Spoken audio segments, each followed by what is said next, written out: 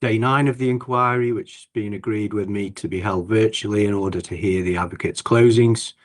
Before I invite closing submissions, post the roundtable discussion held on inquiry day 8, I wish to acknowledge I've received an updated set of conditions as well as a Section 106 agreement.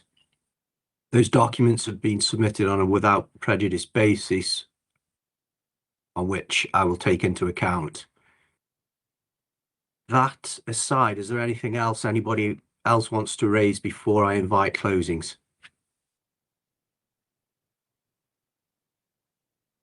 I'll take that as a no. So I would like to invite the council to make its closing submissions, please. Thank you, sir. A copy of the closings is or just has been sent to the case officer. I suspect it might take a minute or two to filter through to you, sir. I don't know if it's appeared yet. Not as yet, no. I mean, it's not always instantaneous. I'm just thinking, would it be more sort of practical to adjourn for a few moments just to get those? I'm in your hands, sir. I'll be reading what's typed, but it may help you to follow the typed script as I read, given that it's fairly lengthy and detailed. So it might be worth just giving it a couple of minutes for us to make sure that it's got to the case officer and that it's been safely received by her and passed on to your email. If it helps, Mr. Turney, we've received it. Thank you very much. So it can't be too far away. Yeah, I think I'm gonna adjourn just for a few moments. Probably I'm gonna say 5 minutes, and then I'll wait for that document to come through. Thanks, Okay, sir. adjourned. Thank you. Where have I got that then? Where did you get it? Ian. Okay. Thank you. Yes, I got it.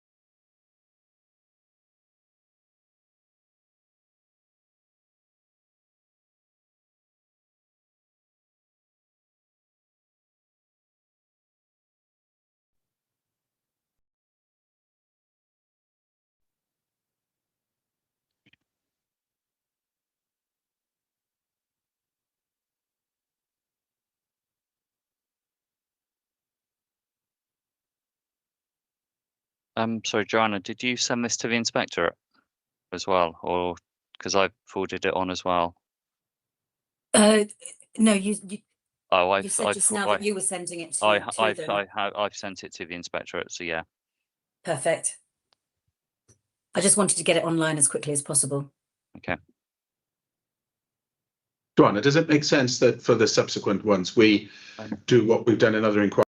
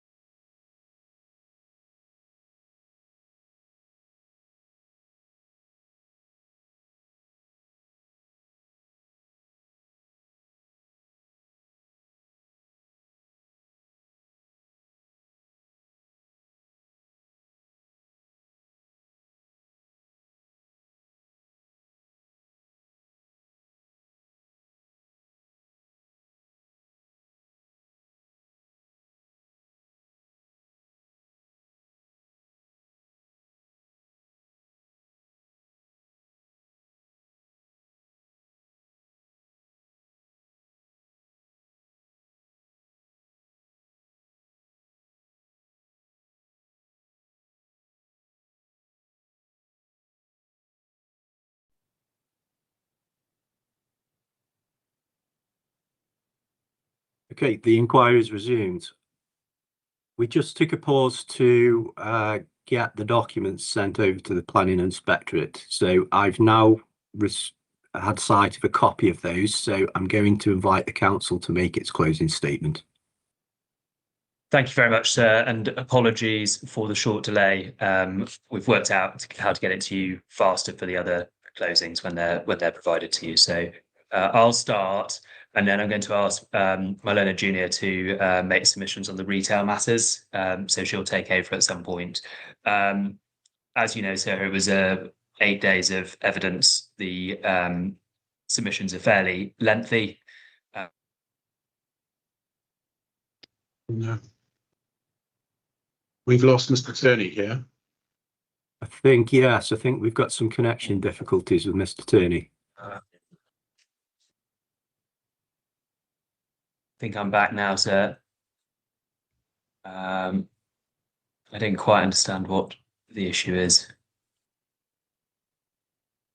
You froze for a few seconds. I think it was about 5 or 6 seconds. It wasn't long.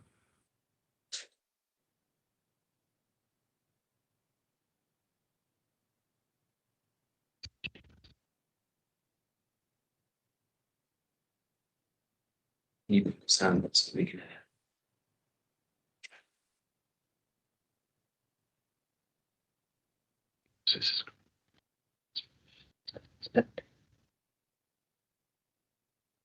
So can you hear me now?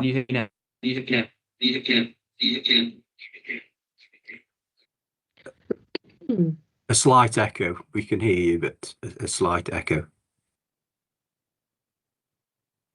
Is that hopefully that's better. now improved? Yeah. Thank you, sir. Sorry for the technical difficulties. I don't quite know what's causing the impediment, but I think we're good to go.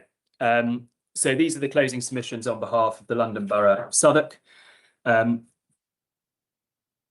Start by introducing the overall case. The central purpose of the planning system is to deliver the right type of development in the right location. It seeks to do so through a plan-led process that can identify opportunities to recycle and reuse land so that it delivers greater public benefits. Where those choices are made, they involve a delicate set of balances. New development will result in change, economic, social, and environmental. The extent to which that change will be beneficial will inevitably require a balance to be struck. Where large-scale change is proposed, the balance becomes all the more important. In Peckham, the council has recognised the need to recycle and reuse a clearly underused parcel of land comprising the existing Aylesham Centre, Morrison's supermarket, a large open car park, a petrol station, and a bus station.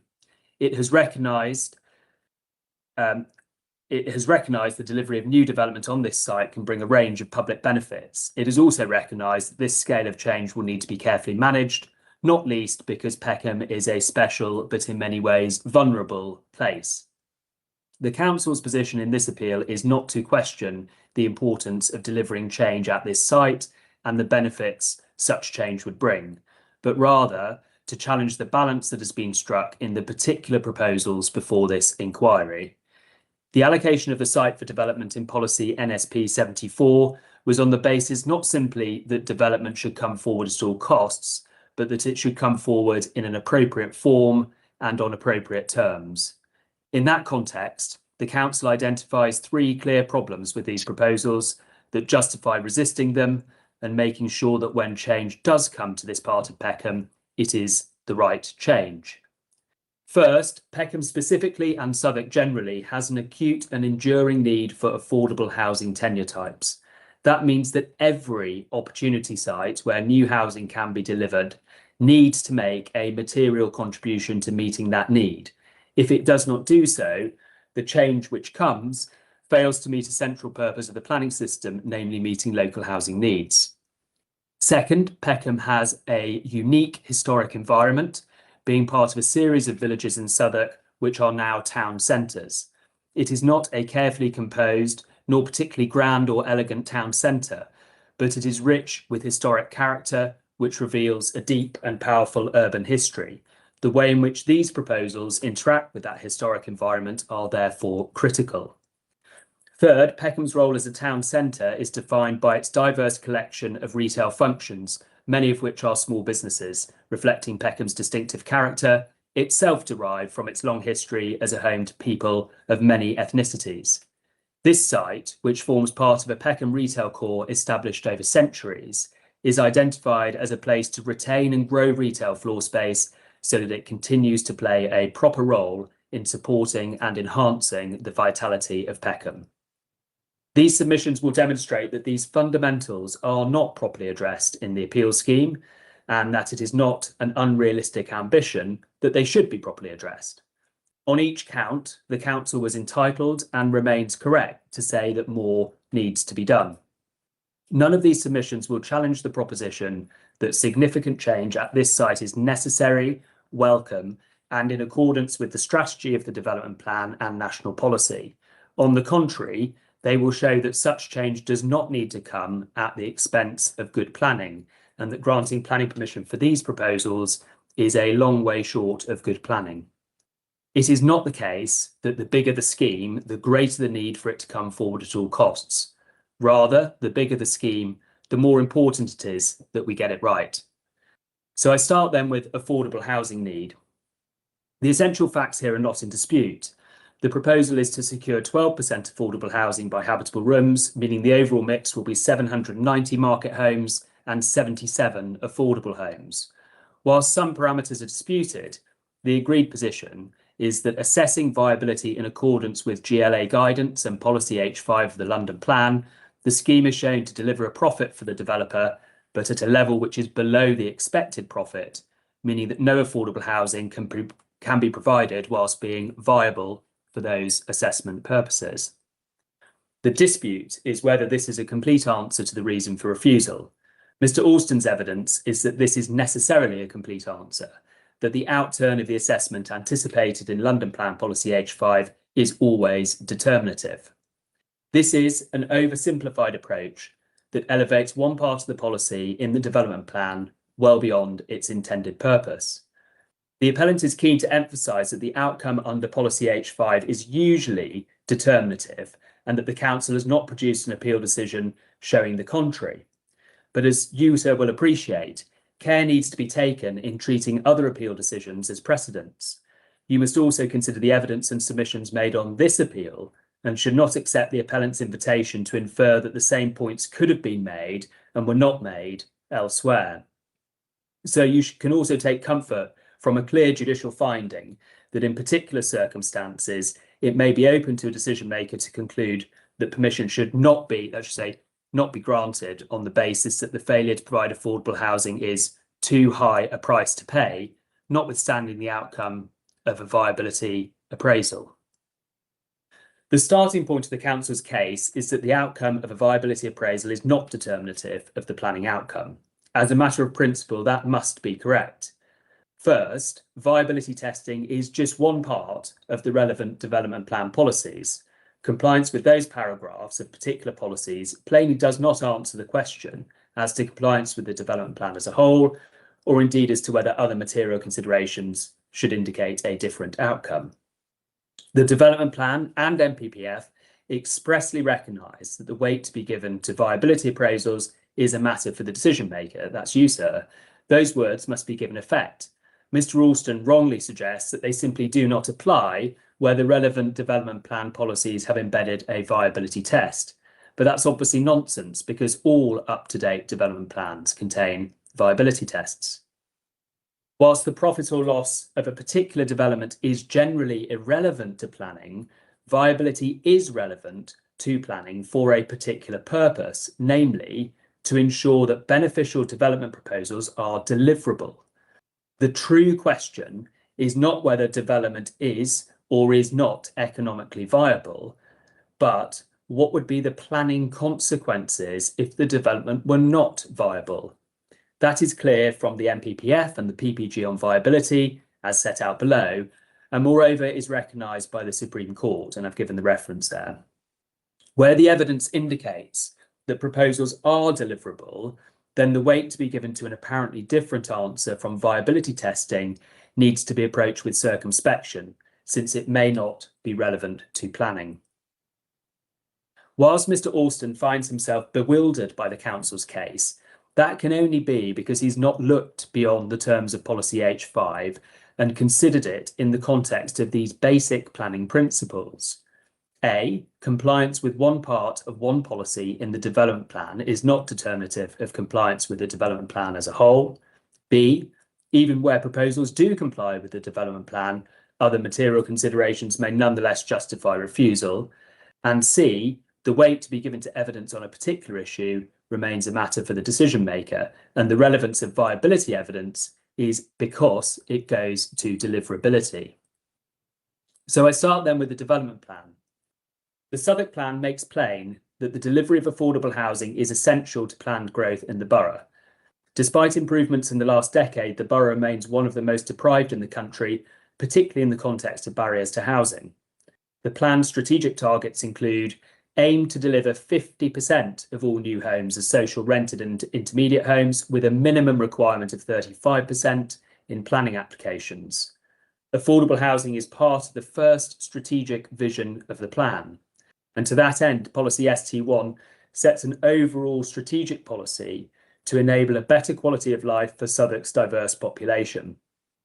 Peckham is identified as having capacity for 1,370 new homes, of which more than 60% are at the Aylesham Centre and surrounding land. Policy SP1 sets a clear strategic policy for housing, quote, homes for all. The council sets out to lead the way in London to build more homes of every kind in Southwark, and sets a target of 50% of all new homes as social rented and intermediate homes. This will be achieved by, amongst other things, encouraging developers to increase the provision of social rented and intermediate homes on sites beyond 35%. The supporting text makes crystal clear why this upwards of 35% approach resonates through the Southwark Plan. There are high levels of deprivation relating to barriers to housing and services across Southwark. This measures the physical and financial accessibility of housing and local services. Over 3/4 of residents live in communities ranked in the 20% most deprived in England. This covers a significant part of the borough. When looking at the subdomain that focuses on housing affordability, overcrowding and homelessness, 97% of our residents live in the 20% most deprived communities in England. Consequently, through Policy P1, the Southwark Plan seeks the maximum viable amount of social rented and intermediate homes with a minimum of 35% subject to viability. In this respect, the Southwark Plan goes purposefully further than the London Plan, which seeks up to 50% affordable housing with a fast-track route for proposals involving at least 35%. In Southwark, even proposals offering more than 35% require viability testing to see if a greater percentage can be provided. And Table 1 sets out a requirement of a minimum of 35%. This deliberate policy choice was scrutinised in the local plan examination in 2021 and found to be sound, based on evidence that the likely viable affordable housing delivery would be in the range of 35 to 50%. It is also a choice informed by the stark facts set out in the supporting text to Policy P1. Our SHMA identifies a need for 2,077 social rented and intermediate homes per annum, which is approximately 71% of Southwark's total housing need. CACI paycheck data confirms that 93% of households in Southwark have a household income that requires social and intermediate housing. There is a high proportion of residents that require some type of affordable housing. As such, we require social rented and intermediate housing to be provided on all developments as either on-site as a priority in major developments or contributions for minor. Policy IP3, paragraph 3, notes that, quote, the weight to be given to a viability assessment will be assessed alongside other material considerations, ensuring that the developments remain acceptable in planning terms. Priority is given to the provision of affordable housing due to the acute need for affordable housing delivery. Accordingly, the Southwark Plan sets out a clear and unambiguous policy intent to deliver affordable housing, expects delivery of affordable housing on all developments, but as a priority on major developments, expects at least 35% affordable housing with no maximum, and in doing so pushes beyond London Plan requirements to reflect Southwark's specific socio-economic challenges, identifies beyond doubt that the significant majority of local housing needs is in affordable tenure types, and consistently with the NPPF, notes that the weight to be given to a viability assessment will be assessed alongside other material considerations.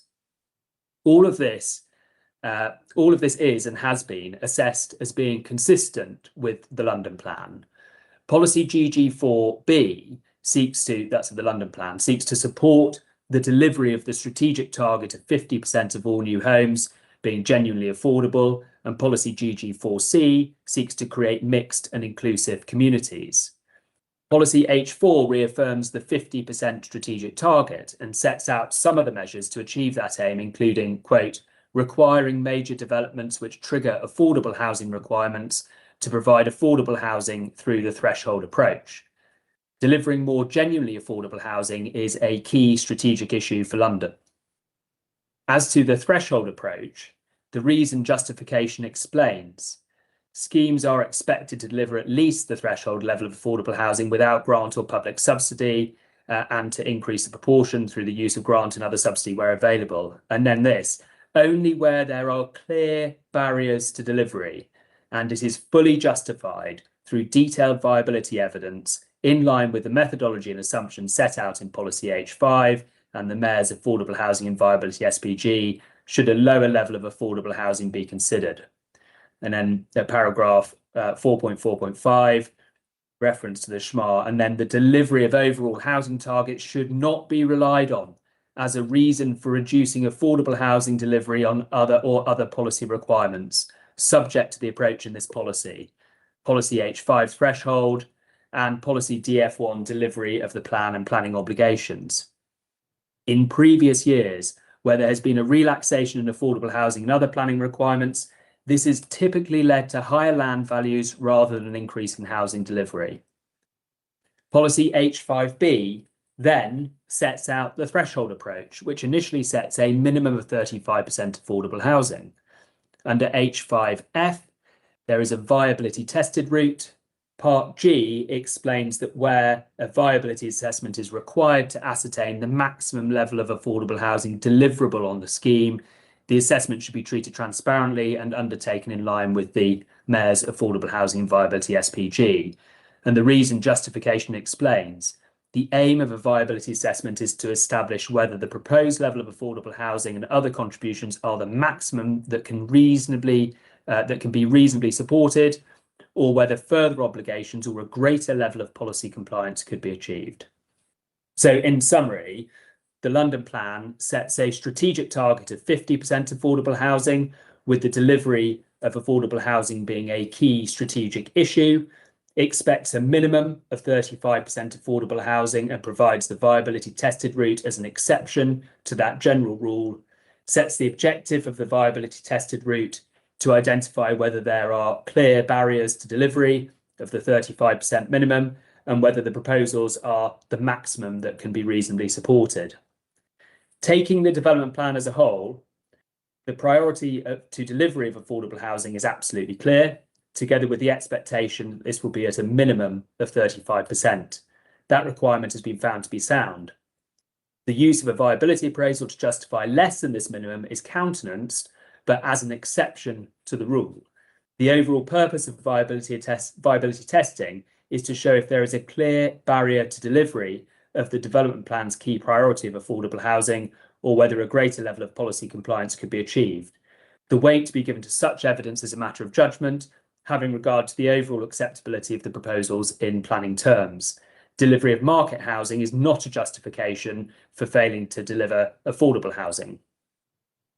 Turning then to national policy, the overall aim of the NPPF's policies on housing is to meet an area's identified housing need, including with an appropriate mix of housing types for the local community. The mix referred to here is the size, type, and tenure of housing needed for different groups in the community, including those who require affordable housing. On-site provision of affordable housing sits within an objective of creating mixed and balanced communities. The expectation for major developments involving the provision of housing is that the mix of affordable housing required meets identified local needs across social rent, other affordable housing for rent, and affordable home ownership tenures. Plans are required to set a framework for meeting identified housing needs, and plans should be aspirational but deliverable. In respect of viability, the NPPF states, and I've then quoted paragraph 59, but the emphasis is the weight to be given to a viability assessment is a matter for the decision maker, having regard to all the circumstances in the case, including whether the plan and the viability evidence underpinning it is up to date and any change in site circumstances since the plan was brought into force. All viability assessments, including any undertaken at plan making stage, should reflect the recommended approach in national planning guidance, including standardised inputs, and should be made publicly available.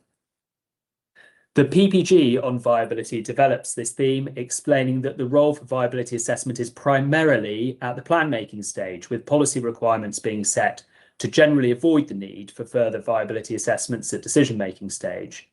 Landowners and promoters should engage in the plan making process and ensure that their proposals are policy compliant. At application stage, it is up to the applicant to demonstrate whether particular circumstances justify the need for a viability assessment. The weight to be given to such an assessment is for the decision maker. Thus, national policy makes clear that planning to meet housing needs means planning to meet the needs in a way which reflects the needs of the local community for affordable housing. The primary place to test viability is through assessing whether plan policies are deliverable and therefore sound. Viability testing at application stage is an exception to the general rule, must be justified by the applicant, and the weight to be given to the assessment is for the decision maker. And then I turn to the evidence in this case.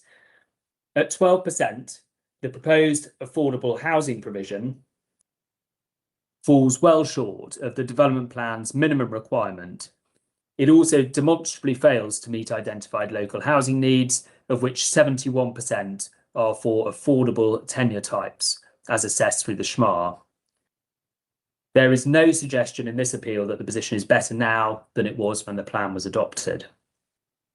The putative justification for not providing a more policy compliant scheme at or above the 35% minimum is the financial viability appraisal carried out in accordance with the relevant practice guidance.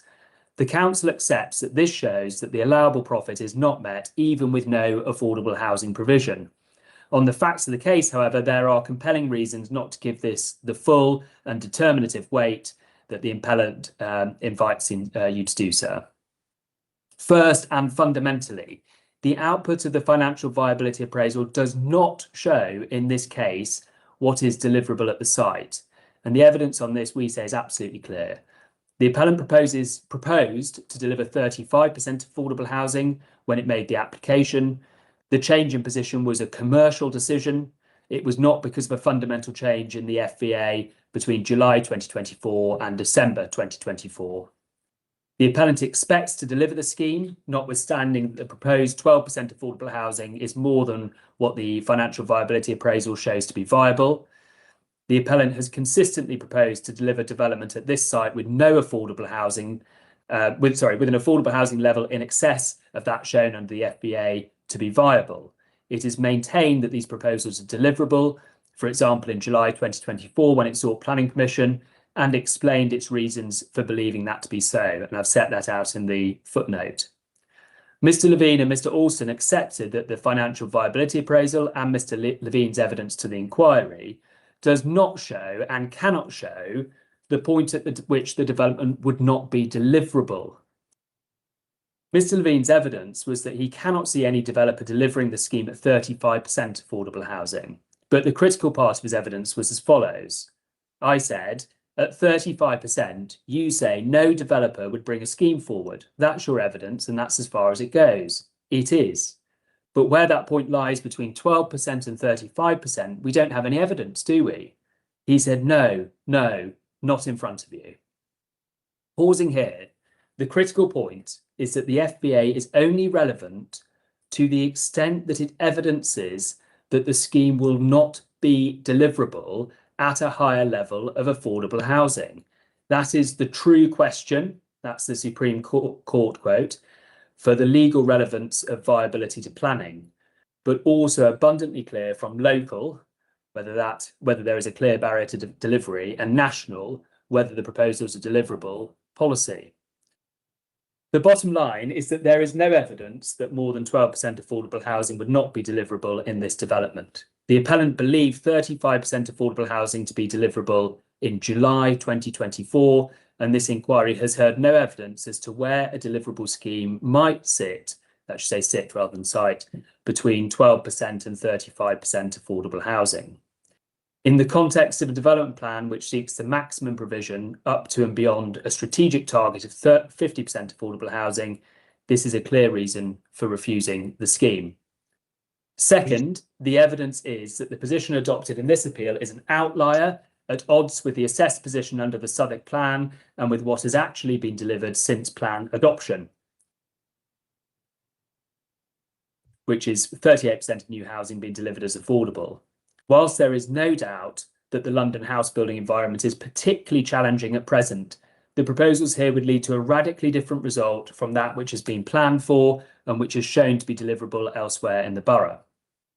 Third, the scale and nature of this site justifies giving less weight to the output of the FBA process. This site is identified to meet over 60% of new housing delivery in Peckham up to 2036. It is a major plank of housing delivery in Southwark. Southwark's housing need predominantly lies in affordable tenure types. If this site is developed for 790 market homes and just 77 affordable ones, there would be no realistic hope for it contributing to meeting the predominant type of housing need. In the context of Peckham, this would be a decidedly unmixed and unbalanced community. When the development plan is read as a whole, together with the NPPF, it is plain that this would be an unintended outcome. The London plan makes clear that delivery of market housing is not a reason not to provide affordable housing. This cuts across the appellant's suggestion that the housing benefits of this proposal are just as weighty at 12% as if they were coming forward at the development plan minimum affordable housing level. Whilst the Secretary of State and the Mayor of London are considering lowering the threshold for the fast track in London to encourage sites to come forward at 20% affordable housing, that does not alter the position here. The proposals are promised to be subject to a consultation which has not yet commenced. The development plan is and will remain unchanged. Even if those changes were implemented, they would incentivise the delivery of 50 more affordable homes in this scheme, so they can scarcely be said to amount to an endorsement of what is before this inquiry.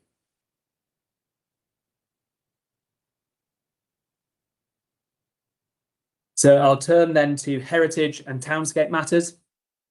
Peckham's rich heritage is recognised in Southwark Plan's Peckham Area Vision, an area of heritage value, particularly in the conservation areas with many interesting Victorian, Edwardian and interwar buildings, including Peckham Rise Station and the Baptist Church, with the former Jones and Higgins department store at the heart of Peckham town centre, and development required to reveal and enhance Peckham's underlying historic townscape. These proposals materially fail in this respect. In light of the way the appellant now puts its case, you first, sir, need to establish what level of harm is caused to the significance of the Rye Lane Peckham Conservation Area by the existing Aylesham Centre. So you must then assess whether the replacement of the Aylesham Centre with the proposed development would cause a greater degree of harm to such assets. If it would, the inexorable conclusion is harm to the significance of the conservation area. The same test can be applied when other relevant heritage assets are considered. The conservation area appraisal describes the Aylesham Centre as having an indifferent character, which does little to enhance the conservation area. Mr. Bevan's assessment concurs. The Aylesham Centre is uninspiring, and its long facade with strong horizontal emphasis is a faint echo of the Victorian department store it partially replaced. Despite this modest reflection, the appellant has condemned the centre in its opening submissions, describing it as monumental, dead-eyed, postmodern monoculture. Mr. Eldridge later described it as a clear and considerable detractor in the conservation area, whilst acknowledging this was a departure from the appraisal.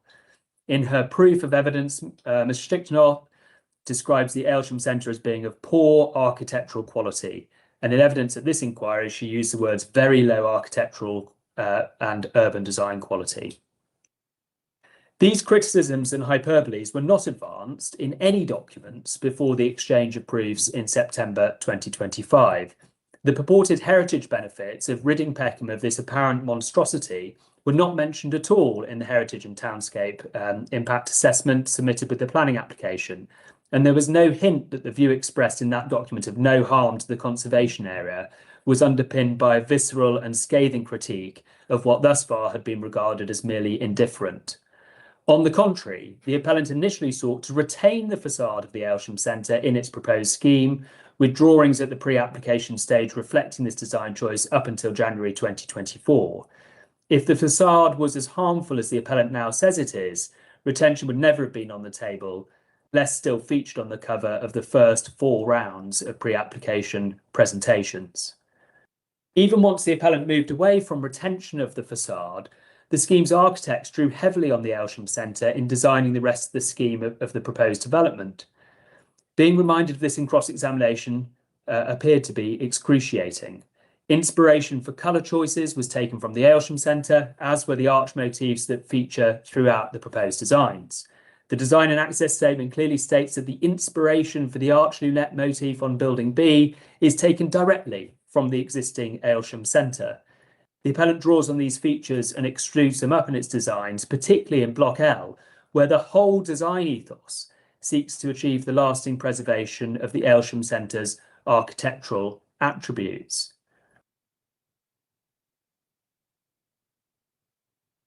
Screen's gone.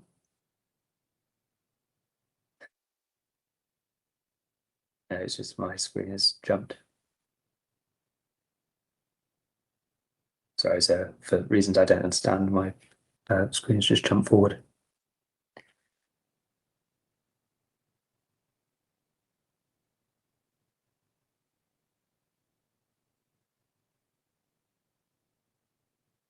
When questioned about this inspiration, Ms. Sticknor claimed the arch motifs were inspired by railway arches in the Peckham area. This point was made for the first time in her proof of evidence and does not feature in any written documents before the inspector, including nowhere in the design and access statement.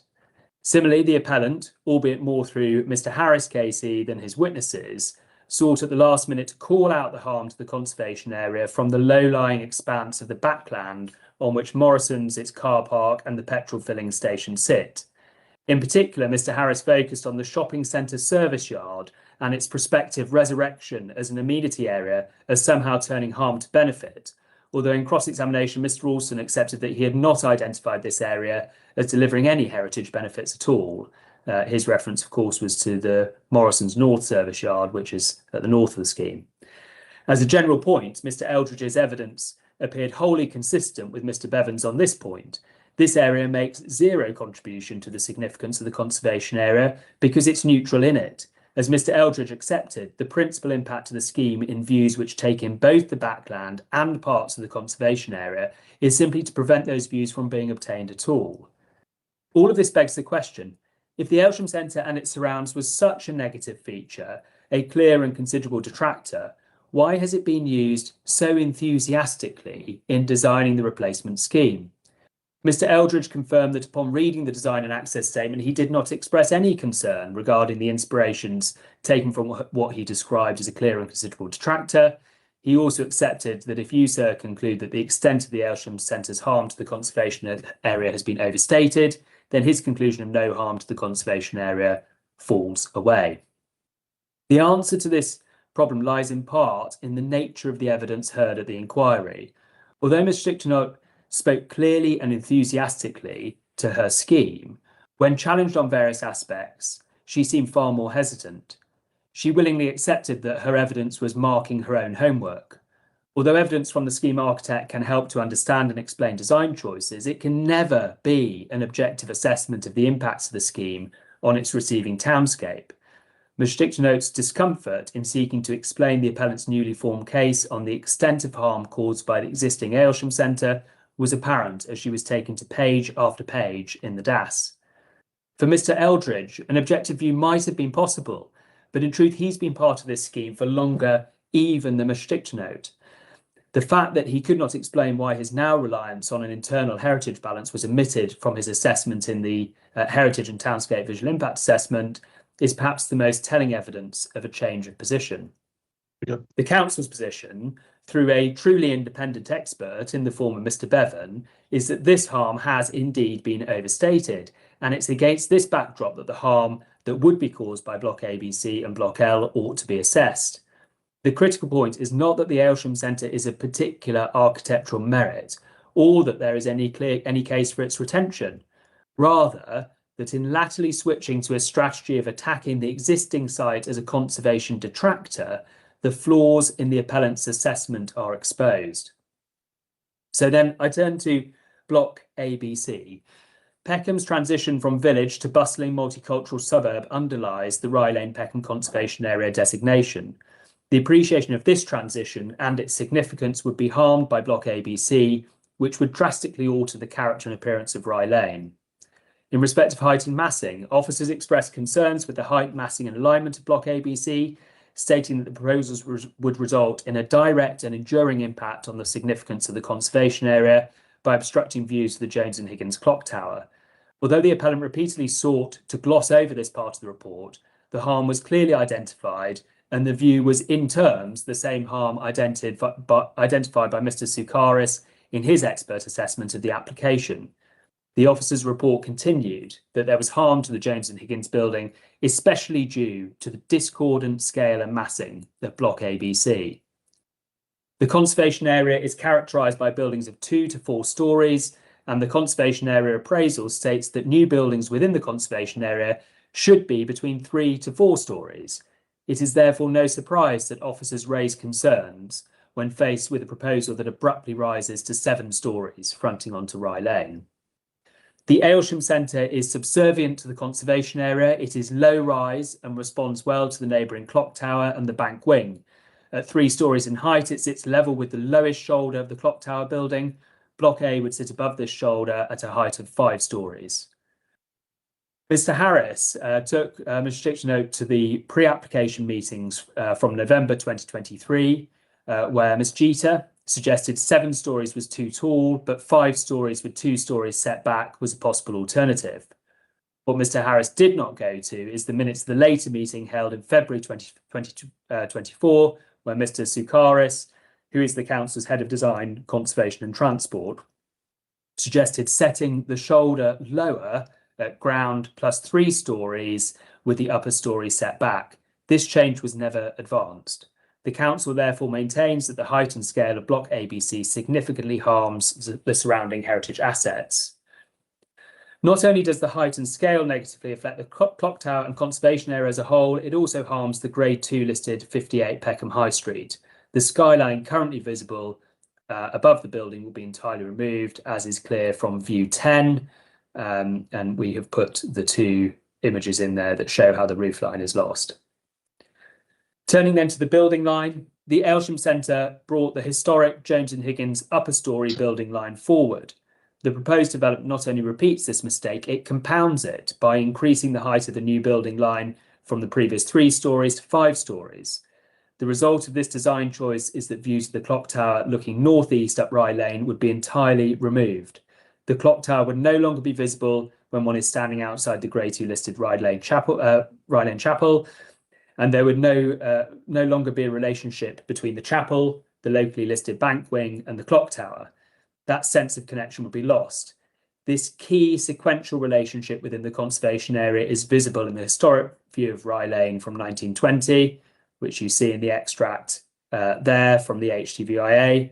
The harm is most apparent when one appreciates the current and proposed versions of view 9. The current view, you still see that connection, and the proposed view, it has gone. The impact of block ABC on this view is a function of its height and alignment.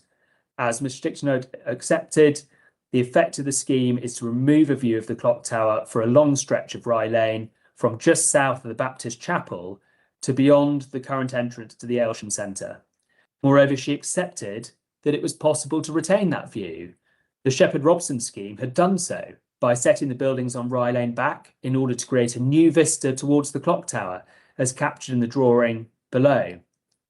This setback was the prevailing design at the time of the design brief, yet nowhere in the design and access statement does the appellant grapple with the consequences of its decision to propose a building of the scale, height and position it does, losing the view of the clock tower from up Rye Lane, losing the relationship between 3 crucial heritage assets, and thereby harming the character and appearance of the conservation area. Mr. Stickton's written evidence contended that it would not be possible to deliver 850 homes within the NSP 74 allocation with a 3 to 4 storey block on Rye Lane, but she accepted in cross-examination that this was an overstatement, since the change would result in the loss of between 26 and 40 units on the current floor plans.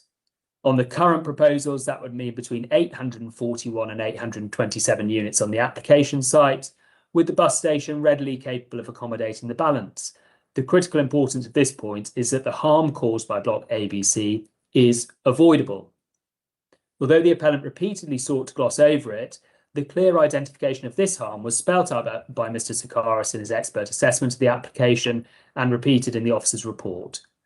A further issue with block ABC's building line is the double-storey retail plinth, which fails to align with the bank wing. It steps forward, thus harming a locally listed heritage asset and undermining its significance. Fenestration and bays.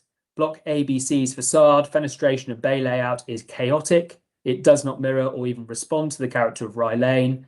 This is unsurprising given that when Mr. Stickton was asked by Mr. Harris what the windows on block ABC reflected, she responded they reflect the internal layouts of the residential scheme. This inside-out design approach does not align with the conservation area appraisal, nor does it reflect good contextual design. Reflecting what is happening inside the building is not what block ABC's facade ought to be doing. It should be preserving the character and appearance of Rye Lane Peckham conservation area. Permeability. Mr. Bevan was asked a number of questions in cross-examination regarding the concept of permeability as a heritage benefit. He maintained that while permeability may be an urban design benefit, it is not a heritage benefit. In any case, the introduction of 2 routes through the Rye Lane frontage would not be a heritage benefit, as this part of the conservation area was not permeable until the introduction of the Aylesham Centre Arcade in the 1980s. Block L. Block L's excessive height would result in townscape harm and would be contrary to policy D9 of the London Plan concerning tall buildings. Ms. Stickton claimed in her evidence that the proposed development steps down at its edges. Block L clearly does not do so. Its cliff-like form is not stitched into the wider townscape. There is no attempt at transition into built form, and the bottom 2 stories would be used for cycle storage, offering no sense of activation or animation, a clear failing against policy D9, which requires a direct relationship with the street, maintaining the pedestrian scale, character and vitality of the street. Policy D9 continues that where, as here, the edges of the site are adjacent to open spaces, there should be an appropriate transition in scale between the tall building and its surrounding context to protect amenity. There is no such transition between the open bus station and the cliff face of Block L. Block L could be a welcome public face to the proposed development. Instead, as currently designed, it creates an impermeable and uninviting wall at the edge of the site, causing townscape harm. Methodological flaws. The appellant does not identify any heritage benefits in its HDVIA. Mr. Eldridge explained that he conducted an internal heritage assessment along the Stonehenge lines, but there is no evidence for this in his HDVIA. That document uses EIA language and judgments which are not appropriate and do not look at the aggregate impact of the harm to individual assets in the conservation area. These methodological flaws have infected Mr. Eldridge's conclusions on heritage harm.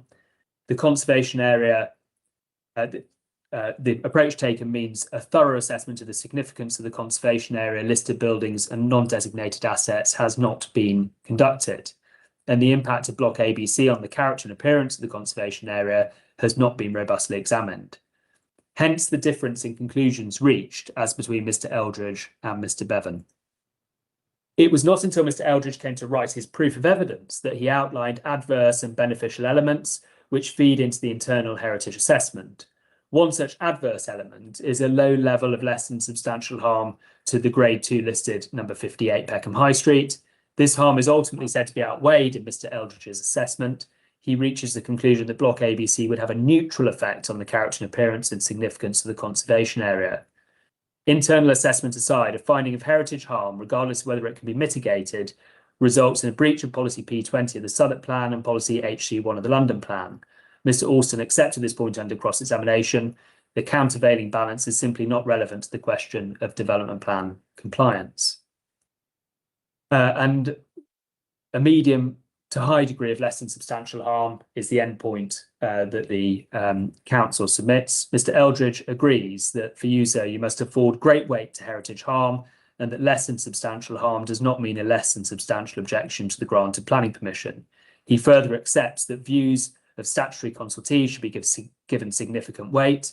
Notable in this regard is Historic England's view of the proposed development, which I've quoted there. Despite the appellant's protestations to the contrary, as a matter of law, the views of Historic England should be given great or considerable weight, and you should only depart from their advice with cogent and compelling reasons. In another paragraph disregarded by the appellant, officers noted that there would be a high level of less than substantial harm on account of the monolithic design, sheer 7-storey scale and massing of Block ABC. Officers concluded that the design, scale and massing of Block ABC would fail to comply with Chapter 16 of the NPPF and Policy HC1 of the London Plan, as the character and appearance of the conservation area would not be preserved or enhanced. Mr. Bevan reaches a similar conclusion of medium to high levels of less than substantial harm to the significance of the conservation area, 58 Peckham High Street, the clock tower and the bank wing. And so we invite you to draw the same conclusions. So give me one moment. I need to move Ms. McCormack's computer back to her for her to read the next section.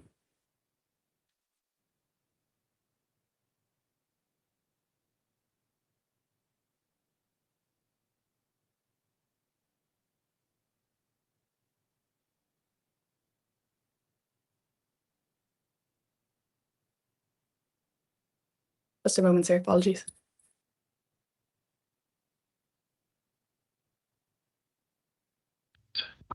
Policy NSP 74 states that redevelopment of the site must provide at least the amount of retail floor space currently on the site and diversify and complement the existing retail offer in the town centre with new opportunities for a range of shop sizes, including suitable space to attract a variety of retailers to Peckham.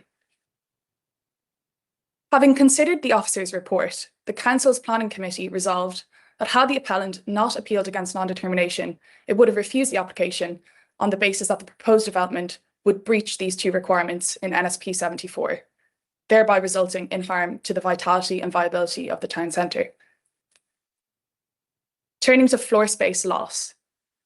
There's currently 10,084.9 square metres of retail floor space on the site. The appellant proposes a reduction of 8,248.7 square metres, resulting in a loss of 1,836.2 square metres, and this equates to a loss of 18.2% of retail floor space.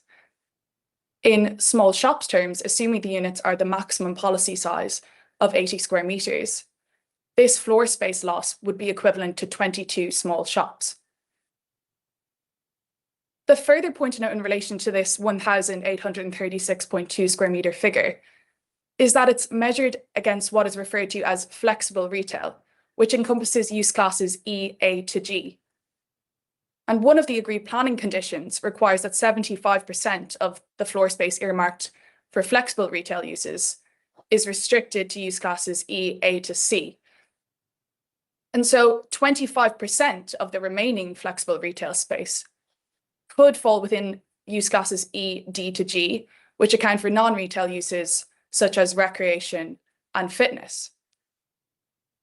Mr. Alston therefore accepted that the full extent of the potential loss of retail floor space is not captured by Table 5.1 in the Statement of Common Ground. There could be an additional loss of up to 953 square metres.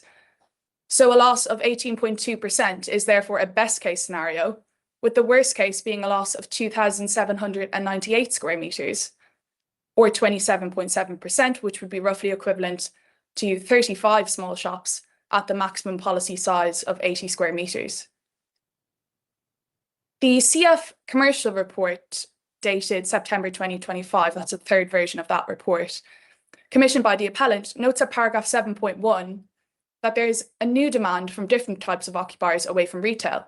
And further at paragraph 7.1.2, there's said to be a change in occupier demand for the local area, with F&B, hospitality and boutique fitness occupier demand increasing. The worst case in terms of quantum of floor space loss therefore presents as the more likely state of affairs if permission is granted. The appellant's reliance on an increase in main town centre use floor space is misleading. Policy NSP 74 could have referred to main town centre uses, but it does not. And this was a deliberate policy choice. What Policy NSP 74 requires is the retention of existing retail space, and this requirement is not met by the proposal.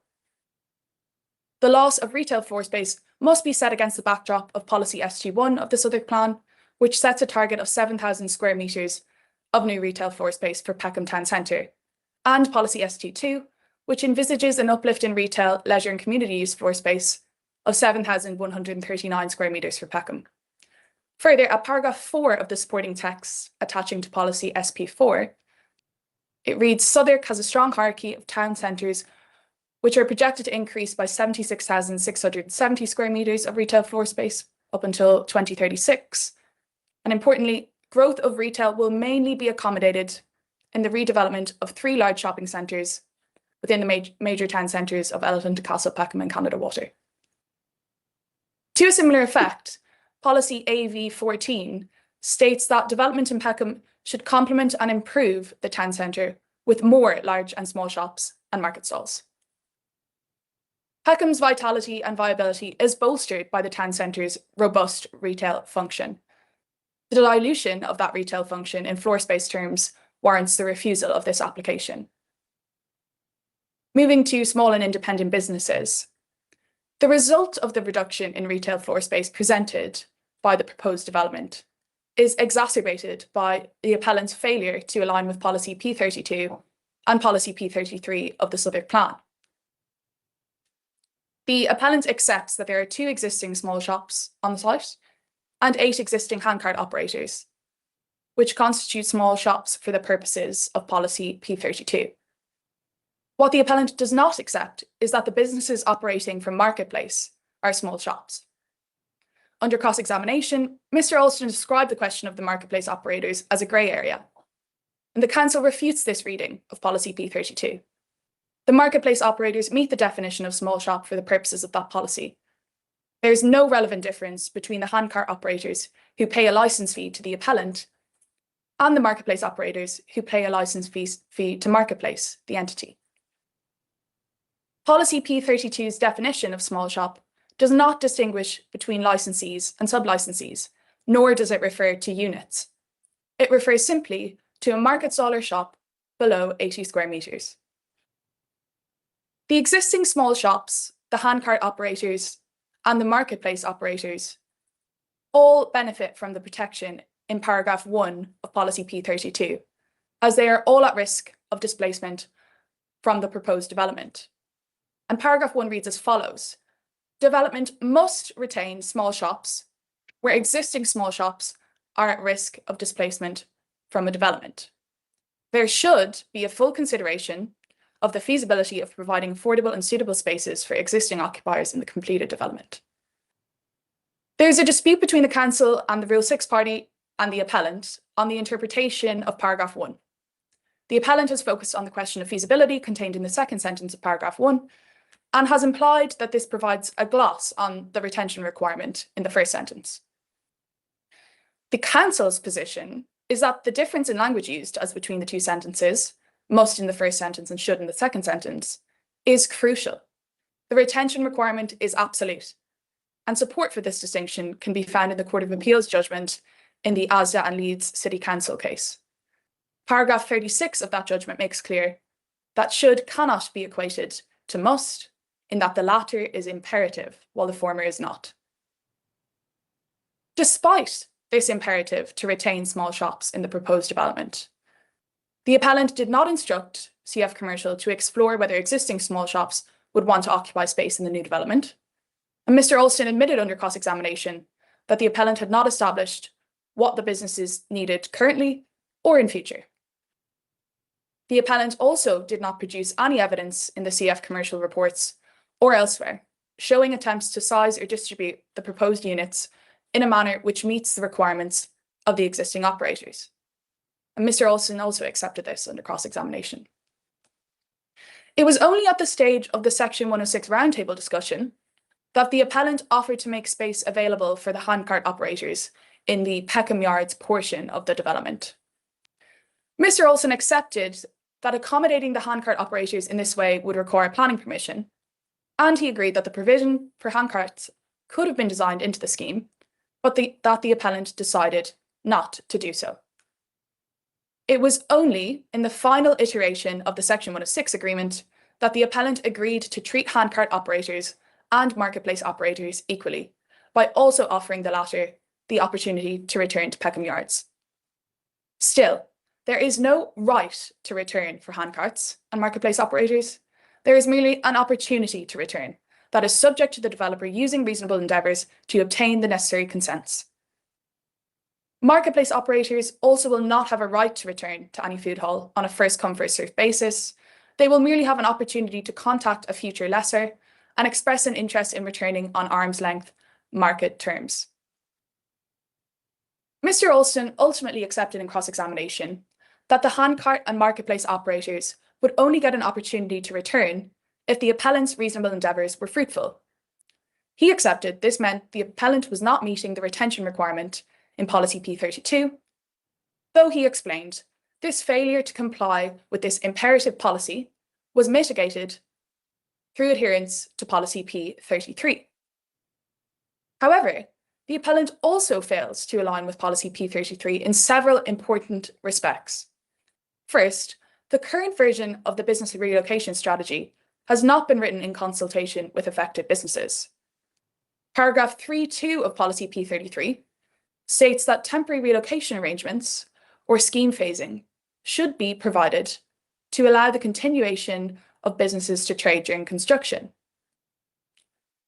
Many of the small shops and independent businesses will struggle to survive if there is a lengthy period during which they are unable to trade, yet no meanwhile locations have been identified or offered to them, and viable relocation options generally have not been identified in accordance with paragraph 1 of P33. The final relocation and small shop strategy secured by the Section 106 agreement would only apply to operators that occupy any part of the site at the date of the planning permission and continue to occupy that site at the date the strategy is approved by the council. If permission is granted, no operator who occupied the site after that grant would be afforded protection.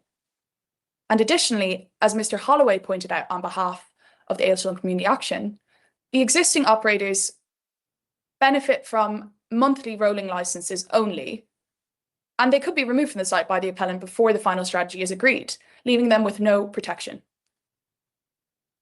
It is ultimately not acceptable for the appellant to rely on planning obligations to be secured at a future date in a strategy not yet approved in order to mitigate non-compliance with a clear and absolute development plan policy requirement to retain existing small shops. Turning briefly back to policy P32 and paragraph 2 of that policy, it mandates that at least 10% of floor space in the proposed development will be provided as small shops. Despite this clear requirement, the appellant's schedule of accommodation identifies only 5 units that would meet the definition of small shop, and that's 195 square metres in total. And the design and access statement identifies a mere 6, roughly 197 square metres total. Given that 10% of the proposed retail floor space amounts to 381 square metres in this case, the designs only provide for just over half of the space required. Mr. Olsen suggested that other bigger units can be subdivided in future, but the appellant should have designed the requisite amount of small shops floor space into the scheme from the outset. Instead, the appellant merely relies on the definition of small shops units in the Section 106 agreement as prescribing that 10% of the proposed retail floor space be provided as small shops. That definition cross-refers to Part 5, Schedule 2 of the 106 agreement, but no obligation to deliver 10% floor space per policy P32 is set out there, or anywhere else in the agreement. Turning to vitality, viability, diversification, and complementarity, if permission is granted, the appellant's failure to comply with aspects of policy NSP 74, P32, and P33, as already outlined, will result in harm to the vitality and viability of Peckham Town Centre, contrary to policy P35 of the Southwark Plan. It will also result in a breach of the requirement in NSP 74 to diversify and complement the existing retail offer in the town centre.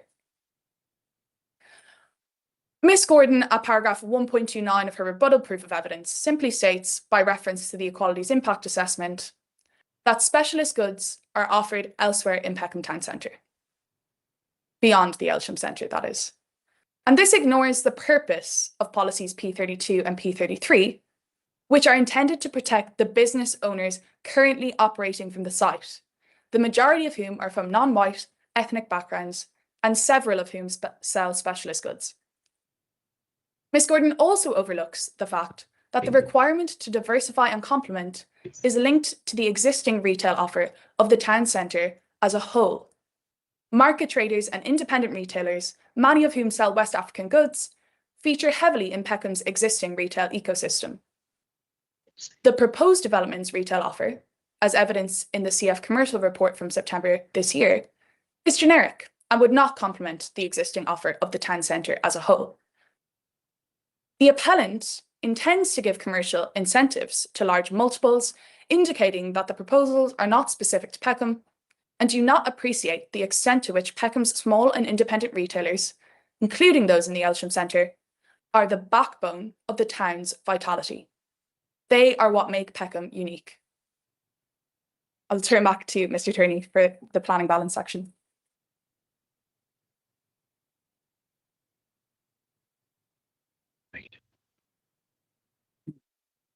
Okay, so final section, the planning balance. An introduction to this section, the appellant has sought to draw distinctions throughout between the conclusions of officers and the reasons for refusal adopted by members. Whilst there are points of difference, they are in areas where members are perfectly well equipped to make their own judgment. In respect of heritage impacts, there is no material difference when the officer's report is read as a whole, rather than with material sections omitted. Moreover, sir, the inquiry has heard evidence on the planning issues from a hugely experienced and independent planner, Mr. Ibbott. He has the benefit of having sat on both sides of the fence in multiple senior local authority roles and latterly predominantly working for applicants and appellants. By contrast, Mr. Alston's evidence was clearly influenced by his admitted role as one of the leading advocates for the scheme. His enthusiastic admission on this point suggests that his role as an expert is not properly understood. His duty is to make an impartial assessment and absolutely not to advocate for the scheme. So then, housing land supply. In his written evidence, Mr. Ibbott explained that one of the factors which tempered the weight to be given to the delivery of market housing on the site was the fact the council could demonstrate a 5-year housing land supply. This is not a point which is concerned with the application of development plan policies in this case, but the extent to which market housing needs can be met elsewhere is plainly material to the weight to be given to the particular benefit of market housing delivery. It has never been part of the appellant's case that the tilted balance applies. This seems to be a new point dreamt up in the run-up to the inquiry as a means of challenging the council's housing land supply position. As Mr. Alston admitted in cross-examination, this is not a case where paragraph 11D of the NPPF is relevant. His case is that the proposals accord with the development plan and that paragraph 11C applies. When asked which policies he would consider to be out of date under paragraph 11D, he pointed to policies SP1 and SP2 of the Southwark Plan. He accepted that even if those policies were to be treated as out of date, it would not lead to a different outcome. He said that the key point was the weight to be given to the delivery of housing. It is in this context that the housing land supply dispute has emerged. In other words, nothing turns on whether the supply is just above or just below 5 years, because whether or not footnote 8 is engaged makes zero difference to either party's case. The further reason why this is not a point of significance is that in any event, the appeal proposals cannot contribute to the 5-year supply. In other words, granting permission here will not add to the deliverable supply. With that in mind, it's plainly unnecessary and inappropriate for a single conclusion to be reached on the council's housing land supply position. As Mr. Ibbott accepted, there are wider delivery issues, and the new evidence from the appellant indicates that some sites are affected by those issues, and he was content to give housing delivery significant weight. The council's published supply demonstrates a supply of just over 5 years, and there is no good reason to depart from that conclusion, given it is not necessary to make a finding on this issue to determine this appeal. On heritage, for the reasons we've set out above, the proposals would cause a medium to high degree of less than substantial harm to the 2 designated heritage assets and further harm to a number of non-designated assets. The law requires that harm to the setting of a listed building or to the character and appearance of a conservation area is given great weight and that is treated as a primary and substantial objection to the grant of planning permission. That is particularly so in this case, given A, the level of harm, B, the significance of the asset, and C, the fact that much of the harm is avoidable while still delivering the site allocation. Then the development plan. The starting point is development plan compliance. Policy NSP 74 is the most important policy for the determination of the appeal.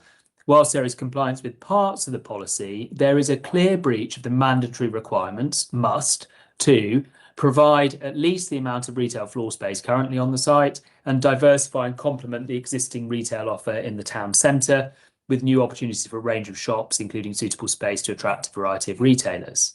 NSP 74 also recognises the need for careful consideration to be given to important local heritage buildings, noting the site is also within the setting of a number of important unlisted buildings on Peckham High Street and Rye Lane, including the James and Higgins Clock Tower and 43 to 49 Rye Lane. In light of the importance of the retail proposals to Peckham, supported by policies ST1, ST2, SP4 and AV14, and the importance of Peckham's historic townscape, again supported by AV14, the non-compliance with these parts of the policy, these parts of NSP 74, is sufficient to conclude that the policy is breached.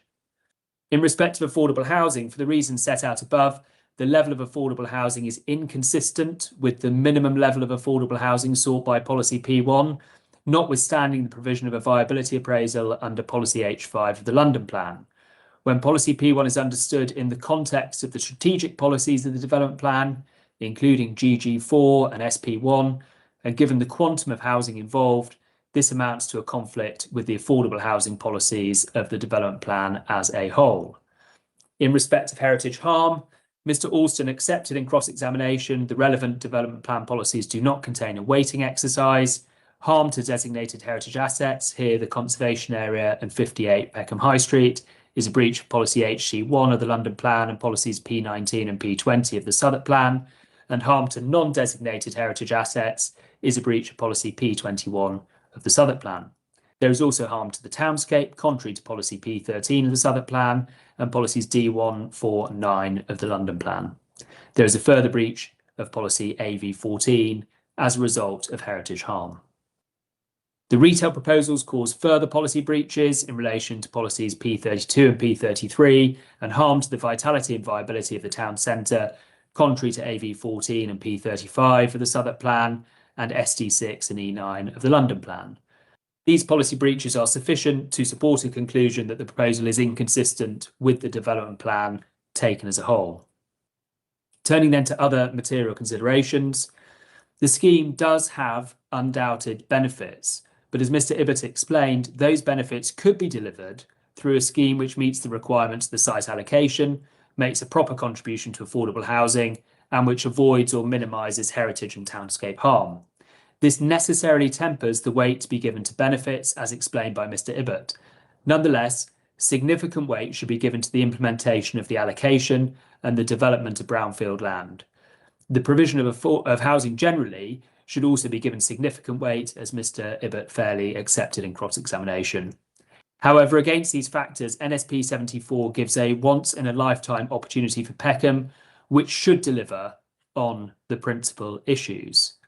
Affordable housing should be provided at a far greater level than proposed, particularly in the absence of any evidence that a greater level of affordable housing provision is not deliverable, and in the context of an application which was made with a commitment to 35% affordable. Heritage harm, to which great weight must be given, can to a significant degree be avoided through a more rational and sympathetic approach to the key Rye Lane frontage. There is no good reason for the scheme to fail on a key objective of providing at least as much retail floor space as will be lost, and no good reason for the approach to Peckham's true retail character to be so ill-conceived.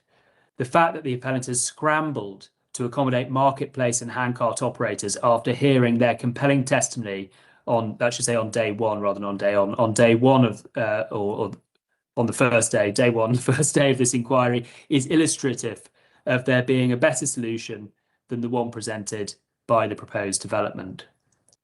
Finally, sir, you must have due regard to the need to advance equality of opportunity between persons who share a relevant protected characteristic and persons who do not share it. The need to advance equality of opportunity is therefore an important material consideration. There can be no doubt that a scheme for the delivery of allocation NSP 74 at 12% affordable housing and with a loss of retail floor space would be materially worse for advancing equality of opportunity than a scheme at the minimum of 35% affordable housing, which retains all of the retail floor space and makes provision in accordance with the other policies of the plan to ensure business continuity. In cross-examination, Ms. Gordon accepted that the more effective the scheme was in retaining businesses, the better the Section 149 objectives would be met. She also accepted that those in need of affordable housing are disproportionately those with protected characteristics. It is therefore self-evident that in respect of housing provision, a scheme with more affordable housing would better advance equality of opportunity. These legal considerations underscore the basic proposition that significant change in a location such as this must be executed in the right way to ensure that benefits are truly delivered for the community. And for all those reasons, and as set out in our evidence, we invite you to dismiss the appeal. Thank you, Mr. Turney. I'd like to turn to the Rule 6 party, but before I do you need a few moments to get the documentation in order, etc.?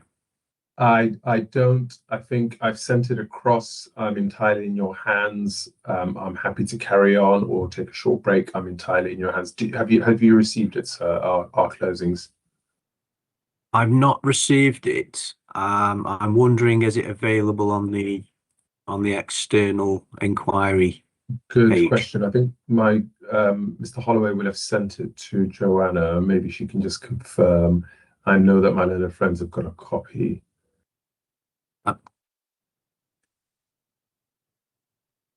I'm happy to proceed as Joanna, long as how's the it going? documents. Yes, it's online. Okay. I've just received it and I've just Thank uploaded you. it. Thank you, Joanna. Thank you very much. I think it'll come through from my colleagues in the next few moments, but Mr. Mohammed, I'm happy for you to proceed. Thank you. It Thank has you, been sir. sent to the caseworker as well. Understood. Thank you. Thank you very much, sir. So you'll see that these are the closing. This is the closing remarks on behalf of the Rule 6 Party, the Aylesham Centre Community Action Group that has been part of this inquiry. So thank you very much for also giving us the opportunity to be able to do that. Introduction and summary. From all of the many documents before you, sir, the issues in this appeal are quite simple. Following 2 weeks' worth of detailed evidence, matters have further narrowed. There is even more clarity on the consent, that the consent ought to be refused. And so I set out what those particular issues are in summary. The first is that from the local voices that came to and speak before the inquiry, we have learned that this is the wrong development which ignores Peckham's and London's needs. Local traders have been ignored, and ultimately the mind and body and spirit of Peckham will be damaged if consented. This proposal has shown scant disregard for the allocation policy NSV 74 and how it sits in local, strategic and national policy. The proposal failed to NSP 74's own clear requirements. The indicative 850 units is used to drive the rest of it, and all undermined by the lack of affordable homes. On the evidence relating to heritage concerns, sir, the appellant requires you to find that the Aylesham Centre is execrable in order for their internal balance argument to succeed. In reality, given the highly localized harm, the highest that this can be put is that it is of relatively poor architectural quality and is indifferent character, which does little to enhance the conservation area. The response from this development will be harmful, inconsistent with what the conservation area appraisal seeks to achieve, and ultimately inappropriate way forward. There are also other harms to the heritage assets beyond the conservation area, which the appellant has either downplayed or failed to assess properly or at all. On townscape evidence from the architect of the scheme, we learned that both the windows and the colour features in many of the scheme were directly inspired by the so-called execrable Aylesham Centre. Both the council and the ACA community group have identified townscape harms from Block L and other harms from tall buildings. On viability and affordable housing concerns, the appellant seeks to use the viability process to circumvent national and local policy requirements from this site. We know that whilst the appropriate guidance and narrow parameters in inputs have been adhered to, in reality, this has been largely driven by the wrong type of development, which uses viability to undermine the allocating policy. On socioeconomic impacts, the damage to Peckham will be significant and irreversible, sir, including the high likelihood of increased rents, the displacement of small shops and small independent businesses, and harms to its global majority communities. On the housing land supply position, the council's case should be preferred to demonstrate five-year housing land supply position, meaning that the tilted balance is not engaged. In any event, this is not a development that will materially contribute to the numbers in the next 5 years, if at all. The trajectory is highly ambitious and unrealistic. On the ultimate planning balance, the proposal does not accord with the allocating policy in an up-to-date local plan. There are many material considerations to consider and all weigh heavily against the proposal. So the overarching impression that really emerged during the inquiry is a crystal clear social consensus from diverse communities, a clear political consensus in the elected officials who stood up against it, and a united position represented in the case advanced by the council and the Rule 6. And so as we close this inquiry, the appellant needs to persuade you that in light of the evidence heard that A, the heritage harms to the conservation area are clearly balanced by the benefits of the proposal in a clear and convincing way. B, that the development meets the overall aim of meeting Peckham's identified housing need and policy NSP 74's core objectives. And C, that even notwithstanding that position on viability, the overall harms are outweighed by the benefits. And we say this is all quite a tall order. It is worth taking a moment to reflect on all of this through the closings. But first, it's worth turning to the context of Peckham and the Community Action Group. The context of this appeal is perhaps the key overarching constant that must be kept in mind. It is about the story of Peckham, whether this scheme should feature in its next chapter. It is common ground between all the parties that this development represents one of the most important decisions of Peckham in a generation. It is not hyperbolic to observe that what makes the part of the heart of Peckham beat will be stopped if this is consented. This is a special place, and as you track its history through the conservation area appraisal and its other texts, it will never be the same again. The Southwark Local Plan and NSP 74 represent the collective wisdom of what is appropriate for this site, as examined only very recently, with all the compromises required to make it work. It is an opportunity to support the 93% in need of affordable housing. It is an opportunity to support the business providing culturally specific services in Peckham's diverse and inclusive ecology. The planning system is there to facilitate this collective expression of ensuring that policies are adhered to as closely as possible, mindful of all the relevant material considerations. Crucially, any highly context-specific and mandatory requirements must be adhered to as closely as possible, and any departures robustly justified by the appellant. This is, of course, a matter of judgment for you, sir. Instead, here we have the weaponization of one part of the local and strategic London plan, focused primarily on viability matters, to undermine the rest.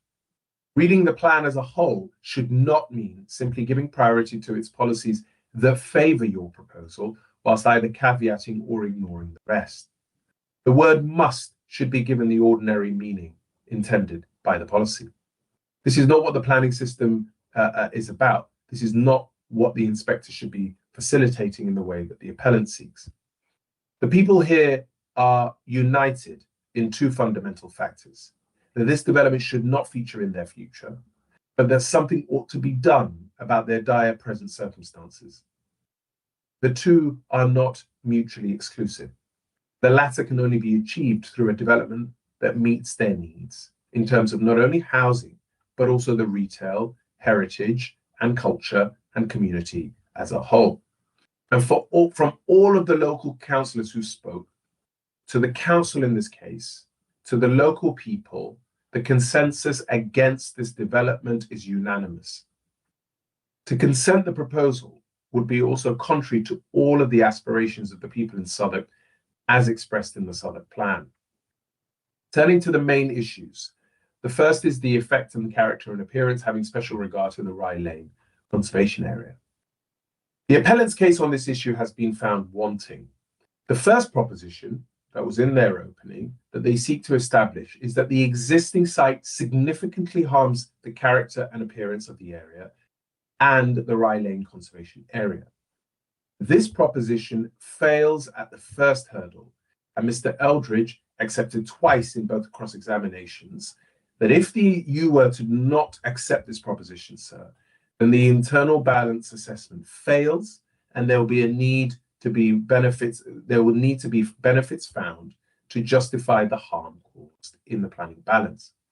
For all the following reasons, sir, we ask you to reject this proposition. First, there is absolutely no evidence on which you can able to rationally reach such a conclusion. At most, the conservation area appraisal, the architect of the conservation area appraisal, the architect of this scheme, the documentary evidence right up until when the proofs were submitted, have always maintained that the harm from the Aylesham Centre on the conservation area is a low degree, detracting, poor architectural quality, negative, and there is a consensus that a form of development to address this should come forward. The appellant has accepted that the harms are limited to certain aspects of the design, largely scale and horizontality.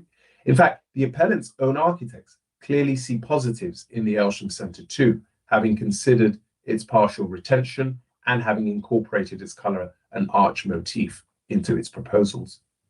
It is in this context that the harm must not be overstated by the type of adjectives we've heard. It is unnecessary and unsupported by the copious amount of evidence.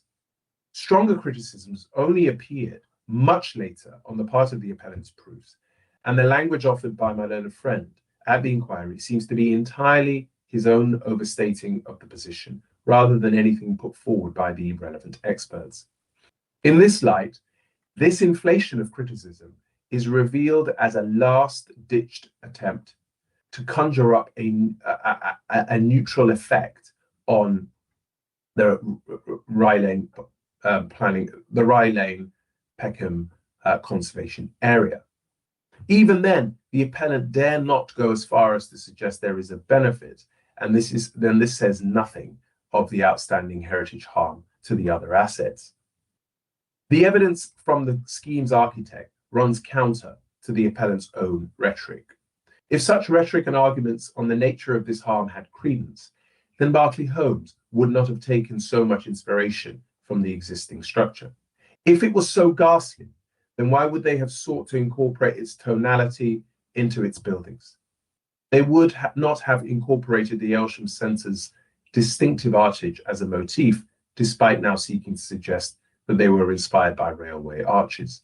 Most importantly, such criticisms would and should have been mentioned earlier in the application process, given the heritage harm that's now claimed to be caused by the Aylesham Centre.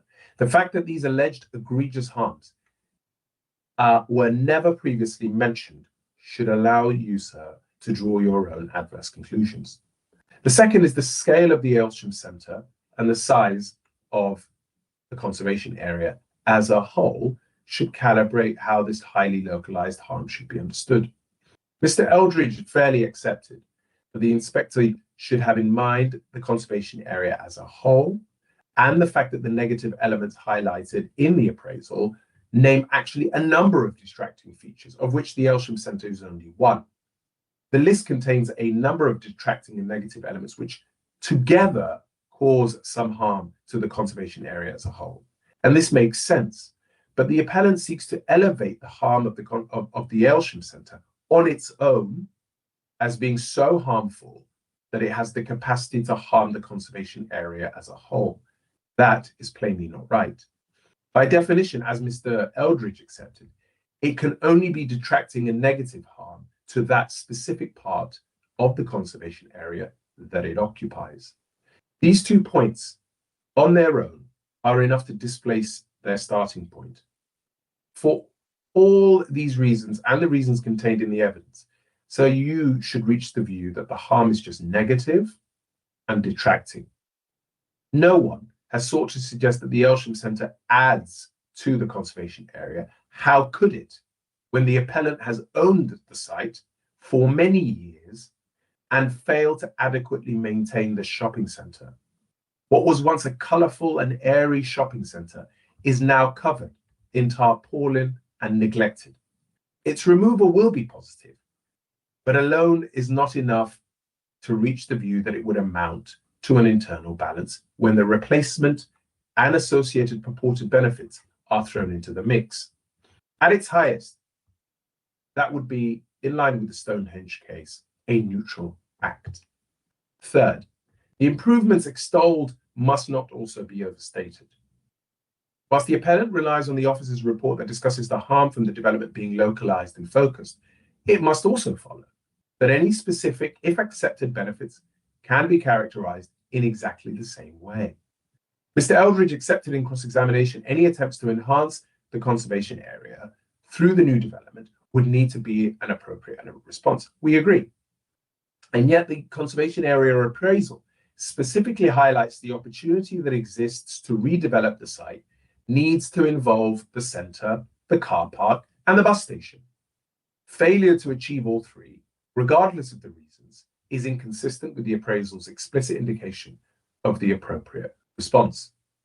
Given the scale, massing, and height of the buildings proposed, contrary to the conservation area appraisal, they fail to respect the prevailing building heights and dominate views out of the conservation area. Fourth, we have heard a great deal about the permeability of the development and how this will be a heritage benefit. If this is properly achieved, we agree that it would be a benefit, albeit not necessarily a heritage one. But again, it should not be overstated. Mr. Eldridge accepted that the idea of permeability is not a feature of this particular part of the conservation area, and insofar that it is represented only by the Aylesham Centre and the arcade as it currently stands. And we agree with Mr. Bevan that at most this would be a townscape benefit and would not even register as a heritage benefit. Crucially, in order for such permeability to come close to even registering as a heritage term, in heritage terms, it must fulfill a number of functions as highlighted in the conservation area appraisal. And to that end, there would need to be a demonstration that the shops being proposed respond to the character of Rye Lane, namely, and I quote, an area of low-cost shopping centre with a strong ethnic character reflected in both in its shops and its churches. End quote. Mr. Eldridge accepted that there was absolutely no evidence before this inquiry that could demonstrate that the development responding to the type of character and needs specifically highlighted in the conservation area appraisal. This is precisely why the net loss of retail and the failure to have an adequate business relocation package, a strategy that ensures the character of the Peckham area is not erased, are also part of the heritage harm. It is in this context that the evidence heard from Mr. James Rose, the Aylesham Centre trader in the food court, and Mr. Mahmood Hussain, one of the handcart traders, is central, not just to the concerns of the Aylesham Centre Community Action Group, but the heritage harm that will come from this development. It is also perhaps telling that in innocent moments in this inquiry, such as the reference to Waitrose instead of Morrison's, are instructive of the deep lack of understanding of this part of Peckham by the appellant. Bringing us back to the words of the Reverend Pusey, whose Peckham is this? We should be highly sceptical when Mr. Eldridge says this development seeks to respond positively, in his words, to the distinctive feel of Peckham, without telling us what exactly his clients consider this to mean. We do know, though, that it is not the Peckham that exists today, nor the one described in the conservation area, where its long and eclectic history is recorded. In terms of other considerations within the heritage context, we do not seek to duplicate much of the evidence of the council, and we've coordinated so to just try and make sure we don't, in relation to the impact on the conservation area and the specific views and vistas highlighted in the appraisal. It is worth, though, pointing out that the preservation and the perpetuation of the heritage in Peckham is a credit to the local community. Since the 1970s, various local organizations and campaign groups have fought to protect the area. In the face of changing political priorities, the community has consistently asked, can we get this right for Peckham? In this appeal, we ask the same question through your decision, sir. And so to that end, there are some either wider points that we wish to highlight that we say have been left out of account from the appellant on views and also locally listed buildings. And they include, first is on the Bussey building. There is a specifically highlighted reference in NSP 74 to the need to minimize the impact to the view of the city from its rooftop. This is because the policy is explicitly recognizing it as part of Peckham's cultural townscape. The appellants are unapologetically of the view that this is impossible to protect if the scale of the housing required is to be built. And this is because they've decided to treat the indicative figure as being a mandatory one and to be exceeded, even though the application site is significantly smaller than the allocation site. This is a poor response and shows no respect for the rest of the allocation. As viewpoint 33 demonstrated, as we've seen, this publicly accessible location will have its view to the city completely obliterated. And any attempts to justify this by references to the ability to have such views in glimpses is frankly an insult to our collective intelligence. This view will now be covered by a wall of buildings, and any attempts to minimize the impact, if attempted at all, have clearly failed. The appellant has instead chosen to maximize the number of units to 867. On Peckham Square, the appellant treats this as a benign, improved setting given the wall of development in the background. This square is a civic threshold into the conservation area, most notably embodied in the Sterling Prize-winning library, where the skyline opens and the views towards the historic roofscapes contribute to communal value. As viewpoint 17, for example, shows, the increased backdrop mass from mid-sized blocks, further reducing openness and altering the composition valued by the conservation area appraisal. Mr. Eldridge does not assess communal value, and his conclusions ignore the experiential harm that at this particular threshold. The confirmed guaranteed removal of the arch will only make this worse.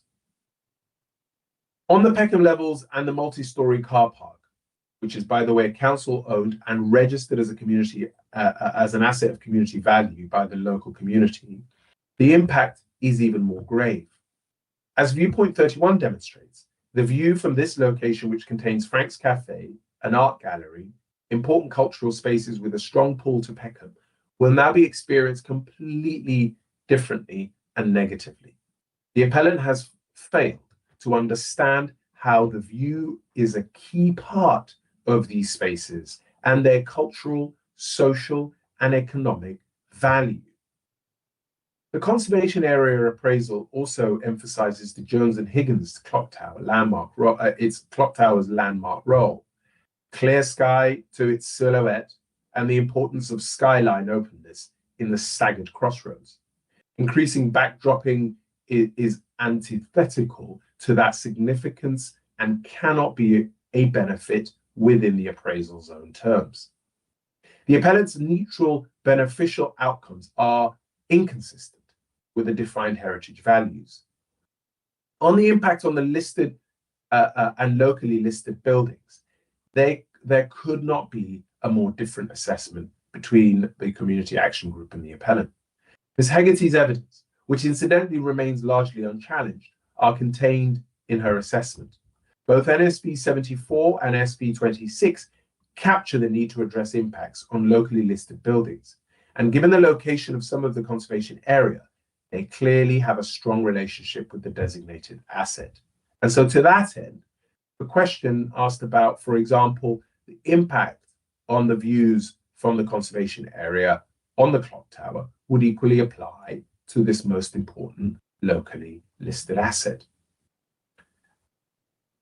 Peckham's heritage is not found only in its buildings. It is found in how the buildings are used, in their known and unknown histories, and in the fluid and evolving sense of change that occurs through its streets. Peckham's intangible heritage is innately interwoven with its tangible heritage.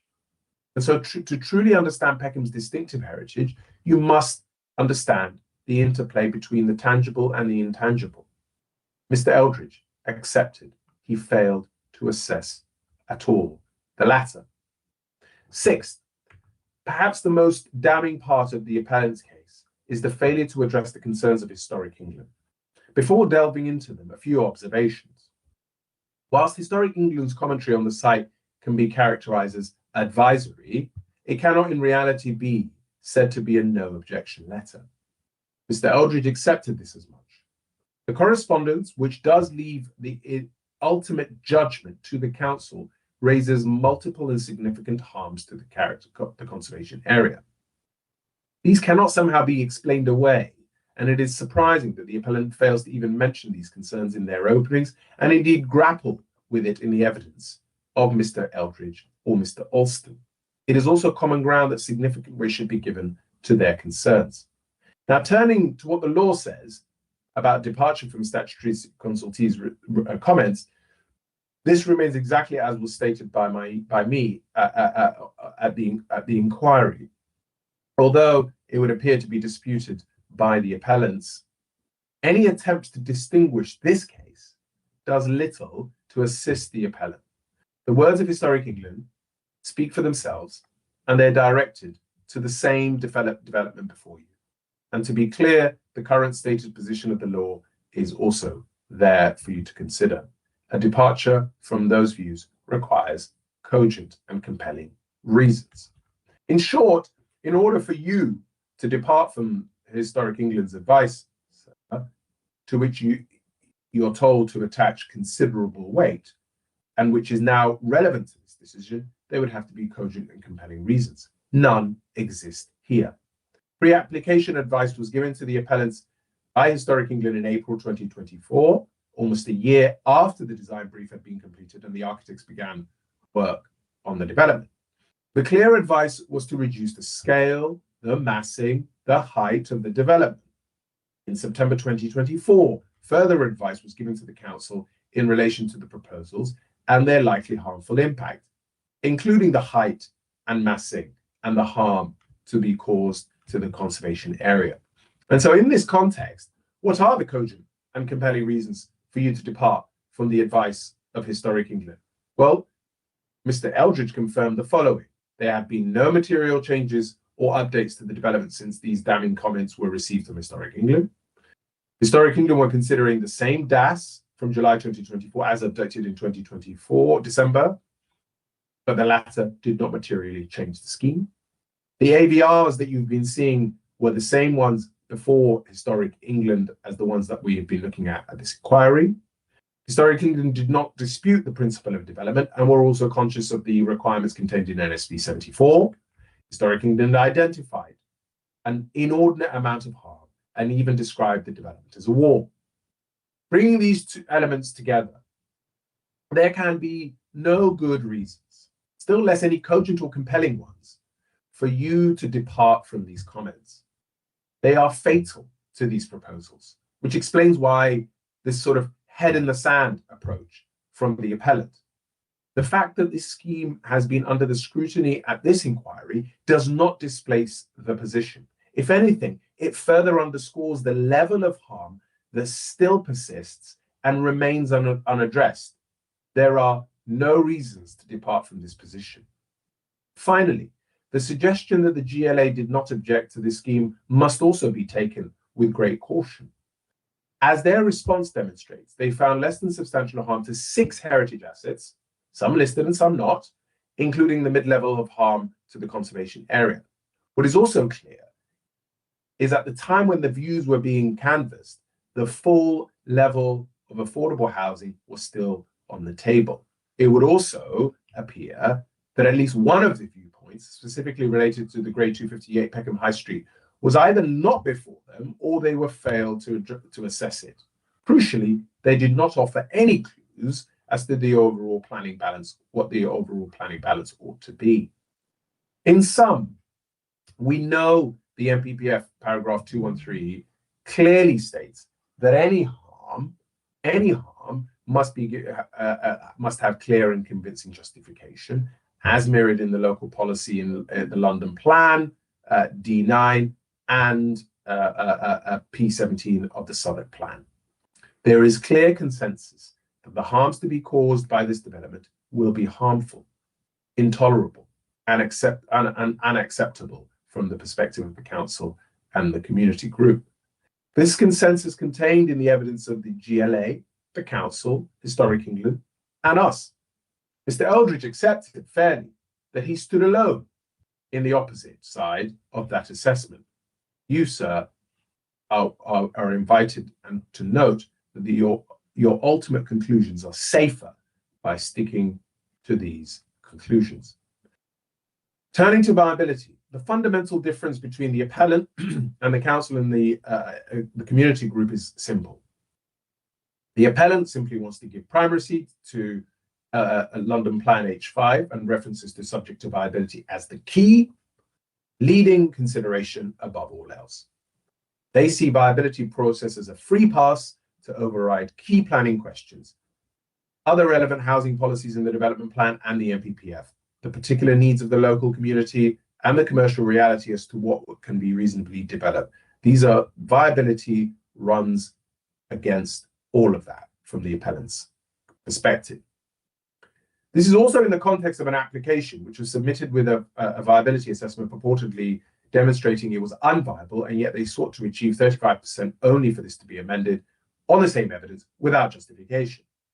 Either there was never any intention to honour such a promise, or someone's poor decision means their competence is at large. Either way, this has drained trust in the system, not just in this appeal, but all the forthcoming appeals which will seek to rely on this decision, sir, if permission is granted.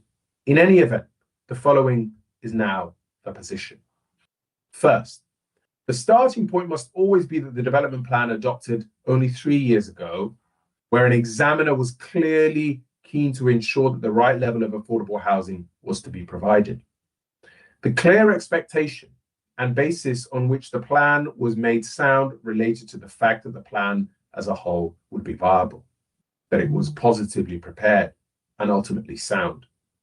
Indeed, the examiners said the following points, and I just highlight the part in bold. In light of the significant affordable housing need in Southwark, we find the minimum 35% figure to be justified and viable. And so MM 2029 is necessary for effectiveness. 3 years later, the circumstances in Southwark and Peckham in particular, when it comes to the acute need, has only become worse. Peckham's community has a disproportionate number of tenants in social housing, over 50%, and this is also correlated with vulnerable minority communities. We also know that the Southwark Plan records that 93% of households in Southwark have a household income that requires social and intermediate housing. If this figure was further broken down to the Peckham level, the likelihood is that it would be even higher, if that is even possible.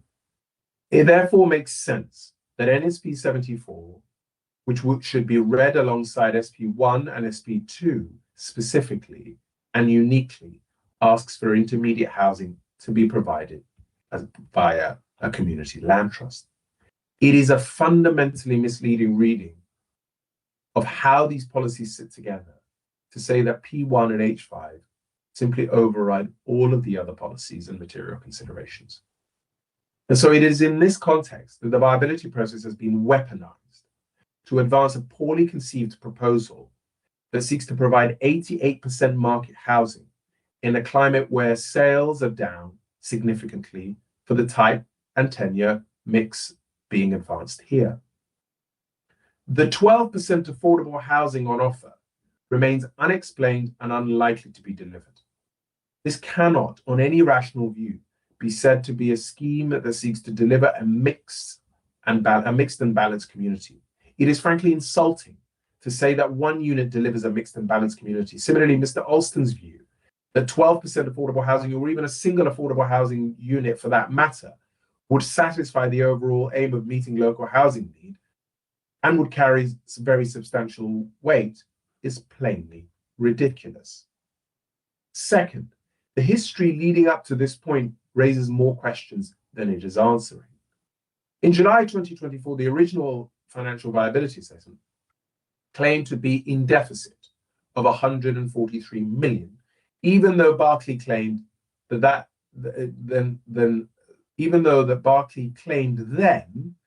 despite the deficit, they have every confidence in its own ability as a urban regeneration specialist to bring value growth and placemaking premium to their development. And on the wider market, they commissioned Savills report, which sought to demonstrate confidence in the market only last year. The shortcomings of the financial viability assessment as submitted throughout demonstrates at best the purported reasonable maximum is in reality not 0%. We know this because an extra 12% is on offer, and Mr. Levine accepted that we have no evidence that this figure represents a tipping point for delivery. Mr. Levine also accepted that the commercial view of 12% sits outside of the viability assessment and is not capable of being considered as part of the reasonable maximum in the way policy expects. This also similarly cuts across the highly specific expectations contained in policy H5 for transparency. Mr. Levine accepted that at most policy H5 of the local plan is the only basis that it can be said that the planning system cannot require any more. That may be strictly right, but it is not the end of the story. The reality is that the planning system in this context is much wider and much more comprehensive than one part of one policy across three major material considerations: the London Plan, the Southwark Plan, and national policy. Critically, beyond the financial viability assessment, policy H5 and its supporting text contemplates seeking a greater level of policy compliance as part of any viability assessment and its application on the site. The net result of this contrived process is that contrary to the context set out above, policy H5 is leveraged to bear down on policy requirements, to say the scheme is policy compliant within an objectivized process, blind to the various other relevant housing policies not being complied with. And yet, a wholly non-transparent offer is touted as being policy plus benefit in the planning balance. This tension sits at the heart of this case and the lack of trust in the process. And this is because an ordinary member of the public, sir, will seriously struggle to understand how policies are being used to bear down on requirements while simultaneously maintaining the overall benefit in favour of granting consent. The affordable housing offered above the financial viability assessment H5 level serves to show the limitations of this process and why, ultimately, less weight should be afforded to the financial viability assessment. Frankly speaking, this is a subversion of the process and should be treated as an anathema to what the local plan, Southwark Plan, and the NPPF seeks to achieve. To endorse such an outcome would fundamentally undermine public confidence, especially when it was on the basis of only since the July 2024 FVA that the initial consultation on this scheme took place. Particularly when, as Mr. Levine tells us, remarkably, only some weight should be attached to the Barclays initial application, which contained the said FVA. Yet Mr. Alston's suggestion that policy H5 somehow affirms the full weight should be given to the FVA cannot be reconciled by the paragraph 59 of the NPPF. Clearly, sir, you would retain full discretion and must have regard to all the circumstances. The simple commercial reality that the appellant is offering a higher amount of affordable housing and the detailed evidence from Mr. George Venning, highlighting the warping effects of the financial viability process, reveal why there should be less weight in this case. The appellant has failed to look beyond the FVA and so has not provided any evidence in response to the wider circumstances as requested in paragraph 59. Third, by the time we arrive in December 2024 and a new FVA is submitted, Mr. Levine is being asked to argue against what his clients were seeking mere months before. So you're invited to draw negative conclusions from the fact that A, the change in position is not adequately explained, given the market conditions had little to do with a scheme that remained unviable. B, the endorsement of BPS means little, given nothing had changed. C, the commercial decision remains unexplained. D, in all likelihood, the intention was frankly to promise 35% with absolutely no intention of delivering it in order to secure local consent. This is a highly cynical way to engage with the planning process.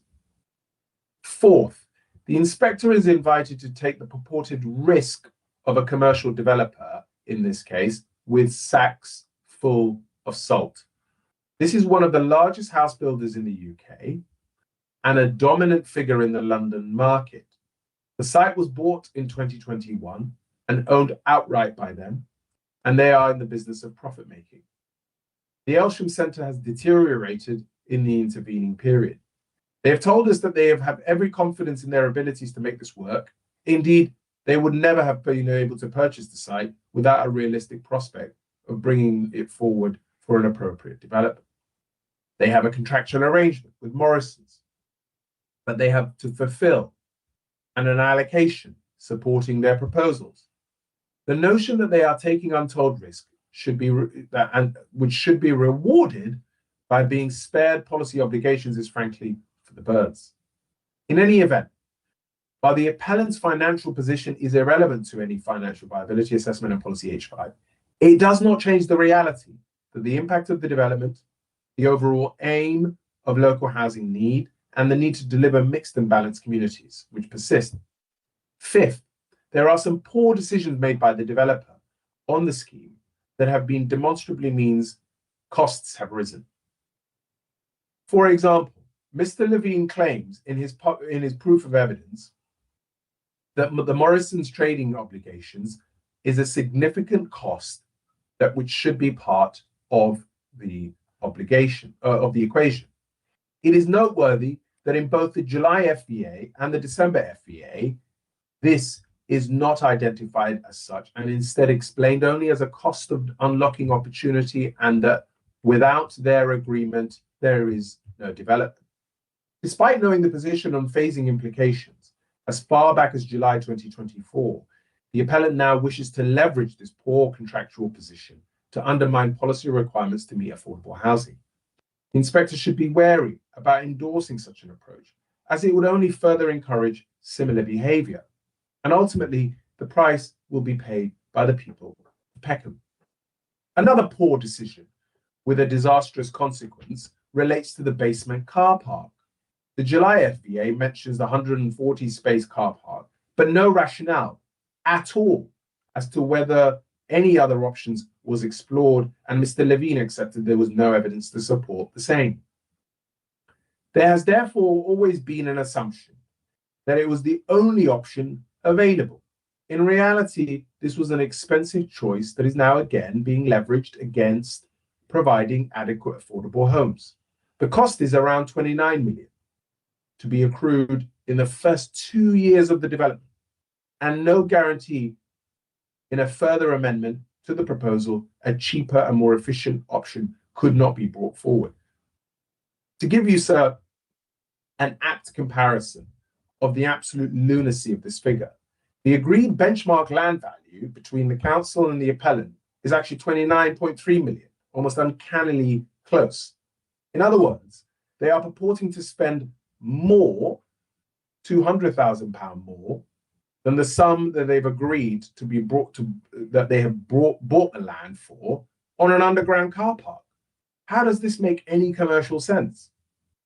The other major change to which the appellant refers in relation to the viability is the overall health of the housing market. They point to a significant slowdown in sales and compounded by various challenges, including the risks being borne by the developer. Again, this is all being used to leverage, to put pressure on affordable housing. None of it makes sense. The Mollier report was accepted by Mr. Levine as representing the latest and best available evidence on residential market in London. The document clearly links the lack of sales to a lack of buyers, meaning no construction starts and that the prices need to fall but cannot. So we now have an absurd situation where even the overseas buyers and second home investors, on which the appellant has continually relied, have dried up, and the market is now seeking another potential bailout of some sort from the government.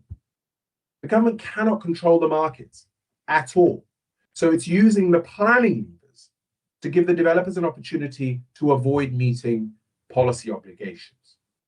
The recent announcements that we'll no doubt be hearing a great deal about in a minute do not amount to a change in position, no matter how much the appellant seeks to emphasize them as such. In the hope that they will start building again, this is what the government hopes. That's despite the type of housing that they do not wish to build being exempt from the lethargic and totally unsustainable market they've now created and are desperately trying to maintain. At most, the recent emergency announcements is nothing more than the product of years' worth of lobbying by Berkeley and other house builders. This is a pursuit of a means that has forgotten the end, abandoning the overall aim of housing delivery and the requirement for mixed and balanced communities. It was on reflecting on these conditions that Mr. Levine struggled to answer the question as to when he precisely reached the view that no reasonable developer would not proceed with this development.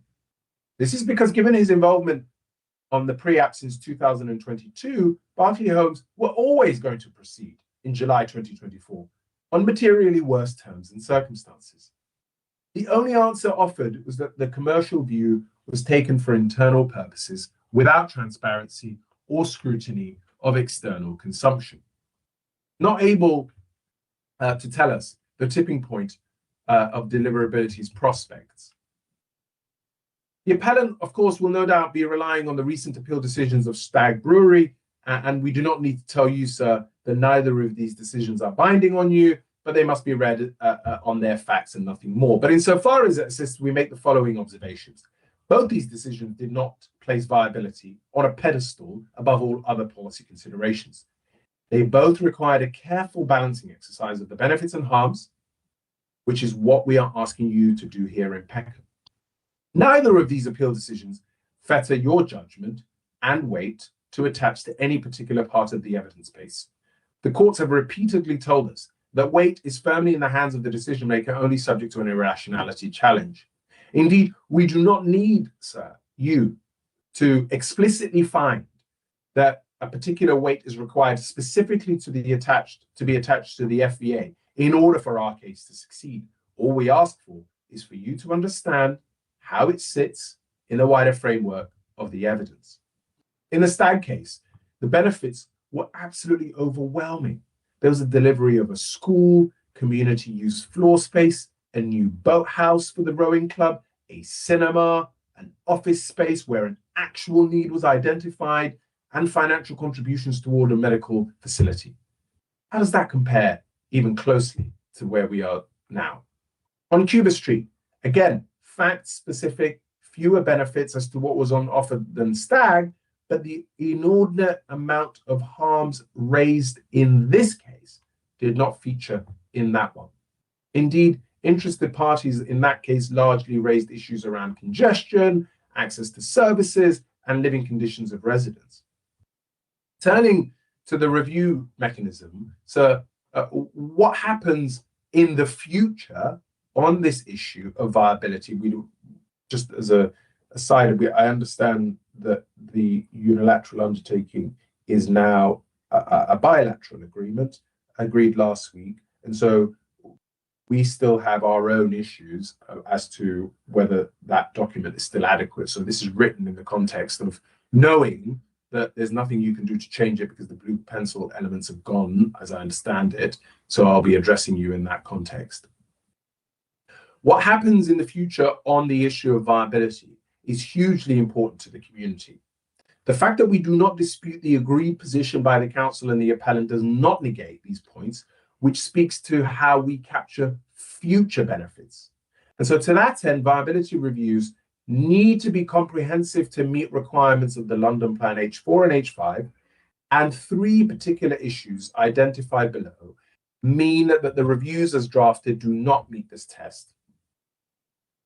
Viability reviews will not provide the maximum viable amount of affordable housing if either the inputs of those reviews or the arrangement of using any surplus profits arising from the reviews prevent this happening. Given the legal agreement no longer contains the blue pencil clause, as far as we are concerned, none of these issues and concerns can be cured, and therefore the issue identified below are highly material and necessarily fatal to these proposals. The three issues are as follows. First, the fixing of the finance rate at 8% does not allow for an accurate assessment of viability on the scheme as the scheme progresses. This could result in an unjustified costs being included that reduce the viability and the effectiveness of the reviews. The review mechanism has no way of curing this concern. Second, assuming the developer's return on the market housing of 20%, which by the way is at the top of the range, then in the line with the agreements of other similar schemes, presents a further hurdle to be overcome before additional affordable housing is provided through the reviews, so this further reduces the effectiveness of the reviews themselves. Third is the adoption of a surplus share. Again, 50-50 provides the developer with a greater share of any profit than that set out in the established guidance or precedent planning agreement. Again, this reduces the effectiveness of the reviews, reduces the number of affordable homes that can be provided if viability improves. On finance costs, the appellant adopted a figure of 8% figures, as I've just pointed out, in their FVA dated July 2024, when the Bank of England rate was 5.25%. But since that date, it reduced by 1.25% to 4%, but the appellant has not moved their position on finance costs at all. Again, these are not new points. They're just about pointing out the obvious. The fixing rate at 8% would simply serve to underestimate viability so as to prevent the delivery of any additional affordable homes within the appeal scheme if consent is granted. As Mr. Benning's evidence demonstrated, small changes in the finance rate impact significantly on the viability outcomes. On the current agreement, this will not be fixed. The FVAs submitted during the course of the planning application show that the difference in the monetary amount of finance costs between 7 and 8% is approximately 5 million, the equivalent of 12 affordable homes. A more equitable approach, which we've already pointed out at the inquiry last week, would have been a variable rate at each review, and this is not on offer. It would also appear from last week that Mr. Levine, that this may have been an acceptable way for the appellant, but it is therefore our view, not being party to this agreement, that Lim B, which should have been removed from the definition of uphold viability, should have been removed from the definition of updated viability appraisal. This is no longer available. On specifically profit market housing point, the more suitable developer return of 20% would be, we say, 17.5% on GDV for market for sale housing, in line, again, not controversial with the Section 106 precedents set out in Mr. Benning's evidence, as set out in the table at paragraph 417 of Annex C of Mr. Benning's evidence. Again, this is not part of these proposals. As was stated at the inquiry, a figure of 17.5% return on market housing was agreed on two recent appeal schemes repeatedly referenced by the appellant during the inquiry, both in Stag Brewery and Cuba Street. The appeal schemes is not dissimilar to those with the risk profiles to those other schemes. In the Stag Brewery decision itself, paragraph 167, the inspector notes the proposals carry a high degree of risk. The scale of the proposal, its waterfront location, its heritage considerations, and the complex phased construction and occupation are factors affecting the risk level. Cuba Street is a very tall building of up to 52 stories on a constrained urban site. In both those scenarios, 17.5 was considered to be fair. A figure of 20% return on market housing is unusually high for a scheme in London. It has not been possible to find an example of a figure of 20% in a Section 106 agreement apart from those schemes referenced in Annex C. In the evidence to the inquiry, Mr. Levine confirmed that the scheme could come forward on the basis of an FVA shows an outturn profit of between 8% or 15%, the council's position. He confirmed that he was not aware of the appellant's targeted commercial return. It is therefore not clear what would be a suitable target return to include in the Section 106 from the evidence presented. Using precedent target return from Section 106 agreements to set a profit hurdle is therefore not appropriate in this case. To give you an understanding of the consequences of this, the impact of adopting a developer return of 17.5 to 20% or 20% on the market housing explained in our evidence. we set out the current day basis. The target return is increased from 94 million to 106 million if a target of 20% of the market housing is adopted rather than 17.5. Similar difference of 12 million is shown in the BPS addendum February 2024. The same table shows that a higher growth will be required to meet a higher return. Again, the consequences of this are worth keeping in mind because profit is percentage-based, and this is then applied to the higher values generated by growth. Profit based on 20% would generate an additional 20 million for the developer before any additional affordable housing is provided compared to adopting 17.5%. Again, the surplus profit shown in the table of 17.5% adopted could provide approximately another 40 affordable homes, assuming all of the surplus was used for that purpose. On the surplus share, the appropriate approach is well established in both planning guidance and through precedent Section 106 agreement. It should be remembered that a surplus share only applies to a super profit generated above the agreed target return. The Mayor's Affordable Housing Viability SPG sets out surplus share is not typically appropriate for early stage reviews, and for late stage reviews, the surplus should be split 60-40 between the LPA and the developer, with 60% of the surplus profit used for additional affordable housing. The Council's Affordable Housing SPD in Section 4.5 states the Council follows the GLA's guidance and imposing review mechanism. The Mayor's SPG sits higher in the hierarchy and should therefore be given more weight than the Council's Development Viability SPD 2016, on which 50-50 surplus share split on all reviews is being based. There's also the numerous precedents of adopting the approach set out in the mayoral guidance. On all of the Section 106 agreements that referenced in our evidence, 100% of the surplus of the early stage reviews is retained by the Council. For all the late stage reviews, a minimum of 60% of the surplus profit is by the Council for additional affordable housing. And so we have set out what that should be. That's not going to happen. We've set out what that should be for the mid-stage review and the early stage review, sir. And then to paragraph 74, the ACA's view has always been that a surplus share on a mid-stage review should be 100% to the Council in line with the Stag Brewery. It is not. And if this is not accepted, then the surplus share could be no less than 60% of the Council in line with the planning guidance on late stage review. The impact in terms of delivery of affordable housing in the surplus there is explained at 4.7 of Annex C. Obviously, the developer if the developer was to retain a 50% share, the reduction in affordable housing and the increase in developer profit would be even greater. In sum, overstating the finance and the target return alongside arrangements for a surplus share that is not in line with mayoral guidance would mean the reviews cannot be considered comprehensive, and so would be contrary to policy H4 of the London Plan. The approach would reduce the amount of money available for providing additional affordable housing on review if viability improves, and instead provide the developer with an unjustified surplus profit, contrary to paragraph 10 of the PPG on viability. In light of these choices made by Berkeley Homes, the review mechanism, we say, are insufficient and is yet another factor in which weigh heavily against the proposals.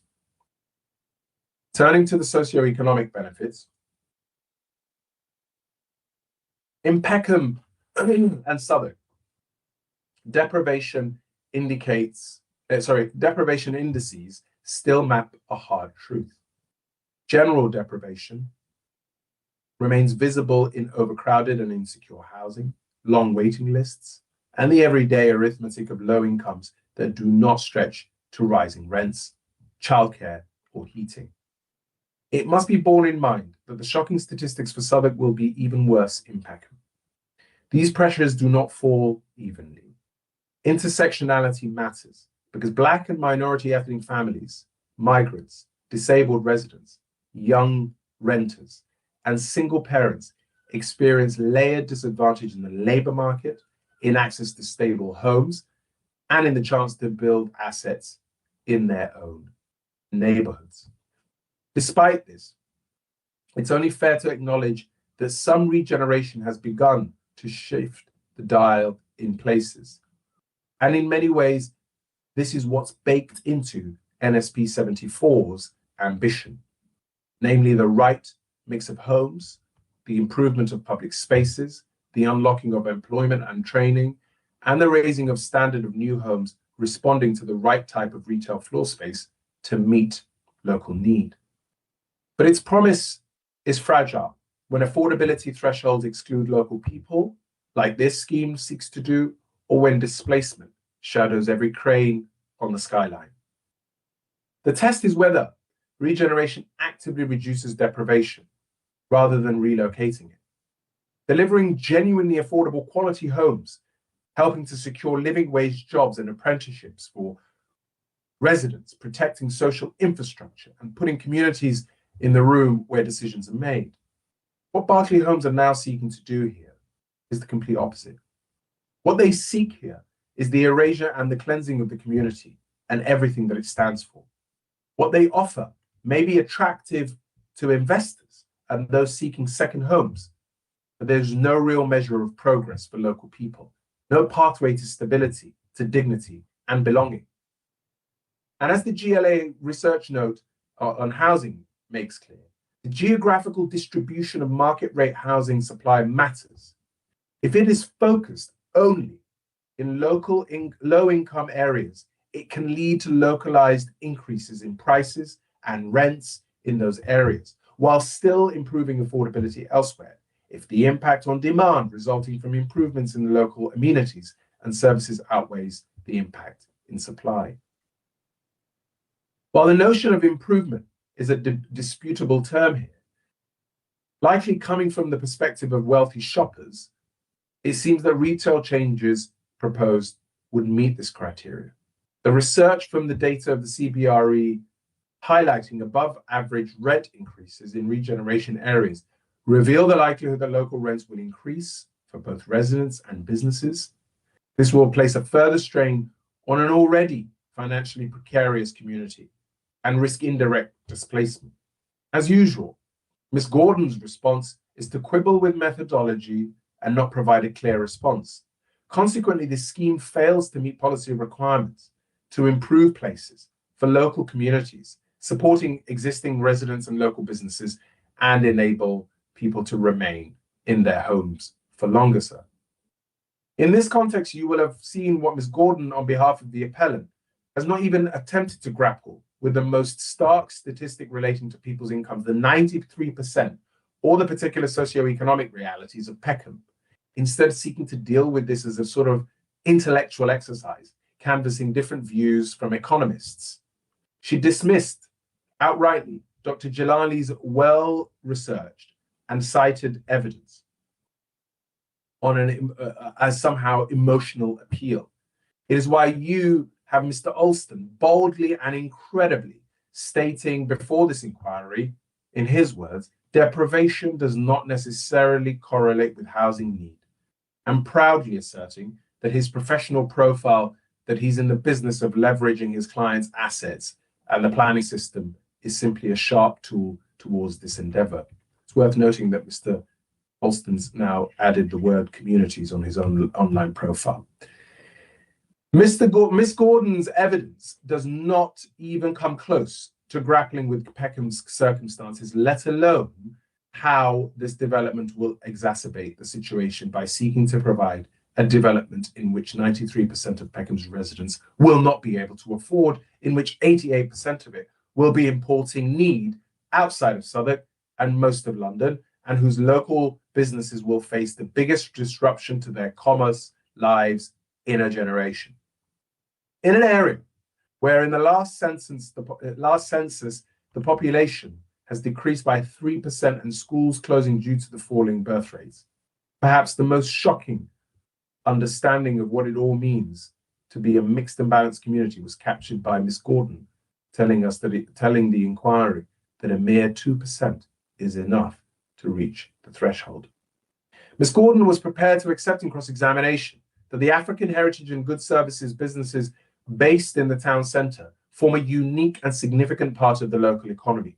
And yet her evidence lacks the basic curiosity to connect the people who live in these areas, many of whom lack the basic security to have a secure home, to the cheap retail offering and commercial uses that they rely upon, the kind of shops that they rely on, that rely on these customers, and how ultimately this development will snuff this out. It will do this by introducing a wholly different demographic, not provide the housing that's needed locally, not introduce into the town centre uses that are only going to price out local businesses and all the associated impacts. This is missing in the appellant's analysis. Ms. Gordon also fails to understand the extent that the businesses on site provide specialist goods or otherwise serve Peckham's diverse communities. Her approach takes on an overly restrictive and simplistic view and fails to understand Peckham's ecosystem and mutual support.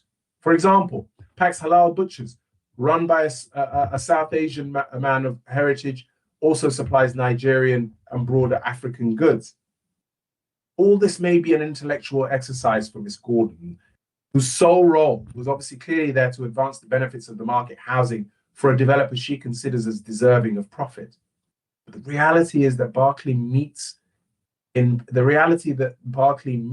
Peckham is not one they can wish away or seek to build an island of tall buildings that are unaffordable for local people in a context of disproportionate need, generating substantial socioeconomic impacts. In sum, the public sector equality duty, also pursuant to Section 149 of the Equalities Act 2010, is not a procedural nicety. It compels our inspector now, today, to consider and act upon the distributional effects of this regeneration on protected groups, including the removal or minimization of group-specific disadvantages. The appellant, through Ms. Gordon's evidence, has failed to do this. It explains away the impact on non-white businesses as somehow a small in the context of a high street as a whole. This is an illegitimate approach to duty. It needs to consider the impact on each individual affected. The appellant relies on alternative space elsewhere, but has not tested the viability or suitability, noting in particular the huge barrier of fit-out costs. The reliance on the availability of the Elephant and Castle is entirely speculative and ignores the reality of mass displacement there resulting from redevelopment. All the more egregious since some of the handcart traders were already displaced from there, and this duty cannot be delegated. We submit that the lack of evidence is fatal and would render it unlawful to allow the appeal. On any objective measure, social, economic, environmental, it does not meet the local need, and to present local need that present in a disproportionate manner, and what Mr. Turney aptly described as the impact on a nexus of a poor community by every measure. The view is one that is shared both by the council and the GLA. That is in the context of a developer who's very much specializes in delivering financial uplifts with confidence, and who would also do a great deal to tackle these issues. And there is absolutely no alternative economic modelling presenting in this inquiry to demonstrate how such an endeavour is unachievable. Ultimately, what this amounts to, again, is who gets the benefit from the uplift and whether the local community is included or it's simply shut out. A scheme that provides an area's built environment but leaves the original residents, particularly those who shared protected characteristics, no better off or worse, unable to remain, fails the duty in spirit and in substance. And therefore, a first order criterion is whether outcomes for existing residents improve, disaggregated by protected characteristics, without disproportionate displacement. The appellant has failed to do this. And so, sir, we say this particular part fails these policies. I don't need to read those out. A lack of viability cannot justify these failings and therefore harms of the schemes. And no amount of comparing Mortlake in Richmond to Peckham in Southwark assists the appellant's case. Turning to the last stretch, the acceptability of the retail floor space in relation to the impact on viability and vitality of the town centre. It was on the first day that the inspector heard from Mr. James Rose, an Aylesham trader in the food court, who said, "There is no marketplace. We are marketplace." He explained in a shaking, emotional voice how this development and how it has come forward represents a cultural setback for the community. Contrast this with the evidence of Mr. Ralston, for whom the loss of retail floor space is nothing more than a numerical exercise. Contrast with the way that they have persistently refused to include even 2 small shops into their calculation until the last possible moment, and still fail to give Mr. Rose and his fellow food vendors the full support that they are entitled to. This really captures the core of how this proposal and the damage it will cause should be best understood. The context in which this issue ought to be also understood is pretty clear. It is common ground that there will be a net loss of retail floor space in this development, which is in direct conflict with the express requirement contained in NSP 74. The policy seeks to prevent this loss and implicitly seeks an exceedance of the minimum that's currently on site, especially when one considers the express reference in the Southwark Plan supporting documents and retail uplift targets will be mainly accommodated through the Aylesham Centre and 2 other shopping centre sites. The total reduction is substantially greater than the appellant suggests, after accounting for the loss of the atrium space and the potential for a larger proportion of the flexible space to be used for workspace and other non-retail uses. There is absolutely no evidence base to suggest that there is a specific need for workspace in this location.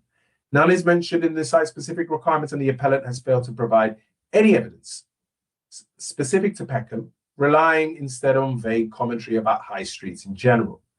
Mr. Ralston accepted that retail does not mean offices by any measure, whether in use class terms or otherwise.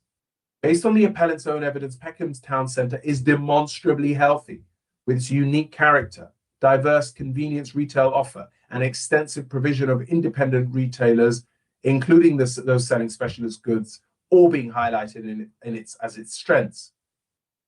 The appellant also notes a low vacancy, 11%, compared to the national average of 15%. Finally, the appellant's indirect reliance on potential compensatory retail to be provided on the bus station by some phantom development is unsupported by evidence and overlooks the site allocation requirement relates to each development, not the site allocation as a whole. Again, against that backdrop, we are now in a position by the end of this inquiry, sir, to understand the following very, very clearly. First, there is an explicit acceptance that a mandatory requirement of NSP 74 to meet or exceed the baseline is failed, and that the proposal does further damage by proposing a substantial net reduction.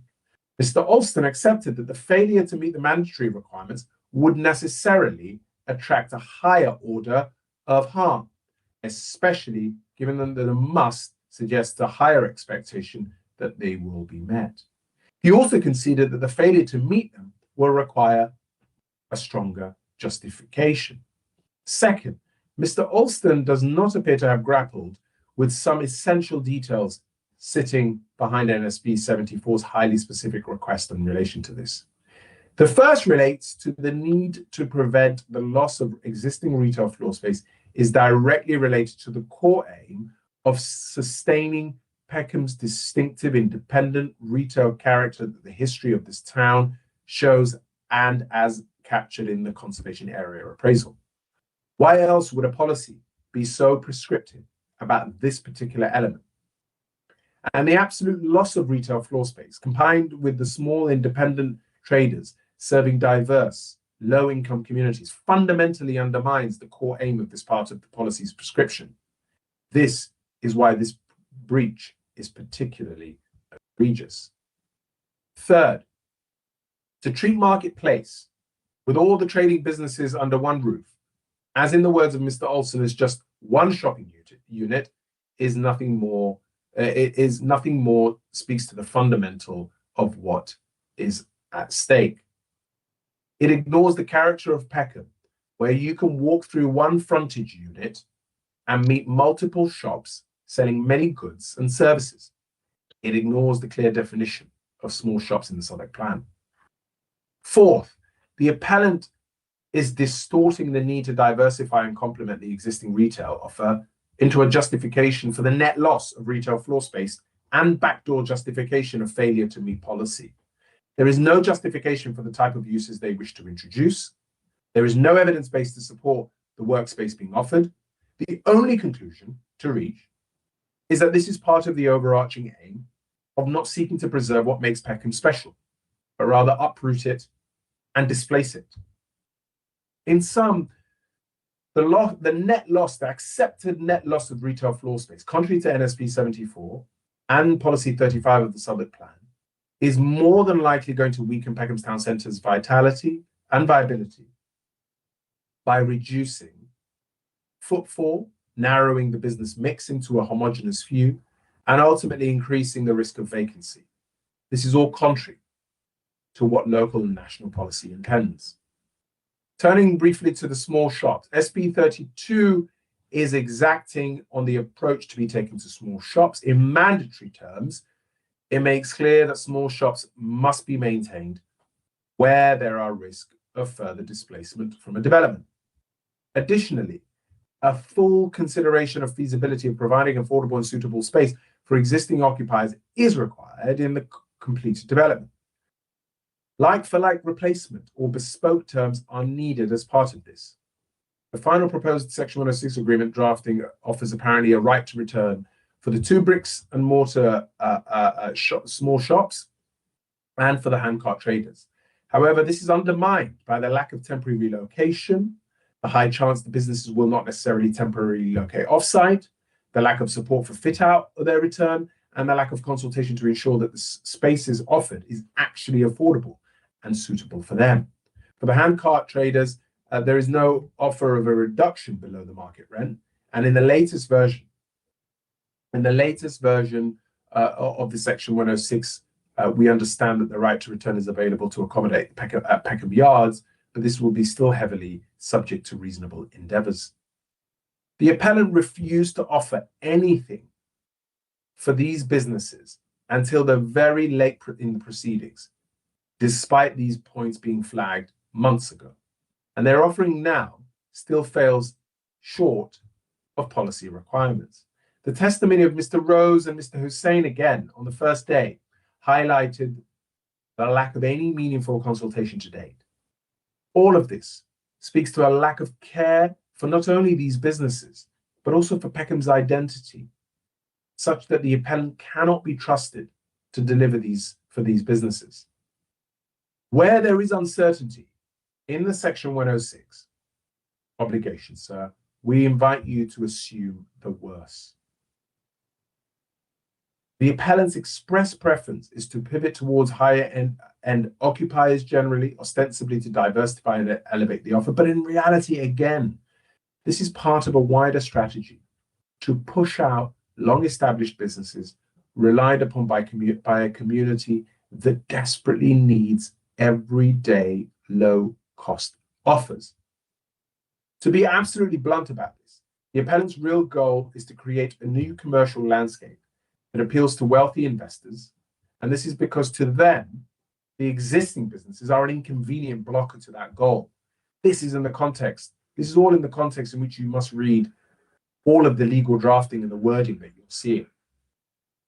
Further, there have been no proper feasibility studies undertaken to assess these risks.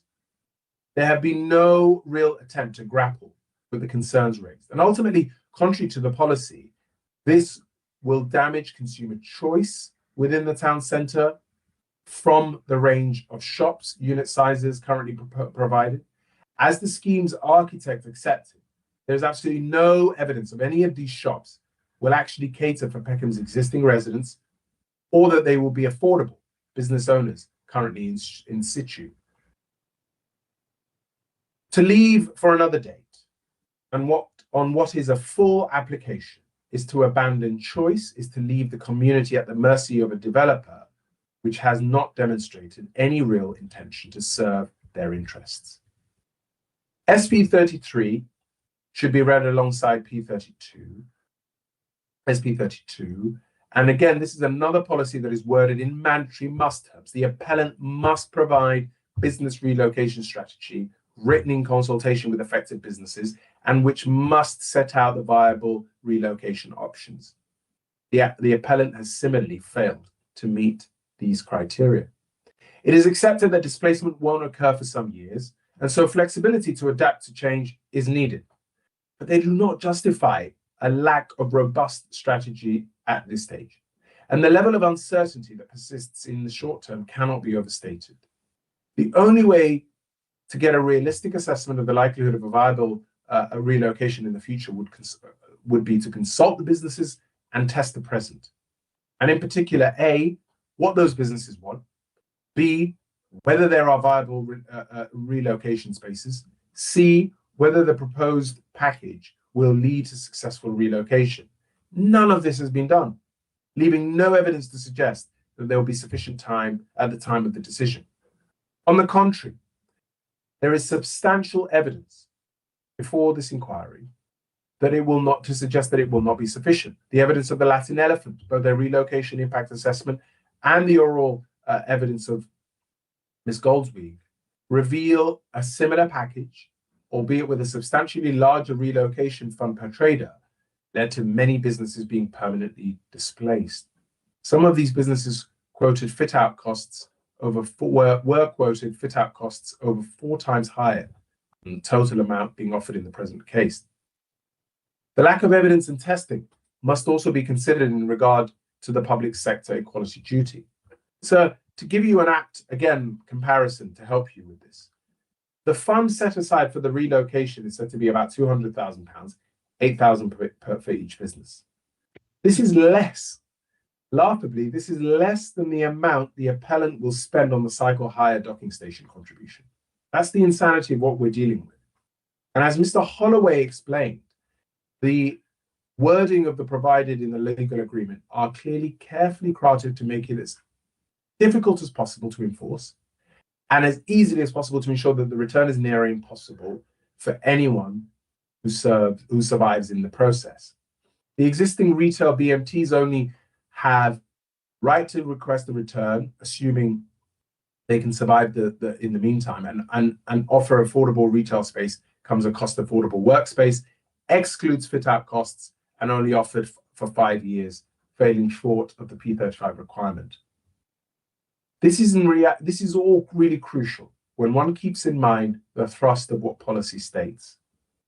Small and independent businesses are more vulnerable than larger companies and multiples and are unlikely to have the corporate resources available to seek specialist advice on relocation and mitigate the risks to their businesses. This places a disproportionate burden on small enterprises and may affect their overall viability for their business. This is precisely why we are getting this right now, sir, at the consent stage, and why it's critical for all of them. We strongly associate ourselves with the closings of the council, in particular paragraph 76 to 95 of their written closings.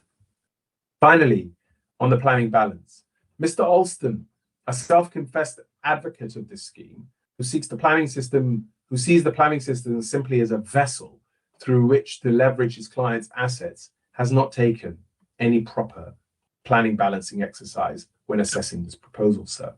From the very beginning, he has sought to see this scheme through the lens of a viability evidence alone. And everything else needs to fit into that, or it just doesn't register in his narrow purview.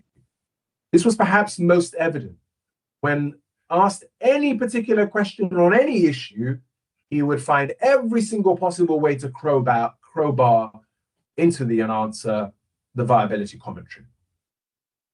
In light of the evidence heard of this inquiry, we would invite you, sir, to take the following exercise. Pursuant to Section 72 of the Town and Country Planning Act and Section 38(6) of the Planning Compulsory Purchase Act, decisions should be made in accordance with the development plan unless material considerations indicate otherwise. For all the reasons that have been set out and for all the reasons that are contained in the council's closings, this proposal fails to accord with the highly specific requirements of NSP 74 in an up-to-date local plan. There is absolutely no justification for which such a failure should be acceptable. That should be given substantial weight against the planning balance. The heritage harms to designated assets should also be given substantial weight in the overall balance, meaning that the scales being tipped against this development. For the other non-designated heritage assets, these two have a strong relationship with the designated assets, and the harms identified should similarly be given significant weight.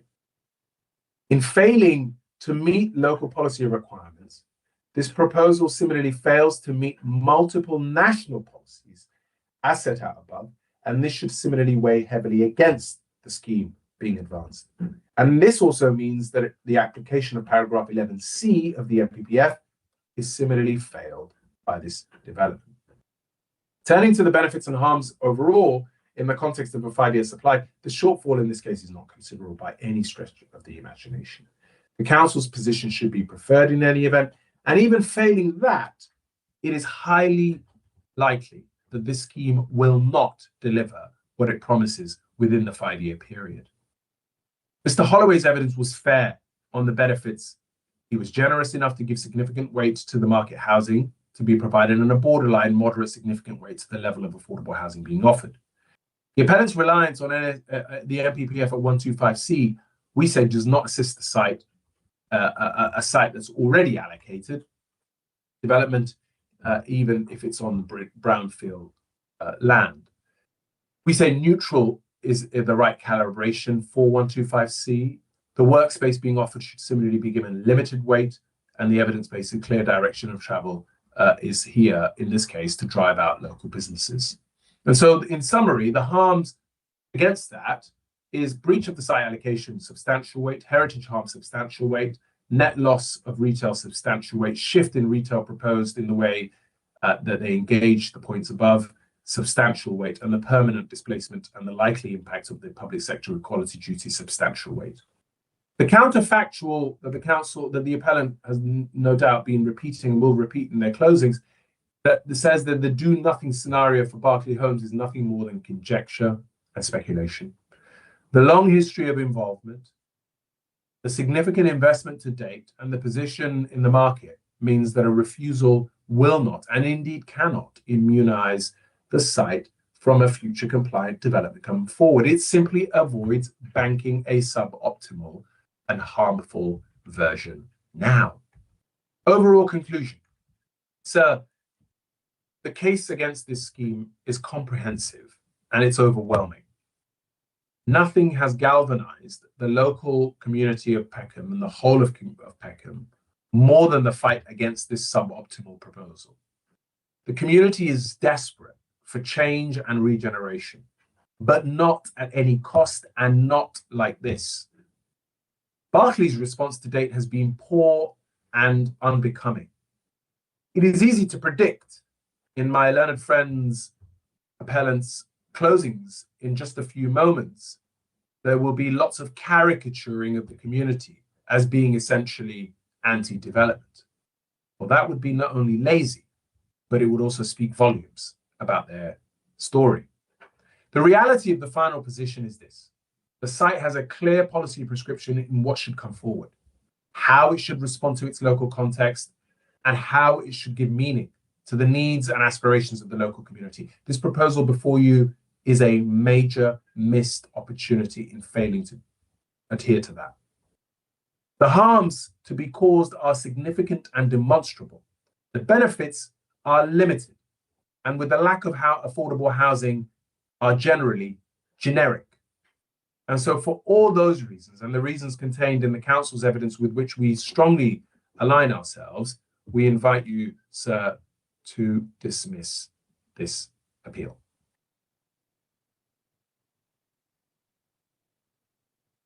Thank you, Mr. Mohammed. All those points noted. I'm going to propose an adjournment for 1 hour, and we can reconvene following lunch. So I'm going to adjourn there. Thank you.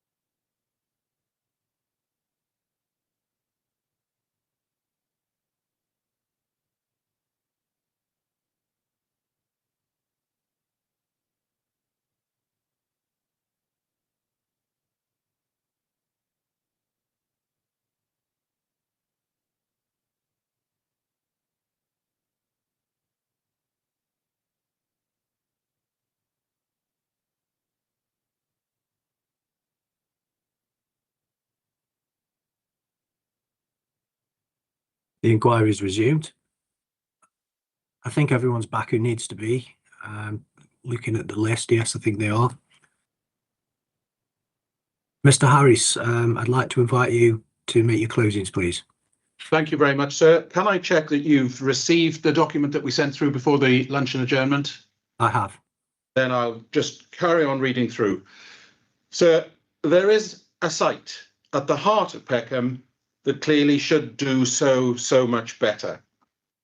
And when lost deep among the detail of this case, this fundamental fact should not be forgotten. At a time of pressing housing needs for all tenures, and when the country needs the economic growth associated with construction and activity, the Aylesham Centre sits flatly, quietly and wastefully behind a comic book facade, contributing little to either. But not only is the site contributing little in terms of use, activity and growth, it's actively harming the character and appearance of the conservation area within and adjacent to which it sits. And all these things are connected. The sterile, hugely scaled Aylesham frontage is a townscape and a retail failure. The push past vibrancy of the western pavement is in stark contrast to the faulty footfall on the east. The conservation area appraisal recognises that the centre is one of the key buildings which detract from the character and appearance and significance of the conservation area, and to an extent that it should be replaced. That truth is then translated into what was meant to be, at least, action by an allocation for the complete redevelopment of the application site and more. Nearly a decade later, the aspirations of the allocation remain thwarted, the site lies sad, underused and absent in contribution. The proposal before the inquiry emerged after years of engagement with the council. Following extensive pre and post consideration, it was heading for an officer recommendation to grant permission. Officers were set to explain that the quotes very localised and focused harm on the key frontage could be said to be outweighed by the public benefits of the proposal. And so that putative and clearly appropriate recommendation to approve would have unlocked the site and provided Southwark with its largest housing, retail and regeneration opportunity in years.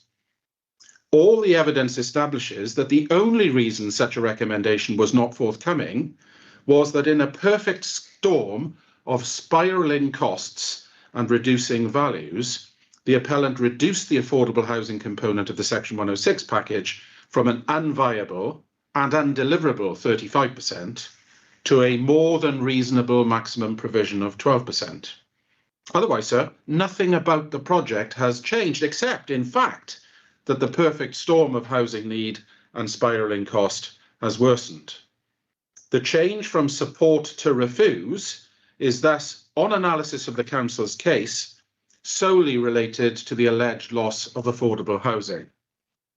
Sir, the formal question for you, in all the circumstances, has been accurately framed by you. It is, your first reason, whether the proposal causes any harm to the character and appearance of the conservation area, and if so, where any harm lies on the NPPF spectrum, and whether such harm, if found, would be outweighed now by all of the benefits, including the 12% affordable housing. But so, given the history and context of the application, there's another way of encompassing the same question, a way which crystallises the determinative issues into one determinative question. And that question is this: was it appropriate in all the circumstances of the case for the council to find that the change from an unattainable and undeliverable 35% affordable housing to a reasonable maximum 12% affordable housing should mean, just by itself and without a minimum or fixed affordable housing target on the allocation, that an otherwise deliverable subject to viability allocation should now be frustrated? And the answer to this question is a clear and implacable no.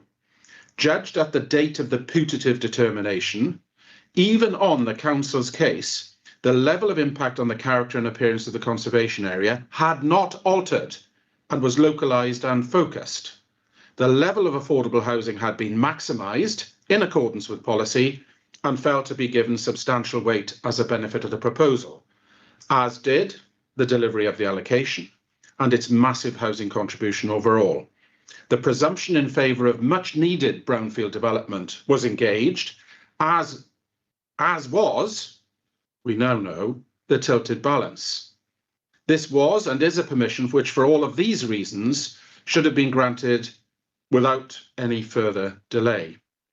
Suggestions that the level of affordable housing, although the reasonable maximum was too low, and suggestions that there was a need somehow to wait for sunnier uplands are the antithesis of what is required. If this proposal is granted permission, the site will begin contributing as soon as possible. And if there is a sunnier upturn, then that value will be captured by a raft of policy compliant, upward only reviews during the next decade. If, however, sir, the permission is refused and there is no upturn, then the site will remain an economic and heritage failure, precisely what the allocation was meant to avoid. Two additional and wholly unreasonable technical reasons for refusal were added by members contrary to officers' advice. They took up much unnecessary time at the inquiry. These elected member-driven allegations were A, that the proposal did not now in its own right produce sufficient affordable housing, and B, that a failure to produce the precise area of retail floor space of the old Aylesham Centre would harm this part of the vitality and viability of the centre. The allegation that in this case the agreed robust conclusions of the SVA should be set aside in favour of, quote, something else, end quotes, are foundationally wrong. The entire purpose of the development plan and the PPG in this area is to stop such mucking around and to provide a degree of objectivity and clarity and certainty to the affordable housing process. The reasonable maximum provision is just that, the maximum that it is reasonable to seek. It's a proxy in the housing market for objectively defined deliverability on a particular site having regard to a systematic and mandatory methodology. There will, in certain circumstances and at certain times, be developers who will want and will be able to deliver more than the reasonable maximum provision on a site, and also developers who, for their own financial reasons, will only be able to deliver less. Either way, the reasonable maximum provision and the objectified means of its calculation do not and cannot change. To calculate affordable housing contribution in any other way than that provided for by the policy and the PPG would result in subjective and forensic investigation of each and every applicant's tipping points, and as a result, an entirely unworkable and relativistic process, the opposite of that which is required. On viability of the town centre, viability and vitality of the town centre, the days of slavish adherence of the mechanistic quantitative provisions of a policy are decades behind us. The objective of the allocation retail policy is to enhance vitality and viability of the Aylesham frontage and its centre from its present state. The proposals will clearly, unambiguously and explicitly achieve that objective. And elected members were told, they were told very precisely that opportunistically alighting on the small overall reduction of use class retail to further frustrate the delivery of the application was wholly inappropriate. The transcript of the proceedings betrays this ulterior motive, with elected members in effect stating that they needed more than the single reason to ensure that the unwelcome application does not come back. And I would invite you to that particular part of the transcript. So for these additional reasons, the ones raised by elected members contrary to the advice of their elected members, of their officers, we repeat that this application should be granted without further delay. We began this case some time ago now by addressing each of your main issues, and we return to them. In relation to the first main issue, which involves a consideration of whether there is any harm to the character and appearance of the conservation area, and if so, the extent of that harm, we set out in opening 4 clear propositions which support the heritage element of the case. We return to these now in closing. They all disclose that there is no harm to the conservation area when seen in the round. Moreover, on any reasonable view of the facts and on a proper application of the policies of the NPPF, there is, in the context of an engagement of the tilted balance, no strong reason to turn this huge public benefit of the proposal away on heritage grounds. On that basis, there is no heritage to refuse this application. Applying the framework, again, permission should be granted forthwith. We explore why in detail now. Starting with the effect on the character and appearance, having special regard to the Rye Lane Conservation Area, and our proposition 1. The existing disposition of the site significantly harms the existing character and appearance of the conservation area. This, properly understood, is the position of the Council's own documents. The Conservation Area Appraisal at Section 4 identifies the fact that the Aylesham Centre is a negative contributor to the character and appearance of the area.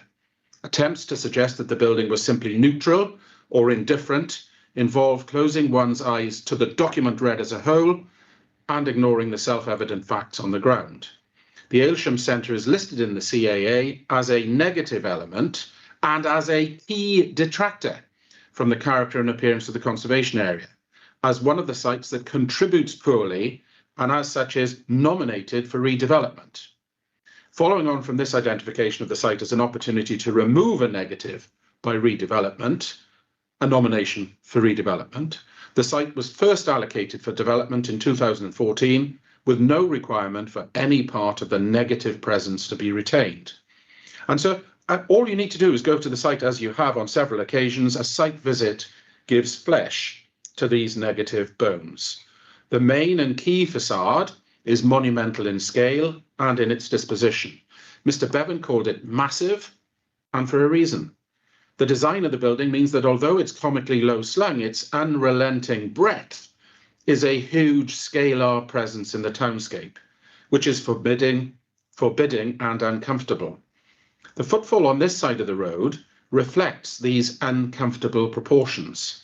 There's an inevitable link between poor architecture and vitality and viability in this regard, with the domestic scale of traditional shop fronts outpacing and outperforming the massive but anonymous facade. The facade's absence of verticality means that the frontage reads as a single piece of badly designed townscape with no human scale articulation to break down its massiveness. It is crude in its architectural language and form, and in a way which an accomplished architect like Miss Stichtentot would never mimic for its own sake. Constant and repeated again suggestions that the use of an arch in the scheme meant that the existing Aylesham Centre was good design were oft repeated sophistry of the most basic kind. The Aylesham Centre's use of the arch motif is unconsidered and eccentric, with the overscaled arch entrance in concrete and plastic being particularly offensive to any eye. An examination of the use of the arches throughout the conservation area, on the other hand, only emphasises the crudeness and inaccuracy of the Aylesham Centre's efforts. The use of an arch, both as a structural device and as a motif, is eons old and is present throughout the conservation area. It can be handled badly or it can be handled well. Look at the station, which was your port of arrival, and the chapel, which you'll have seen as you've gone round the corner, 2 buildings pictured in the CAA. Note their authenticity, their proportion, their detail and their clarity, adjectives which cannot be repeated in association with the Aylesham Centre.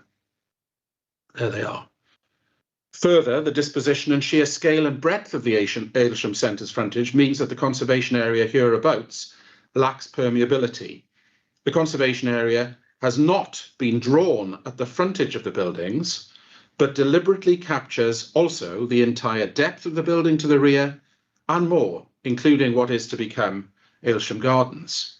You remember Mr. Turney said in cross-examination, but I can't for the life of me see why it captures the service yard, etc. In doing so, he precisely missed the point that the statutory designation and thus the statutory duty applies in full to these spaces, whatever his view. But more to the point, those that drew that line to include the back of facade spaces did so, just like the CAA and the allocation, because they identified a clear opportunity to enhance these areas of the conservation area and its setting as a necessary part of any redevelopment. And once this is understood, the potential to create characteristic routes through to the conservation area land beyond just the frontage, and to allow those in the conservation area to have its significance better revealed, is a clear potential benefit of the proposal. The extent to which this potential is grasped by the proposal and the consequences of this for the nature of the impact is substantial and is set out below. Further, the crude detailing of the Aylesham Centre and its junctions with the locally listed buildings is sloppy and also harmful.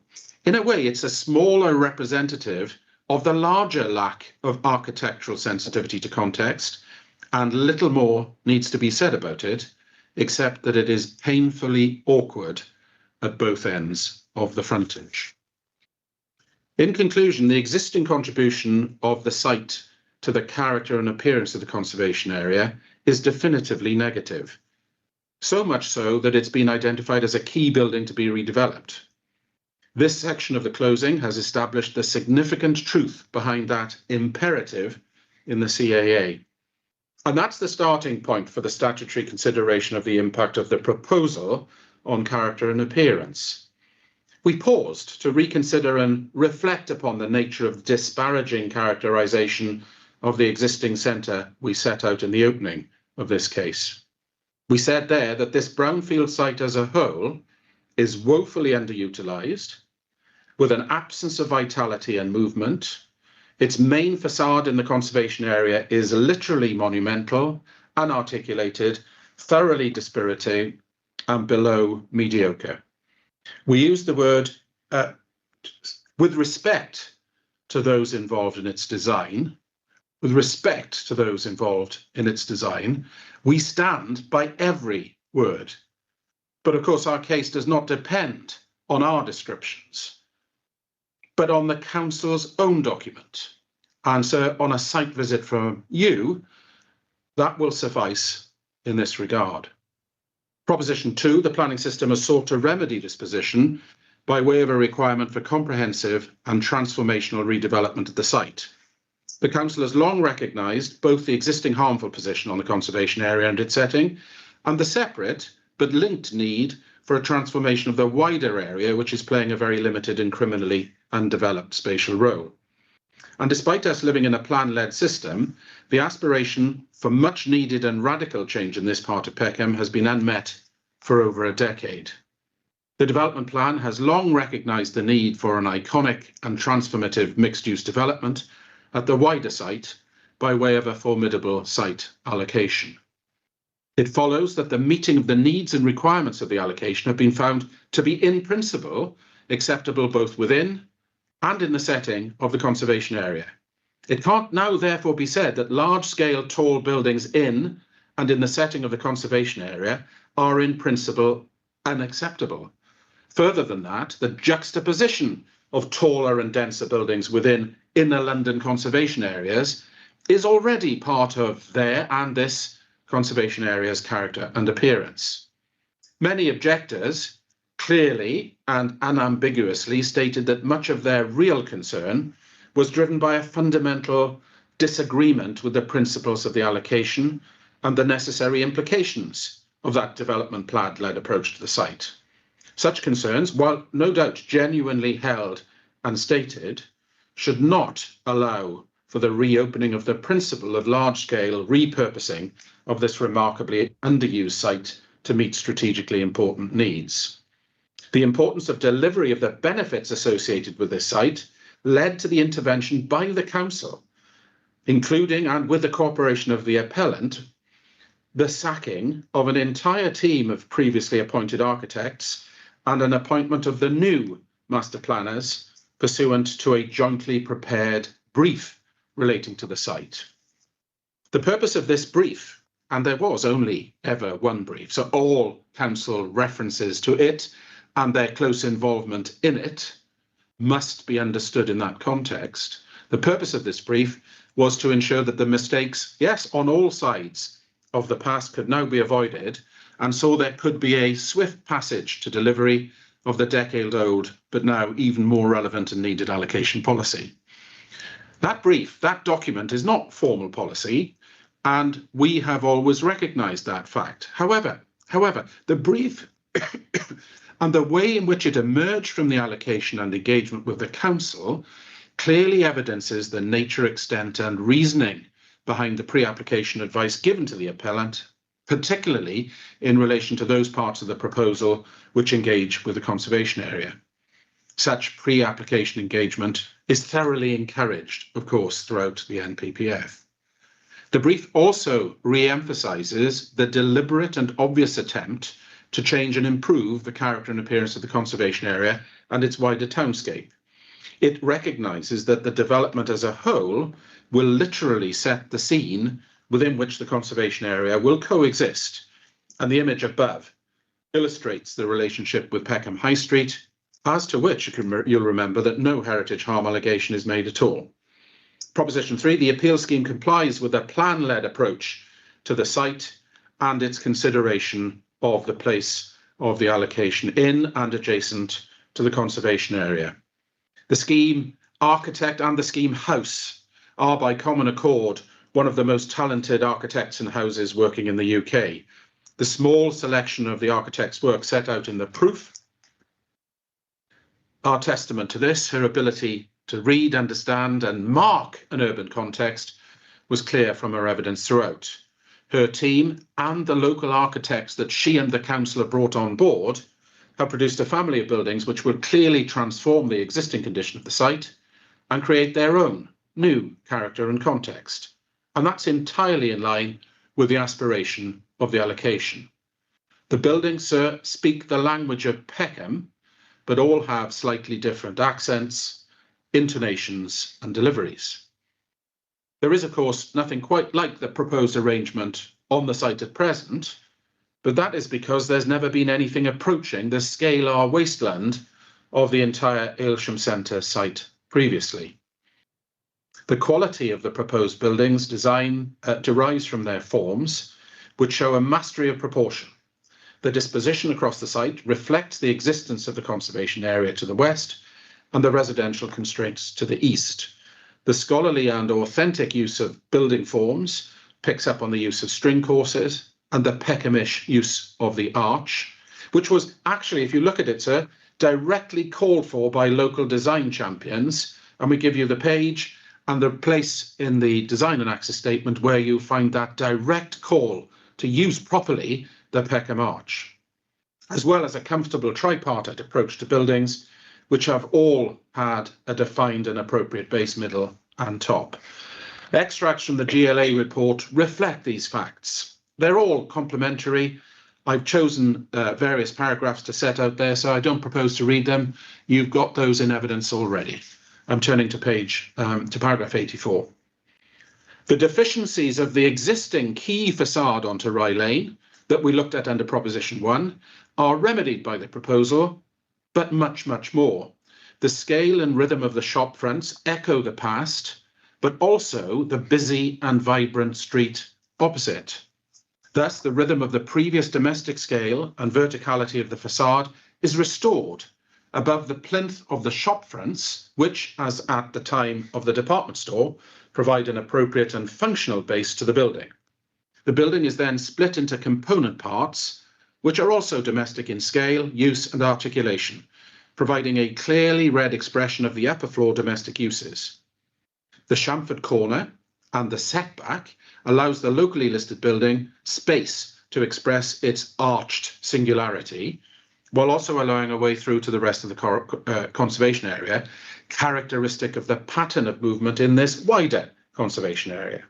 It also provides a much improved relationship with the former department store, which presently, as explained above, has the most awful butted up and cack-handed juxtaposition.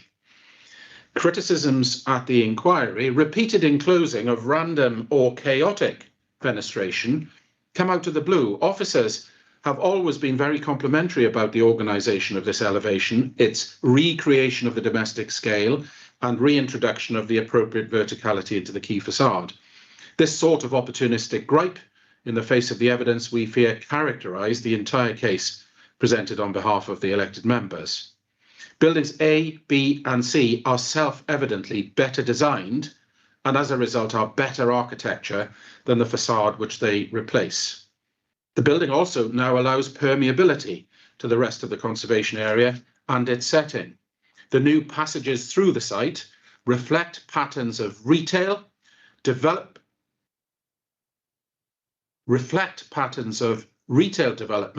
which have emerged in the conservation area over time and are wholly characteristic of the backland revealed destinations found throughout the conservation area and the townscape generally, and by you on your site visit.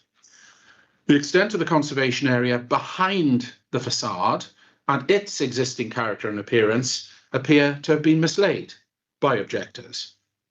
The conservation area extends beyond the facade for a reason, as explained above. This enhancement of all of the conservation area hereabouts, and not just the paper-thin element of the facade, has been a notable absence in the consideration of those that object to this proposal.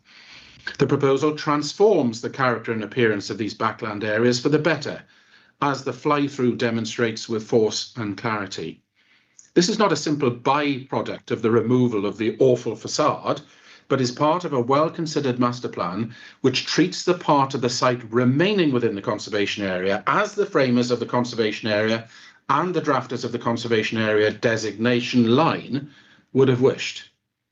The passages through to Aylesham Gardens and to the inner core of the development clearly enhance character and appearance of this part of the conservation area, and in a way which typifies, reflects, and respects the character and organisation of retail provision in the conservation area.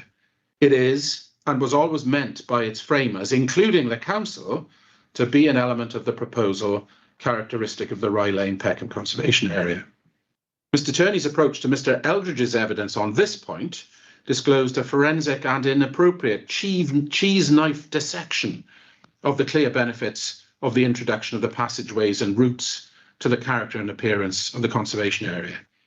I paraphrase and apologise for paraphrasing, but it went something like this. So, Mr. Eldridge, apart from the introduction of the two new routes through the site into the conservation area and Aylesham Gardens, and apart from your assertion that these are typical to the conservation area, what's the significance of these matters in heritage terms? Well, we would say the significance is clear, obvious and intended, sir. Proposition 4. The objections raised in heritage and design terms are unfounded and or outweighed by public benefit in the heritage balance. As in most things, an understanding of context and proportionality are essential to consideration of this part of the case. The compass of the issues raised by the council in heritage terms is actually very narrow and focused. Thus, the only heritage issue raised is the impacts of blocks A, B and C, and the only asset identified as being harmed is the character and appearance of the conservation area. The issue has, on careful analysis, two main component parts. First, the allegation that the disposition of the buildings results in a loss of a view of the head and shoulders of the clock tower when seen from parts of Rye Lane. And second, the allegation that the height of the proposal is out of character with the conservation area, and in particular, the facing facade along Rye Lane. Even taken at face value, these are relatively limited allegations of harm associated with a 16-building transformational inner London redevelopment scheme. There is, as a result, no objection to the vast majority of the proposed development, over 750 homes, its architecture, or its heritage impact, including other parts of the proposal which are in the conservation area or its setting, and which, as described above, will create and is expected to create its own new and different context for the area. It follows that the relationship between the proposal's parts must be seen in this plan-led new context, and not by isolating parts of the proposal and putting them under analysis without context. The acceptance of the height, disposition and impact of almost all of the buildings behind blocks A, B and C has clear consequences for the logical makeup of the frontage block. And the suggestion of the Rye Lane frontage, which sits in front of those uncontroversial range of taller buildings behind, should be limited somehow to 3 to 4 stories, is simply not an appropriate suggestion. First, in terms of the newly created address and block, such a height would fail to reflect the newly created character of the area and would not operate as a sufficient transition or layering of the new proposals. Second, the buildings at 3 to 4 stories would not reflect the new and enhanced retail role of the site and would be a poor waymarker in the conservation area and its townscape. The present low-slung facade illustrates this and gives rise to the need in the existing position for the preposterous blue plastic, yes, this is the actual way in here device. If the new Rye Lane frontage to the new Aylesham shopping experience is to tell the truth about itself and its important historic retail function, then it should do so more subtly than at present, but with a presence that reflects its importance and not a whimper. The new centre needs to complement the sheer vibrancy of the other side of the street, and to do that, it needs not to be a shrinking apology. Officers recognise this in truth with both the brief, which my learned friend didn't deal with, and the pre-application advice, recognising the importance of height as well as domestic scale at this location. Their formal pre-app advice included a suggestion that 5 stories with a 2-storey setback would appropriately frame the experience, the street and the character and the appearance of the area. The brief, you'll remember, made a very similar point as part of the briefing of a new architectural team. So in this regard, it's Mr. Eldridge who has shown consistency by concluding that despite some limited harm to the conservation area, the benefits of the proposal at the height proposed and the other benefits to the conservation area's character and appearance set out above at least leave the significance of the area unharmed and thus preserved. Third, if the height of the frontage were to be reduced as proposed by the council, it's inevitable that some, if not many, of the buildings which sit immediately behind the existing facade would also need to be reduced to achieve the layering and appropriate transition across the site as the scheme architect explained to you, with the obvious consequence that this would have in meeting the housing allocation of an indicative 850 homes on the site. As for the loss of the view of the head and shoulders of the Jones and Higgids building along part of the western pavement of Rye Lane, there is an acceptance by Mr. Eldridge that this of itself constitutes a harm. But the following matters need careful consideration to ensure that such an impact is given its proportionate weight in the heritage balance. First, the clock tower was a designed townscape view formally placed on access up Peckham High Street. That's where the clock is positioned, and that is where the elevation was designed to be seen and understood. It was a symbol of the fact that in Edwardian English times, time was money, and the original architect was keen to let Peckham High Street know the importance of that fact. He chose to design the clock facing its most important constituency. There is no clock face and no direct face at all addressing Peckham Rye, just an angled at-centre relationship which reflects the main access being at Peckham High Road. That does not mean, of course, that other views other than Peckham High Street of the Head and Shoulders as a non-designated asset are not important. They are. But they very much form part of a hierarchy of views in which some views are more important than others. This is specifically recognised in the CAA. See the discussion of broad quay views along Peckham High Street compared to the contained vistas along Rye Lane. The brief, which required only clear sky behind the turret of the clock tower when viewed from Peckham Road, Burger King, see CD 717, and also in the officer's report to committee, which you'll remember refers to the proposal's retention of the more important views from the west along Peckham High Street at paragraph 241.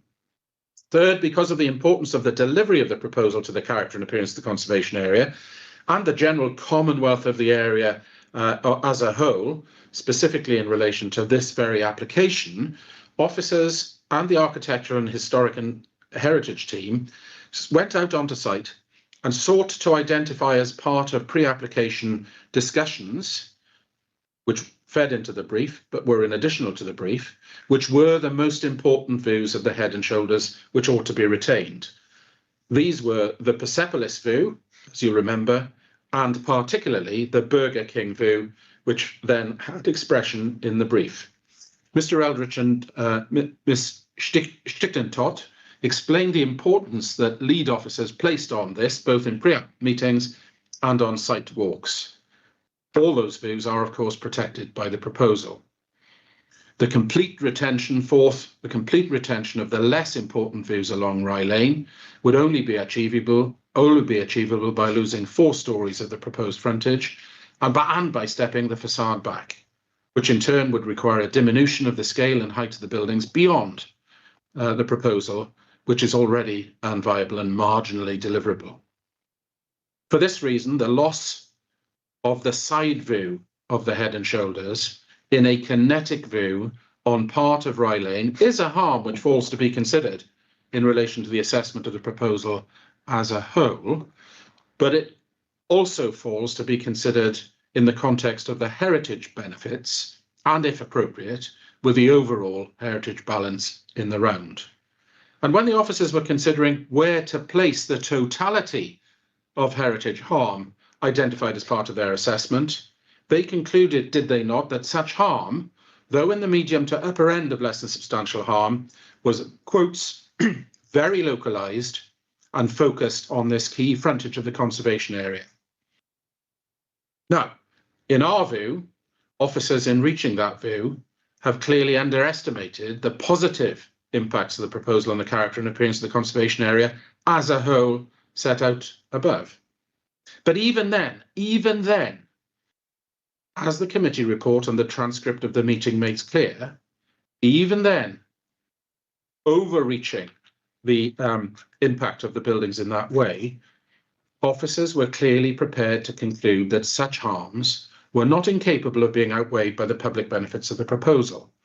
Indeed, in a passage which directly engages with the heritage balance required by paragraph 215 of the MPPF, officers were contextualising the description of harm to weigh against the benefits and did so using the localised and focused expression set out above, so as to explain to members why, at 35% affordable housing, they would have felt able to say that all such harms were capable of being outweighed. Of course, the level of impact of the proposal has not changed since that time. It is, however, defined that same level of impact which falls to be considered by you now in the context of the heritage passages of the NPPF and the circumstances of the case, including, importantly, the agreement as to the reasonable maximum provision of affordable housing that can be sought and is more than delivered. If the proposal in such circumstances leaves the conservation area unharmed or enhanced, then planning permission can and should be granted forthwith. If there is harm, then it must be weighed against the prodigious public benefits of the proposal as understood in today's context. In relation to historic England's untested position, however it is characterised, it should not lead to a refusal of this application. So I pause there and draw your attention to footnote 6, and I'll just read out the first sentence of that, is that our position that insofar as it is said, and it was in particular in the Community Action Group's closing, that the case law supports the proposition that you, sir, are required to give the untested written representations of historic England a special or enhanced status at an inquiry where live oral expert evidence has been given and tested, then it is not agreed, and our legal submissions are set out in that footnote. But returning to the text of paragraph 124, we say that in any event, there is nothing in the Historic England's letter which suggests otherwise at all. Firstly, Historic England has not objected to the scheme, as was erroneously claimed by some at the inquiry. When it needs to object, it does so. Mr. Eldridge explained this, and you'll be aware of this too, sir. Historic England advised that they found, as did Mr. Eldridge, some less than substantial harm would be caused to the conservation area.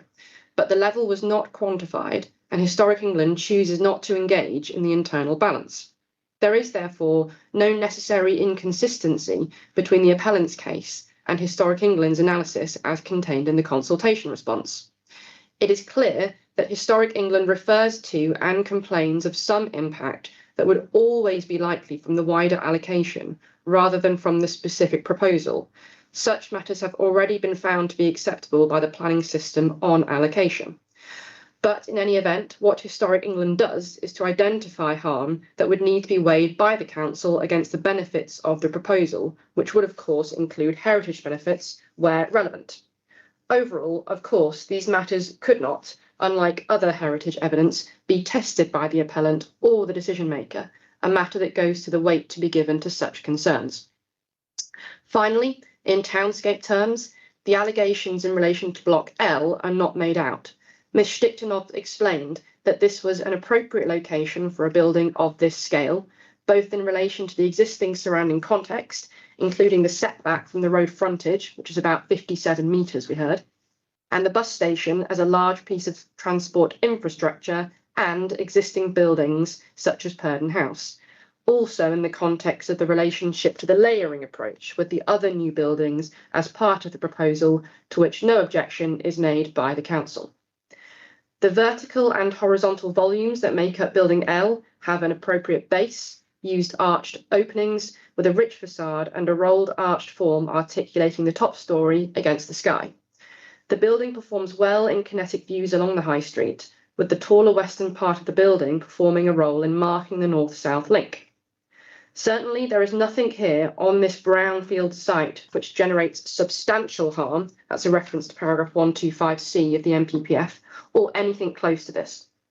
The block has been specifically designed to address the large-scale presence of the civic bus station, but is also designed to allow appropriate height and massing to evolve on that site in the event that it should come forward later as part of the completion of the allocation.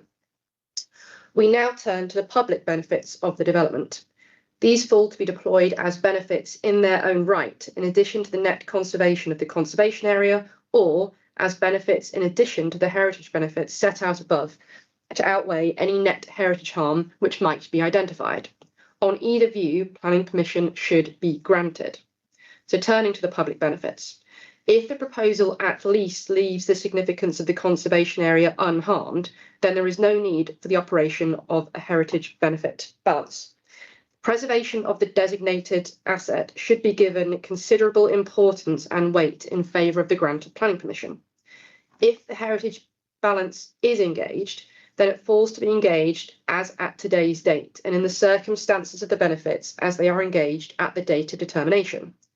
The public benefits of the proposal, in addition to the heritage benefits set out above, are very substantial individually and in combination. First, addressing the delivery of the allocation. The allocation is central to the achievement of this borough in meeting its spatial objectives. It has sat brooding and meaningfully under-delivering for more than 10 years, during which the area about it has become poorer and poorer. This decline is an argument for investment, not for delaying investment. The fact that the borough's two most deprived census areas lie in proximity to the application site is not a reason to forestall or forego investment in the area, quite the reverse. It is frankly a perverse assessment to deny investment in infrastructure, homes, retail, and affordable housing because an area is too poor. But that is in effect what the council is arguing. The area needs confidence. confidence that someone is prepared to invest in enhancing the contribution of the Aylesham Centre and its historic retail function, and confidence in the proper operation of the development plan, rather than stymies of its objectives, and confidence that the appellate system is based on planning merits as opposed to being a local referendum of those determined enough to vote against and or turn up to an inquiry. Of course, under this delivery heading, the precise benefits of the allocation being delivered will depend upon the component parts of the proposal. The delivery of the allocation, after much delay, should thus gain substantial weight in its own right, alongside the component parts of that delivery, housing and retail, and the regeneration and preservation of the conservation area. Thus, for the appellant, the delivery of the allocation as a whole and its component parts all point in the same direction and all garner substantial weight. The council, on the other hand, has driven itself into an inconsistent corner in this respect.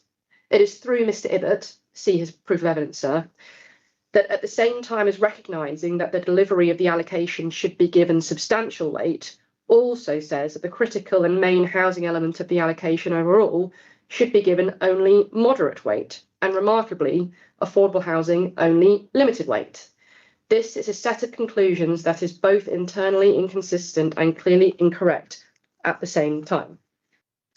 The presumption in favour of needed development on brownfield sites next. In December 2024, the new NPPF was published. It contained a paragraph that had not appeared in the draft that was published earlier in the year, and it provides that decision makers should, and I quote, give substantial weight to the value of using brownfield land within settlements for homes and other identified needs, and proposals for which should be approved unless substantial harm would be caused, and support appropriate opportunities to remediate despoiled, degraded, derelict, contaminated, or unstable land. This change from the draft NPPF was a deliberate strengthening of the weight to be given to development which meets identified needs on brownfield land.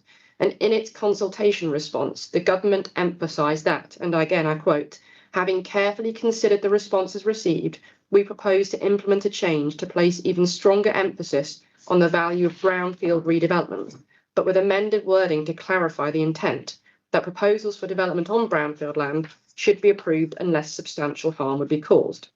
This new presumption in favour of brownfield development, which meets the needs of an area, clearly and unambiguously applies to the circumstances of this very case. Mr. Ibbott agrees with this, but again, although he gives this benefit substantial weight, he again wholly inconsistently gives the needs so met, that is housing generally and affordable housing, only moderate and limited weight. Such inconsistency is inexplicable and is again symptomatic of a confused and confusing case. So we've looked at the delivery of the allocation on a difficult site as a benefit. We've looked at the weight to be given to development on brownfield sites through the presumption in the new paragraph in the NPPF. I now turn to weight to be given to housing as a public benefit. So rarely can the position of a local planning authority have been more unreasonably out of tune with up-to-date government policy on the weight to be given to the provision of housing of all tenures and on a brownfield site. In this section of the closing, we consider the following matters, all of which are fundamental to a conclusion that in the circumstances of this application, very substantial weight ought to be given to the public benefits of housing. First, the development plan imperative. Second, the direct letter from the Mayor to the Secretary of State. Third, the crystallisation of the new standard method and what it means for London. And fourth, the emergency measures and weight to new starts and spades in the ground. Starting with the London plan, it was produced with an expectation that London needed to grow by providing tens of thousands of new homes if London was ever going to meet its spatial sustainable function. This is reflected in the need for 66,000 additional homes per annum across the London housing market. The use of the London market as a single housing market area was to ensure that the capital was able to make the best of its brownfield sites wherever they appeared, so that inner London authorities would not be able to say, don't worry, we've done our bit, while letting very well located brownfield sites sit vacant and undeveloped. At present, London is not coming anywhere close to achieving these figures, which means that the need for all types of housing is growing rapidly across the capital. By the day, the weight to be given to housing delivery of all tenures grows. And as if to emphasise this point, the government increased the annual requirement for housing for all tenures for London from 66,000 in the London plan to 81,000 in the DSRD letter, post the new NPPF.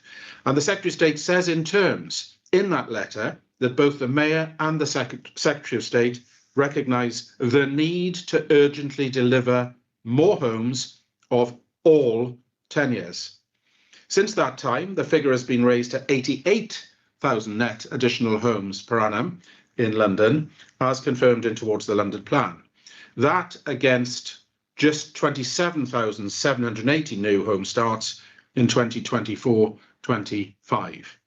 And finally, of course, just before the inquiry began, a couple of days before the inquiry began, the Mayor and the government issued a joint statement and press release responding to the emergency situation reached in relation to the delivery of housing of all tenures and the lack of delivery of housing of all tenures. That statement, read as a whole, alongside its press release, emphasises and requires decision makers to note that, first, there is a massive failure to provide much needed housing in London from a housing need point of view. Second, the need is for all tenures. Third, there is an immediate economic imperative for housing starts to assist in providing economic growth, spades in the ground. Fourth, the proportion of affordable housing sought from developments is too high and needs now to be reduced to ensure more rapid delivery. E, the need for delivery is now. There should be no delay in delivery. There should be spades in the ground. F, the mechanism for achieving this acceleration is not yet known precisely, but will likely include a mixture of grants and the reduction of the proportion at which any assessment of viability will be required. All of this means that the need for housing of all tenures in London has never, ever been more profound or urgent in peacetime. And Mr. Ibbott's weighting of only moderate weight is simply unsustainable and incorrect.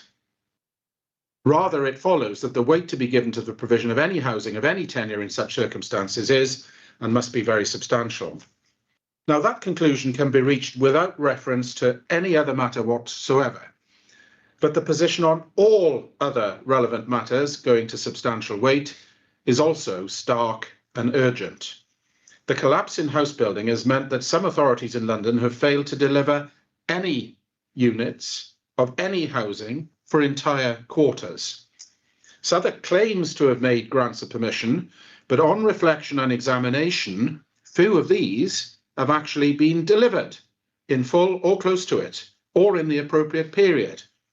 And the biggest piece of solipsistic political self-deception in this area of the case is the way that Southwark proudly points to the sites where it has achieved the so-called golden rule of 35% affordable housing on consent, without really recognising that most of those sites have stalled and without paying any attention at all to the many sites that simply haven't come forward at all as a result of the 35 golden rule policy at this time. The fact that the unwritten de facto position in Southwark is that an application will not generally even get to committee unless 35% affordable housing is proffered, no doubt explains why many sites don't even come forward for refusal. Mr. Alston, in his proof, critically analyses the fact that sites are, one, simply no longer coming forward at that rate of affordable housing, and two, are now substantially stalled in the event that they have been granted planning permission. However, so much more water under the bridge since then as well. However, even that poor delivery rate has become a sideshow and has been overtaken by the fact that the evidence clearly establishes, and Mr. Ibbott fully and reasonably suggested and then accepted, that Southwark will be overwhelmingly likely to fail in its next housing delivery test score. We anticipate, sir, some stage before you write your decision, certainly early December 2025 is the convention, and it will fail that housing delivery test score by a large margin, and that on reflection and on the evidence, Southwark does not either come close to having a 5-year housing land supply, see below. These critically important facts and the consequences of these facts for decision-making process, which must in truth have been known and understood by housing policy officers for many months, now bear further and detailed scrutiny, starting with the housing delivery test. The NPPF provides that the presumption in favour of development, or the tilted balance, applies in the event that a local planning authority fails to reach 75% of its 3-year target. That's footnote 8 of the NPPF. As presently advised, the absence of completions or deliveries for the reasons set out by Mr. Alston, but also referred to in the emergency perfect storm documentation, means there is simply no realistic chance that this target will be met by Southwark or many other London authorities this year. This means that if the decision in this case postdates the usual publication date of December, the tilted balance will, in addition to the other matters set out above and below, be engaged in any event. And my learned friend, on behalf of the council, simply didn't choose to address this issue at all. The relevance of this matter and the absence of a 5-year land supply is also explained below. 5-year housing land supply. In its Rule 6 statement, the council declared fully that it had a 5-year housing land supply, but it was based on an assessment dated 2021. Now, in the context of the case, the first time that allegation had been made, the assertion was woefully inappropriate and contrary to the clearest government guidance. First, the committee report into the putative reason for refusal, which postdated the Rule 6 but by a few days, clearly did apply a tilted balance and deliberately did not assert a 5-year housing land supply. That's all consistent with the collapse in housing delivery referenced to above and recognised by Mr. Ibbott. Then, literally, as if by magic, and for the first time in an unparticularised proof of evidence appendix, clearly hurriedly and carelessly put together, the council asserted an extraordinarily healthy 7.21 years of housing land supply, which in turn led to Mr. Ibbott's assertion that only moderate weight should be given to the provision of housing overall. This isn't a sideshow. It was the key conclusion in Mr. Ibbott's proof, sir, where he said only moderate weight to housing overall because we've got 7.21 years housing land supply. Now, sir, there is a duty on a local planning authority to robustly consider and to robustly demonstrate that it has a 5-year housing land supply at inquiries such as this, where the issue of housing delivery is at large. It is for the decision maker to robustly test the evidence in such cases, if necessary, on a site-by-site basis, and you'll be familiar with cases where that happens. Housing officers not before the inquiry will have known this, and they will also know in the circumstances that they were placing Mr. Ibbott in a very difficult position given the nature of the alleged 7.21 land supply that they had bequeathed him. Now, sir, on receipt of the extraordinary claim of 7.21 years supply, the appellant has had to undertake, as you will have seen, a full and costly assessment of the sites now said to be relied upon by housing delivery officers. This was a hugely unreasonable requirement for an appellant to undertake after the exchange of evidence in such an important case, when the burden of doing this job properly lies on the local planning authority. And that unreasonable behaviour will form part of a proposed costs application, which you will be addressed on later. It was apparent from the very outset that the claim of 7.21 years was risibly and simply unsustainable, because it included many of those sites which had stalled for the reasons set out in the perfect storm documentation. Mr. Alston undertook his own assessment once he had been supplied with the sites relied on, which were not initially disclosed at all. He considered that applying the definition of deliverability set out in the NPPF glossary and applying the relevant guidance in the PPG, that at most, the housing land supply stood considerably below 4 years. It is in fact likely on the evidence now that many of the permissions with actual permissions, which in ordinary times are to be assumed as deliverable, are at the present time also undeliverable in all the circumstances. 4 elements of the Council's analysis are sufficient to establish that no weight should be given to its claims of 7.21 years. First, the 7.21 year housing land supply claim, upon which Mr. Ibbott had based his judgment of public benefit, lasted less than 3 weeks and was reduced to a perhaps more incredible 5.04 years housing land supply on the Friday before the inquiry began. No consequent reconsideration of the weight to housing was undertaken by Mr. Ibbott, despite officers having told Mr. Ibbott that they had deleted all of the relevant Barclay sites in order to address Mr. Alston's concerns. That was factually incorrect. A site which is definitively not coming forward in the next 5 years had been included or retained, contrary to this suggestion. Removing that site by itself is sufficient to defeat the 5-year housing land claim. But a further in excess of 200 units at Canada Water, also clearly on the evidence stalled and unfundable, were similarly included when they should not have been.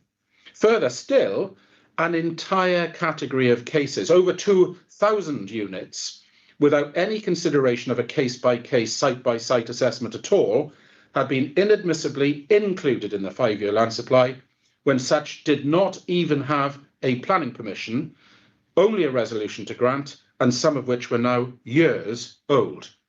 The unchecked assumption that an entire broad category of sites without planning permission in the context of a perfect storm is neither robust nor plausible nor fits with the definition of a deliverable site set out in the glossary of the NPPF. In contrast to that, Mr. Alston was not asked a single question about the other components of his below 4-year housing land supply, other than the ones mentioned in 179C and D, and his assessment in respect of those sites should be given considerable weight in comparison to the untestable assessment of absent officers. There must be a clear finding of a failure to establish a 5-year land supply. In fact, the absence of anywhere close to a 5-year housing land supply, much less the meeting of a robust requirement to demonstrate that requirement, is very clear indeed. And the absence of a 5-year land supply means 3 things. First, it means that Southwark cannot even meet the most basic housing needs of its own people, to the minimum standard expected of a local authority in London, even putting aside the wider London need. That rather puts the pious special pleading of resisting the meeting of wider needs in favour of its own people into context. The failure here to meet their own needs is abject, fatal, and precisely relates to its own people. Second, the weight to be given to housing generally needs to be significantly increased in the Council's own assessment and independent of any tilted balance. Mr. Ibbott was not only at moderate because of the alleged 7.21 year housing, he was only at moderate because of the alleged 7.21 year housing land supply provided to him by housing allocation officers who didn't put their head near, much less above, the parapet. Mr. Ibbott accepted that this would need to happen, but then he didn't do it. And third, the tilted balance applies. Now, the operation of the tilted balance will probably apply by now already because of the failure of the housing delivery test, but in any event has been the subject of recent legal consideration and requires a little complex explanation as a matter of law.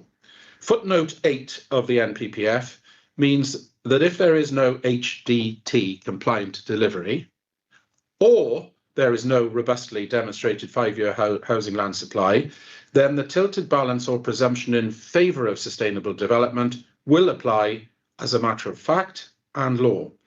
That is the case, sir, irrespective of the issue of whether any relevant policy is substantively up to date or not. The absence of an HDT or 5-year housing land supply automatically deems the most important policies for determining the application to be out of date for the purpose of engaging the tilted balance. That is why it is there. Once engaged, the decision maker must deal with the paragraph 11 issue and decide whether on the designated heritage issue there is or is not a strong reason against the grant of permission. If there is no heritage harm, or as in this case, no heritage harm or the public benefits outweigh any such harm, then clearly there will be no such strong case against the grant. In such circumstances, planning permission should only be refused if the proposal causes harm overall, which significantly and demonstrably outweighs the benefits of the proposal. That's a deliberately very high test, which means that even if harms do outweigh benefits, planning permission should nonetheless be granted unless that balance is such that those harms significantly and demonstrably outweigh the benefits. This is nowhere near that case in any world. And further, in weighing such matters, substantial weight should also be given to the meeting of the needs, housing in this case, on a brownfield site, and permission should only be refused if harm occasioned is substantial. This is in addition to paying particular regard to the matters in paragraph 11d2, which includes making effective use of land, directing development to sustainable occasions, securing well-designed places and providing affordable homes, all of which this development does. In all honesty, sir, the government could not have done much more to decide to guide the decision maker in the direction of spades in the ground in the circumstances of cases precisely like this one. In all honesty, what more could they have done? Having regard to all of these matters, including the heritage assessment, no such substantial harm can said to be occasioned in the circumstances of this case. But of course, the matter doesn't even end there. The council has given limited weight to affordable housing as part of its balancing exercises. The Rule 66 party's position, I'm afraid, is incoherent. At times, it literally and clearly asserts that the level of affordable housing is in fact an active harm of the proposal, while in others it says it's simply not enough. Affordable housing comes into play in several ways in the circumstances of this case, and it's very important to pay attention to where and how the matter is to be weighed. First and foremost, the provision of 77 affordable homes at a time of pressing need, which will house 77 individuals or families, with the 50 social rented homes being delivered and front-loaded in phase 1, should ordinarily be given very substantial weight in the balance. That's the primary and correct position to take in the circumstances of this case. And so the Secretary of State would expect no less from you than to find so where there's an urgent need for affordable housing, subject, of course, to that being at least the reasonable maximum provision or more. Second, the council argue that the weight should nonetheless be tempered by the fact that circa 23% of affordable housing benefit has somehow been foregone by the decision to reduce the affordable housing proportion from 35% on application, submitted, as we've heard, with the hope of complying with the council's so-called golden rule on determining planning applications, reduced from 35% on application to 12% at time of determination. That's not an appropriate proposition for the following reasons. First, the only expert evidence touching on this matter is that for Mr. Levine. He is really clear that no reasonable developer now or in the foreseeable future would deliver 35% affordable housing on this site. Such housing has simply not been foregone. It never existed. That's all of a piece with the reasons for the emergency measures set out in the emergency documentation and the need to reduce the level of affordable housing to ensure more delivery. The lower levels of affordable housing are to encourage delivery and are not units foregone. That's also consistent with the valuation and housing principles set out in the Cuba Street appeal. That appeal was decided on the basis that the original permission is unviable Whether one adopts a present-day approach or relies on forecasts, favouring the former, it's also undeliverable. Second, the original permission is therefore a fallback option of little weight, and allowing the appeal would not constitute a lost opportunity to secure greater affordable housing in the current economic circumstances. Exactly the same as our case. Third, while the revisiting of viability at the site came just 16 months after the original permission, in that case, nothing in policy precludes this. On the contrary, policy H5 devotes a section to applications made to vary permissions pursuant to section 73 of the Town Country Planning Act as amended, stating that such submissions should be assessed under viability tested route. It is not a question of right or wrong. Amended schemes will simply stand or fall on the decision maker's assessment. In this case, rather than initially anticipated risk associated with the original position being realised, the relationship between values and costs has worsened. The timing and nature of the proposal is not, therefore, a credible reason to apportion limited weight to the appellant's latest viability assessment. In all of the circumstances, in this case, also, there is no affordable housing lost as a result of the decision. No affordable housing has, as a matter of fact, been foregone.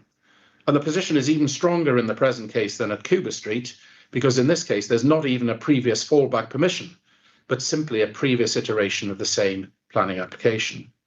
The appropriate approach is to assess the reasonable maximum provision of affordable housing through the FVA process. We deal with this more fully below.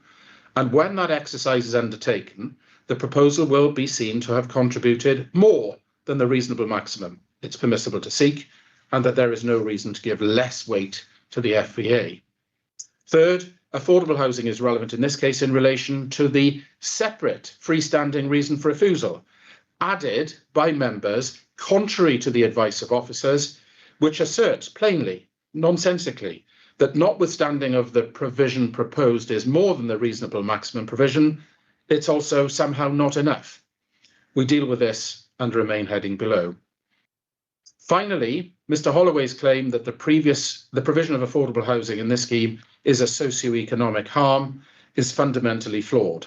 Ms. Gordon's evidence explains that the provision of affordable housing in this case is plainly a benefit in socio-economic terms.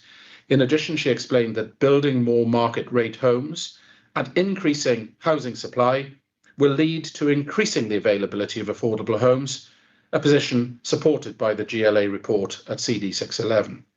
In addition to the public benefits identified already in this section of the closing, namely the delivery of the allocation, the use of the brownfield land to meet a pressing need, housing need generally, and affordable housing in particular, there are also clear benefits to the town's vitality and viability at a very well located town centre within the London mosaic of centres, and also the massive boost to the local and regional economy as a result of construction, employment and investment, establishing that Peckham is now again open for business as opposed to paused indefinitely.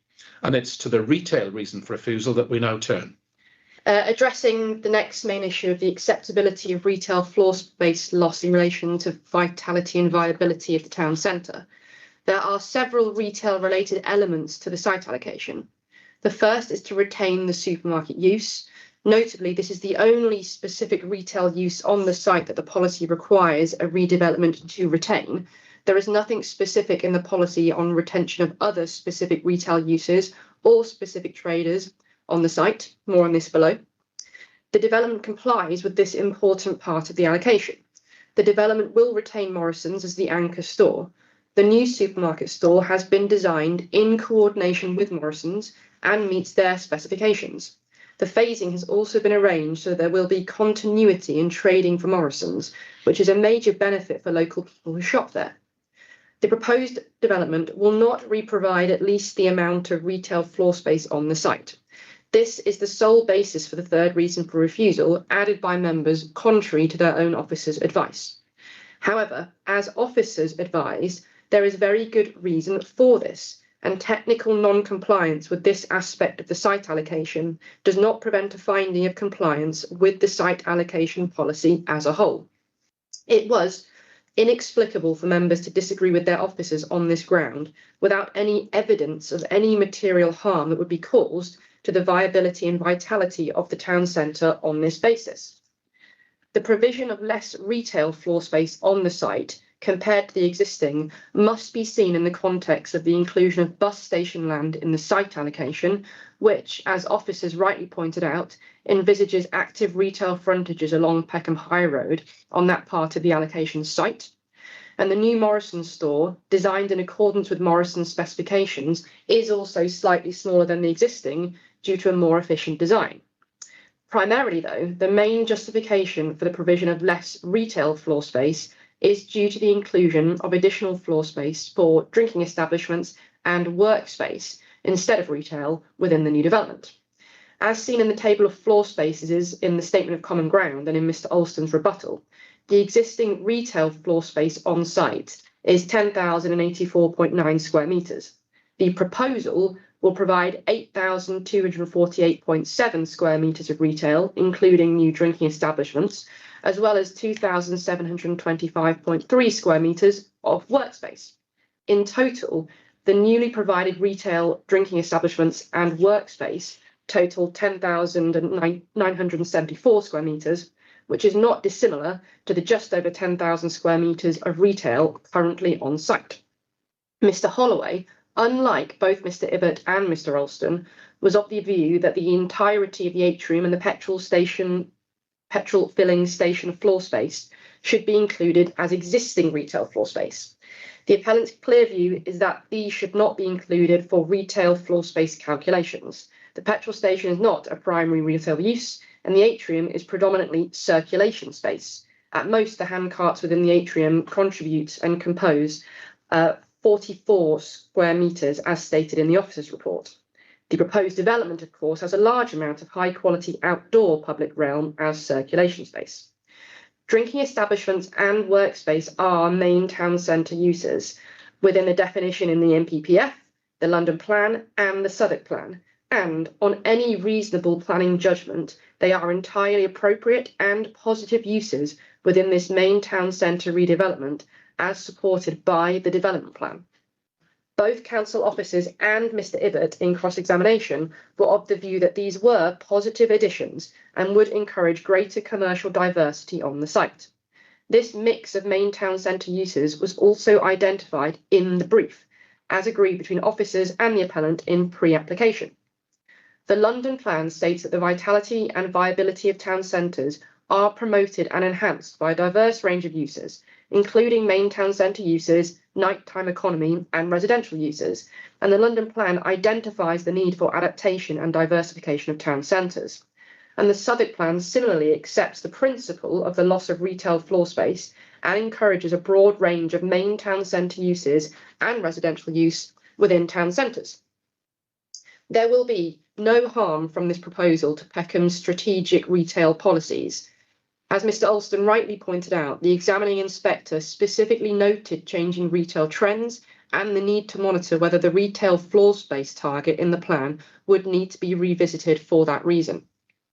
Unlike the diverse offering across the town centre, the majority of the current Aylesham centre contains national multiple stores, with some small or independent businesses.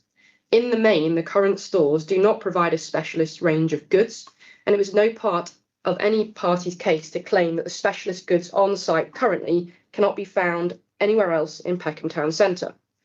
The proposed development will diversify and complement the existing retail offer in the town centre, with new opportunities for a range of shop sizes, including suitable space to attract a variety of retailers to Peckham in accordance with the site allocation. The proposal will provide 10% of new retail space as small shops in accordance with policy P32.2. This will provide a suitable range of shop unit sizes for larger multiple stores as well as independent and small shops.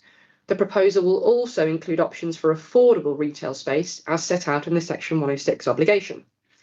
The proposals will deliver the ambitions of the site allocation and enhance the vitality and viability of Peckham as a major town centre. Retail has been a fundamental part of the scheme, as explained by Ms. Stichtel. The retail study undertaken by local architects Jazz Bala Works helped form the retail design strategy. Careful attention was paid to react to the character of Peckham's retail offerings.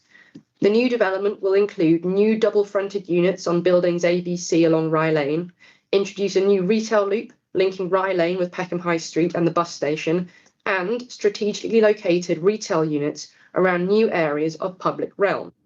As stated on the council's own website, the new development will provide a big boost for local businesses, generating increased footfall and new customers.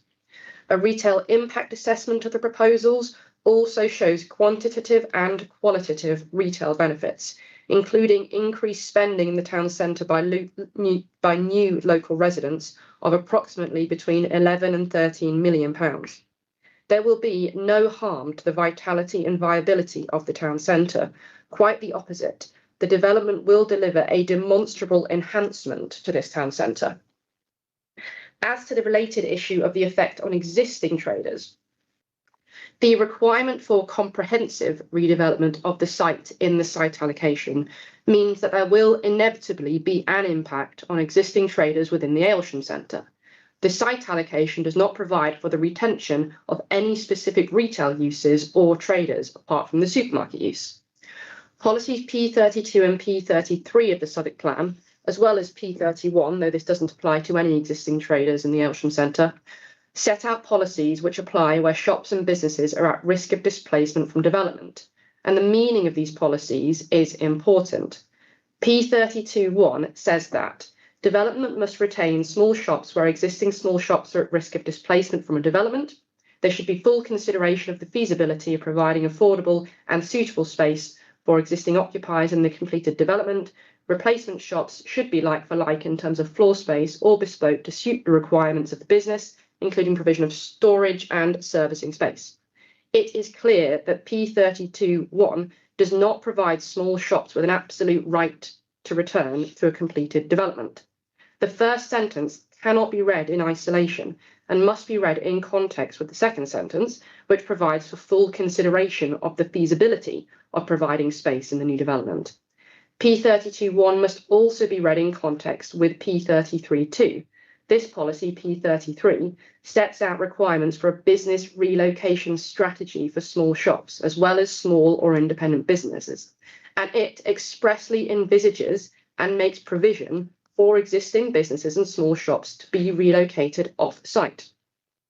If permission is granted now, due to the construction timetables and phasing, vacant possession of the Aylesham Centre will only be required in about 5 years' time. As accepted by officers, given these timescales and that the requirements of businesses could change during this time, it is reasonable to finalise a business relocation strategy and have detailed discussions and further consultation closer to this time. The appellant has, of course, already carried out consultation with the existing businesses in the Aylesham Centre. As explained by Ms Gordon, this included consultation with the existing businesses carried out by Tree Shepherd, a specialist business engagement charity who conducted in-person and digital surveys. However, these discussions have not been final for the very good reason the business relocation strategy necessarily can only be finalised closer to the works in advance of the 5-year time period, so that the business relocation strategy can be tailored to the needs of businesses at the relevant time, and officers were fully in agreement with this approach. The Section 106 obligation sets out an appropriate and suitable framework now, with a requirement for a final business relocation strategy to be finalised in due course. The main points on the Section 106 obligation are as follows. First, the provisions comply with the measures set out in paragraph 112 of the Officers' Report. Next, all the relevant small shops and small and independent businesses, including the handcarts and the marketplace operators, are included within the business relocation strategy. Neither the council nor the community group argue that any additional shops or businesses should be included. As explained by Mr Alston, the site allocation requirement for comprehensive development of the site and the tightly constrained nature of the site means that temporary accommodation on site during construction is not possible, and he was not challenged on this point. Moreover, temporary accommodation on an active building site would not be valuable retail space in any event. Next, all the small shops and businesses are covered by the relocation opportunities and relocation fund provisions. I note, sir, that criticism of the amount within the relocation fund provisions was made by the community group in closing. But what the community group council did not manage to mention is that the amount of money being provided by the appellant within the relocation fund is precisely in accordance with the amount that has been requested by the council. Next, the units into which businesses can relocate to necessarily cannot be finalised now, but as explained in the evidence, there is currently an 11% vacancy rate in shops within Peckham Town Centre with a range of sizes available. The appellant has treated the small shop units, Just For You and Factory Outlet, and the handcarts as falling within policy P32.1. Marketplace, which only took up tenancy in the Aylesham Centre in 2023, operates from a food hall within a large unit at Unit 10, which operates also Marketplace, that is, from 6 locations, mainly across London. Marketplace is the tenant, and it is not a small shop. Nevertheless, the individual operators within Marketplace have been included within the business relocation strategy over and above policy protections in P33. The relevant small shops and small and independent businesses are each entitled to a range of provisions in the completed development. This is set out in more detail in the Section 106 obligation, but in particular, I summarise, this includes that existing small shops have the right to return to a small shop on preferential terms. There is a commitment for the handcarts to return to Peckham Yards, and there are 3 potential routes into the completed development for the marketplace operators. That's either to a food court, if one can be found, to Peckham Yards if they want to trade as a handcart, and to a brick and mortar premises on market terms, but with a 60-day exclusivity period. It is understandable that the existing businesses in the Aylesham Centre are concerned about the redevelopment and the effect on their businesses. However, the impact on them has to be viewed in the context of the traders' existing positions, operating as they are from a shopping centre which has been allocated for major redevelopment since 2014. The existing businesses also currently operate in the commercial world on market terms, not on any preferential or affordable terms. And in addition, in terms of security of tenure, as was heard at the inquiry, the handcart operators are currently only on monthly rolling licences, and the marketplace operators are only licensees of Marketplace. The existing small shops and businesses are all covered within the protections in the Section 106, compliant with policy. And the impact in this regard does not come close to amounting to substantial harm within paragraph 125 of the NPPF, or an adverse impact which would significantly and demonstrably outweigh the benefits of the development within paragraph 11D of the NPPF. We now turn, sir, to your last main issue, the adequacy of affordable housing provision relative to any social rented and intermediate home local needs. Introduction first. All parties accept that the proposal provides more than the reasonable maximum provision of affordable housing, having regard to local needs as provided for by the development plan, the NPPG, and its associated PPG. That should be the NPPF, I think. The case made that there should somehow be a refusal of planning permission because there should be greater provision than the reasonable maximum is illogical and ill-conceived. It proceeds, on a proper understanding, on the assumptions that an individual developer at a particular point in time might be able to deliver more than the reasonable provision of affordable housing, and that there is some metric by which that subjectivized assessment can be assessed, and or, on the other hand, that planning permission should be refused here and now as being insufficient because at some time in the future the position might be better. Neither of these approaches comes close to being supported by any rational policy or professional guidance. All of these approaches have been rejected by government, by the RICS, and by the Inspectorate, and in this case should be no different.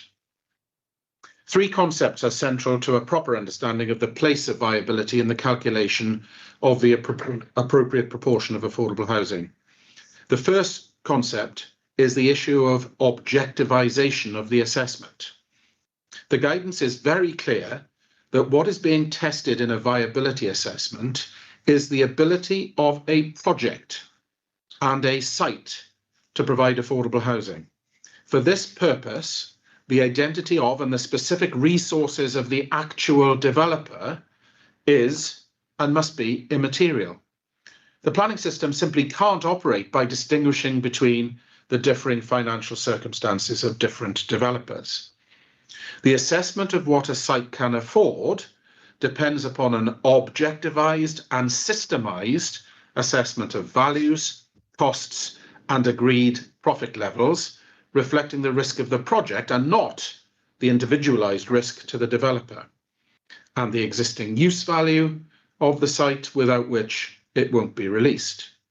Now, trying to calculate whether a particular developer has a higher or lower tipping point is entirely irrelevant and inadmissible when considering a land use assessment of the appropriate level of affordable housing on any given site for any given project, which is an obligation which runs with the land.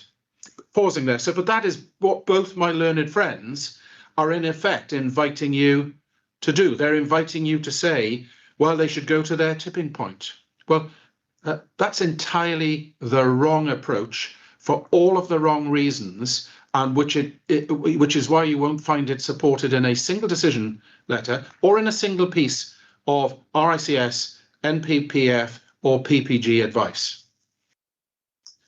242. The second concept which must be considered is the principle of the reasonable maximum provision of affordable housing as calculated using the methodology set out in the development plan and the PPG.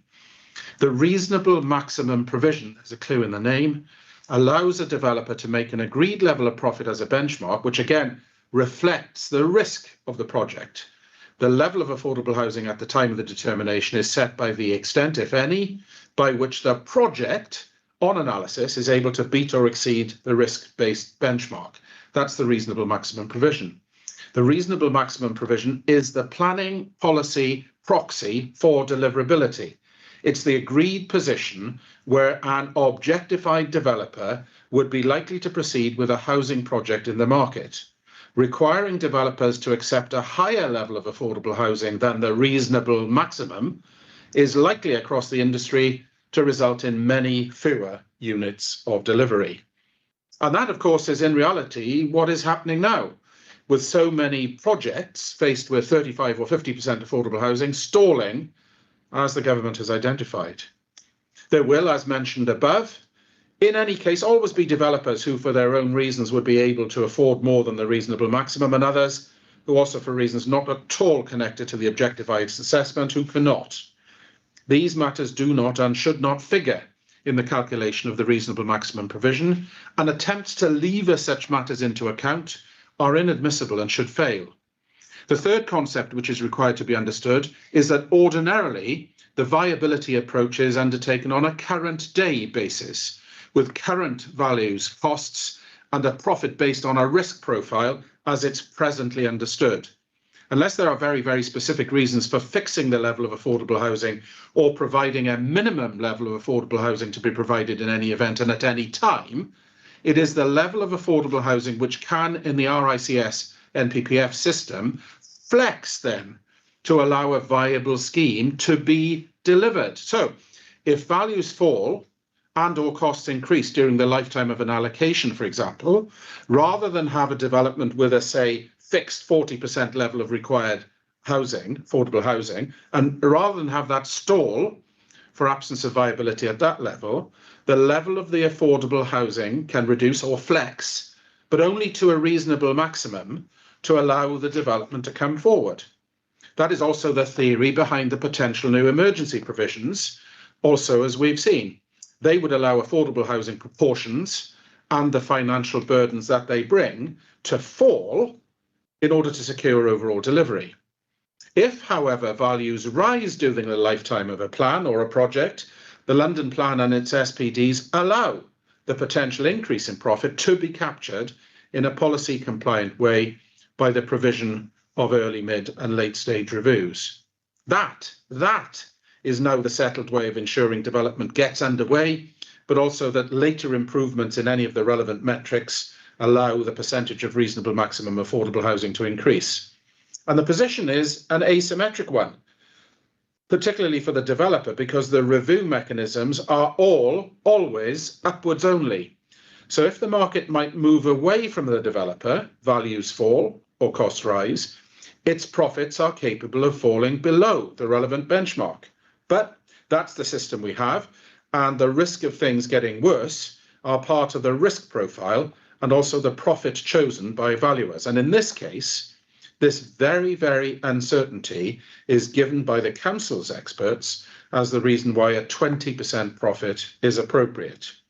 The assessment of the reasonable maximum provision as at the date of determination in the present case has been done and is accepted to have been done entirely by the book, says Mr. Venning. Consistent with policy H5 of the London Plan and policy P11 of the new Southwark Plan and the PPG, the reasonable maximum provision on the affordable housing on the application site has been found by all parties to be 0%. Given the scale and nature of the remediation, the risk associated with retaining a trading supermarket on the site, the volatility of the market, and the high EUV of the land, this is simply not surprising. The standard analysis has been robustly scrutinised and tested by RBS, which has a reputation of not being a developer's friend. The FEA route agreed and followed by the appellant and the BPS is wholly policy compliant. There is in such circumstances no reason for giving that analysis any less than full weight. Less weight might be given to an FEA which was demonstrably faulty in its assessment of the reasonable maximum provision, or where, for example, there was a major and meaningful dispute between valuers as to what the reasonable maximum provision might be. There's nothing of that nature in this case. And the arguments that there are other material considerations which mean you can do it other than by the book are inchoate, incoherent, and faulty. No one, not Mr. Venning, not Mr. Mohammed, no Mr. Turney, could point to the other way of calculating what would be the reasonable maximum provision in the circumstances of the case. In this case, the council and the Rule 6 party indicated that the inspector should give less weight to the assessment of the reasonable maximum provision of an affordable housing, which was agreed to be up to date, relevant, and undertaken in a robust and transparent way by both parties' expert teams. But neither Rule 6 party nor the council explained how else the appropriate level of affordable housing ought properly to be calculated. And therein lies the fatal flaw in the approach now adopted, a mythical alternative maximum provision, perhaps based on an unknown tipping point of an unknown developer at an unknown time, is not and cannot be a thing. And the alternative certainly cannot be the 35%, as seemed to be suggested. That would be flatly contrary to BPS's viability tested assessment on behalf of the council. So where is the alternative maximum reasonable provision, and how does the inspector calculate it to judge the adequacy of the 12% against it? The answer is there's no such alternative, and if there were, it would turn on its head the entire concept of reasonable maximum provision, as Mr. Ibbott agreed. So that is why the opposing cases are now driven to be tied to a concept. Really, they never say it, even in their closings, but they're tied to a concept of saying delivery today should be put off for the prospect of jam tomorrow. Jam tomorrow does not deliver spades in the ground now, as is so explicitly required by government. Delaying delivery now does not carry any guarantee of the applicant coming back again in the future, particularly given the site currently is a trading asset. Delaying delivery is not how the development plan system works in the present case. In making the delivery of the allocation subject to viability, as now everybody agrees it is, the framers of the plan made it clear that it was the delivery of the allocation in the usual way which was the principal spatial benefit. There was an expectation of affordable housing, but at all times and in all circumstances only subject to viability. In other words, affordable housing as a component of the allocation was always dependent on that being viable in terms of the policy. If affordable housing was not viable, then there was still a clear contemplation that the allocation would and should be delivered. If that were not the case, then the allocation could have said so. It could have said irrespective of viability, for example. In this case, there is no such indication. Further, as set out above, affordable housing will be increased in the event that economic conditions improve sufficiently through the 10 years or so of delivery. So any growth in value will thus be captured for a decade or more. Are the objectors, sir, really saying that the site needs to wait beyond that period to be developed? Because that's the logic of the wait for the sunny uplands. None of this is rocket science. None of it is new. It's how the system is designed to be operated. Movements away from that design were always tenuous, illogical, and inimical to the original concept set by the London Plan.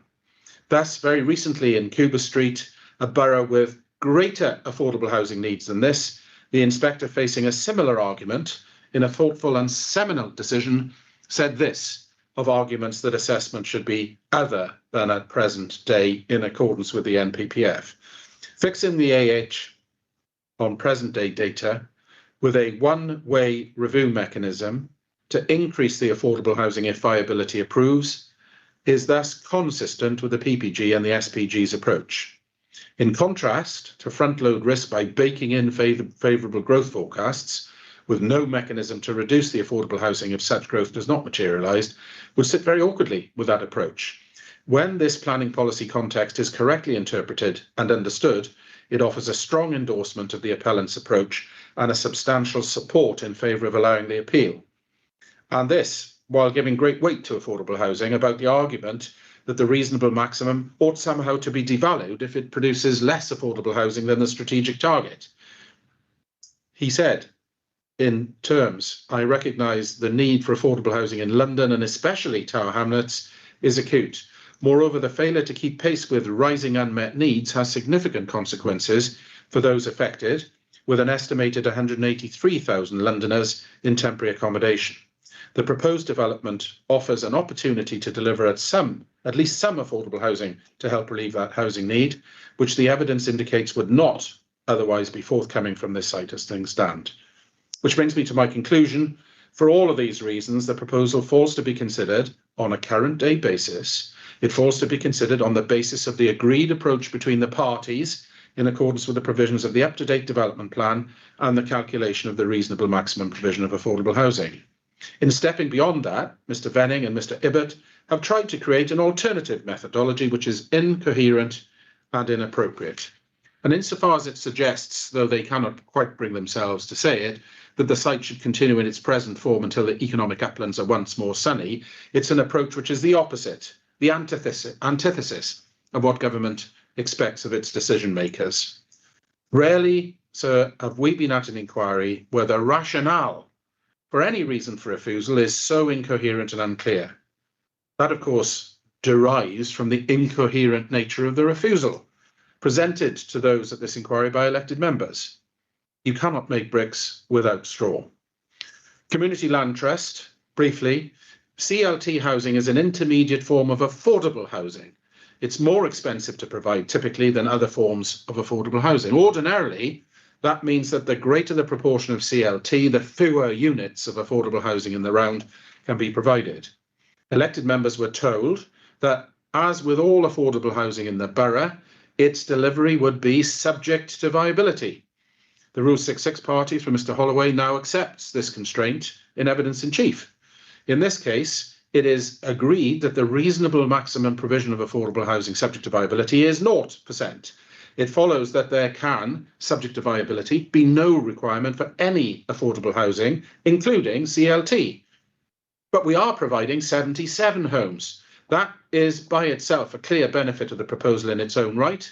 The appellant will use reasonable endeavours to work with a community land trust to investigate opportunities to deliver CLT housing. But this is not a harm of the proposal, but is part of the substantial benefit wrought by the provision of significantly more affordable housing that might be required by the policy on this very difficult site. Certainly nothing here comes close to substantial harm for the purposes of Para 125 of the framework. 282. This additional reason for refusal, contrary to the advice of elected members, officers, was unreasonable and unsupportable. It flies in the face of the approach adopted throughout by the council and the appellant in good faith over many months. There was never a hint, even in the very recent report to committee, that it was inappropriate or that less weight should be given to the financial viability assessments agreed and concluded in accordance with the RICS guidance. The approach presented at inquiry was internally inconsistent, rambling, unintelligible. It should not be followed or in any way presented as a way forward in a field where a degree of methodological certainty is required. This reason for refusal must fail. The public sector equality duty. The public sector equality duty is an important duty on the inspector.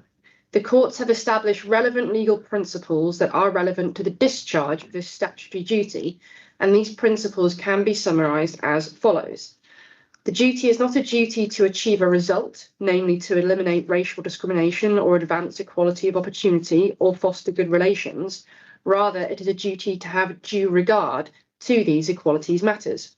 The courts have held that this distinction is vital. Due regard is the regard that is appropriate in all the circumstances, and these circumstances include, on the one hand, the importance of the areas of life that the members of the disadvantaged group that are affected by the inequality and the extent of that inequality, and on the other hand, such countervailing factors which are relevant to the decision. The equalities considerations in the public sector equality duty may not be decisive in a particular case, and the weight to be given to the requirements of the duty is a matter for the decision maker, necessarily having due regard to the equalities matters set out in the section. Equalities were fully considered by the council and the Southwark Plan examining inspector when allocating the site for redevelopment. That analysis remains relevant to a development which delivers on the allocation. The appellant has carefully taken the public sector equality duty into account as part of the application and appeal process. The application included the equalities impact assessment, the statement of community involvement, including consultation with the Aylesham Community Forum, and the initial business relocation strategy, which, as already mentioned above, included a process of consultation with the existing businesses in the Aylesham Centre carried out by Tree Shepherd. The equalities impact assessment identified a number of positive and negative effects which could arise as a result of the proposed development. These matters were also fully considered by officers. A great deal of evidence has also been heard at the inquiry on equalities matters, including written and oral evidence, as well as the business relocation strategy, which is set out in the Section 106 obligation. The inspector has a sufficient and comprehensive amount of information before him on which to make his decision, paying due regard to the equalities matters in accordance with the public sector equalities duty. Mr. Holloway's concern that the duty is being deferred by virtue of an additional equalities impact assessment being provided as part of a final business relocation strategy nearer the time of vacant possession of the Aylesham Centre is mistaken. A further equalities assessment is required in the Section 106 at the request of the council in order to assess whether anything has changed when the time for vacant possession comes as part of phase 2 of the development in circa 5 years' time if permission is granted. There is no deferring of the public sector equality duty. You, sir, can grant permission now acting in accordance with the statutory duty. In particular, in relation to the effect on individual local businesses within the Aylesham Centre, including differential and disproportionate effects on race, there will be some inevitable disruption for existing businesses. As set out above, the Section 106 obligation sets out an appropriate and suitable framework now, with a requirement for a final business relocation strategy to be finalised in due course, which pays appropriate regard to reducing the impacts on business owners. The new town centre offering, as explained above, will comprise a mix of large and small shops to provide opportunities for small and independent businesses with affordable retail opportunities and protections for returning local businesses, diversifying and complementing the high street. As also explained above, there will be no loss of specialist goods provision, particularly in the context of the current offering in the Aylesham Centre and the existing scale and diverse nature of the wider high street.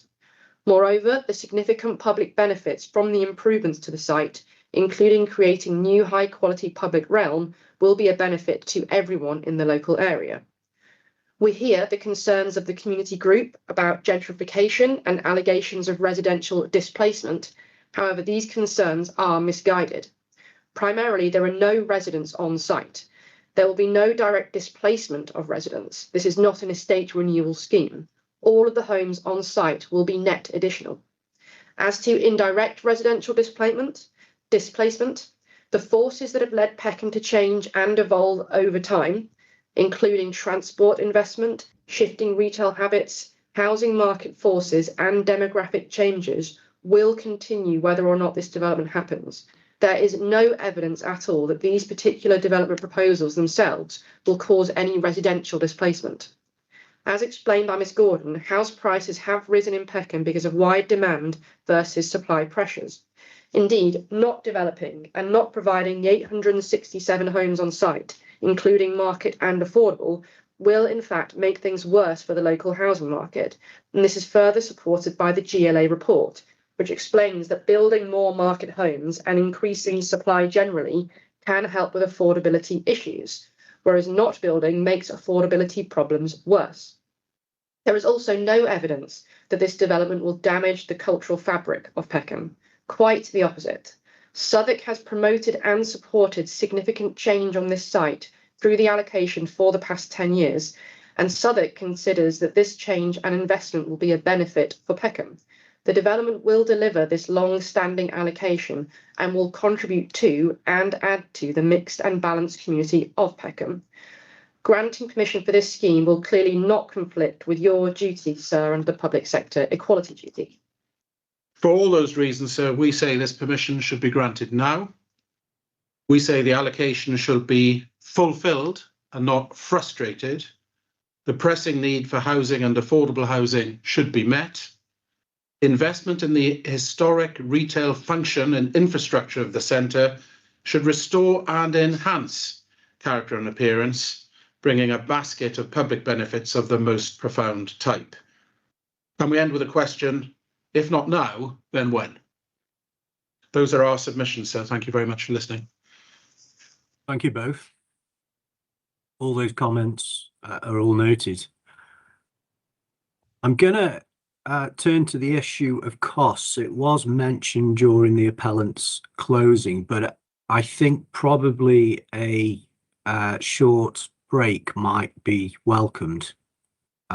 So I'm going to propose just a 10-minute pause, and I'll invite discussion on costs thereafter, and I'll also look to close the inquiry. So just before you do that, can I just raise 2 points, please? First of all, on the appellant's closing, there's a series of photos in that document which we can't trace to the evidence. And I sent an email earlier asking about where they'd come from. I think I can guess, but if they're not in the evidence, they shouldn't be in closings. And if they are in the evidence, just an attribution of where they're found would be helpful. The second point I wanted to raise is just, I think, a potentially important point, and just to make sure that there's no slip on this point.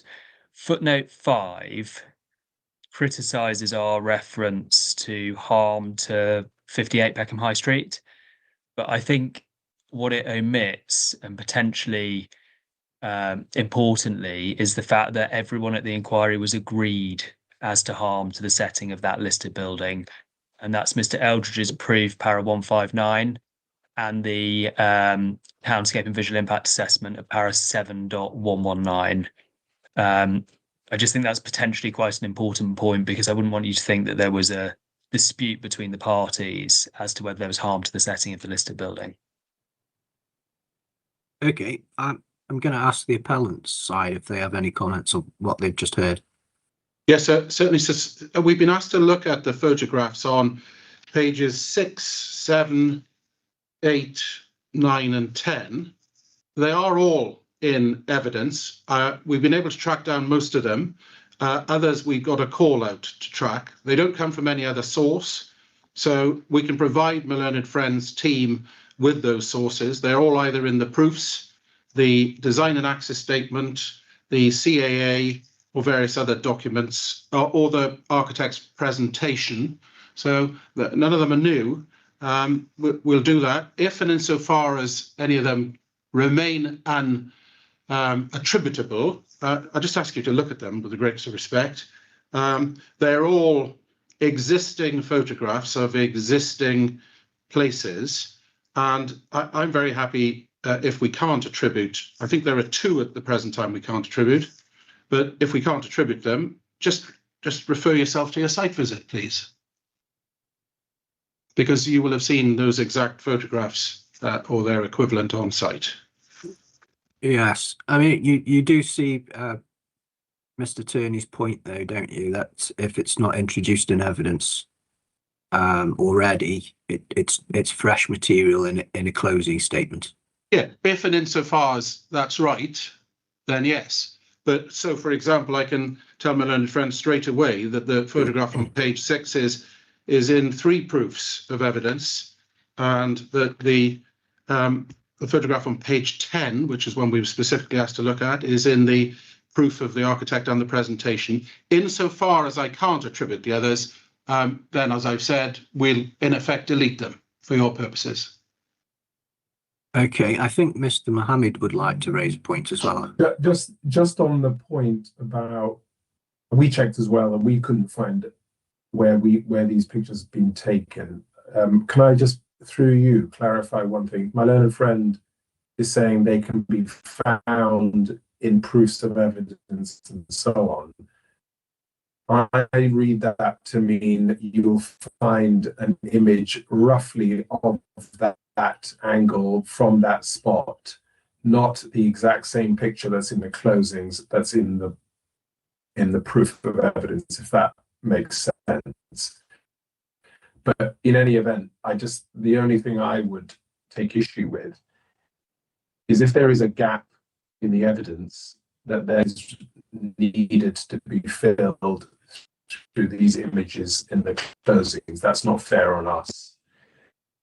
And I agree with my learned friend, Mr. Harris, to the extent that these images are what you will have seen on your site visit anyway, in which case, why did they need to be put in there if they can't be clearly attributed? But I just think it's not fair on us to be dealing with something when we can't deal with it because we don't have an opportunity to deal with it. And that's all I have to say about that. Okay, those points are all noted. Does the appellant have any final comments on this?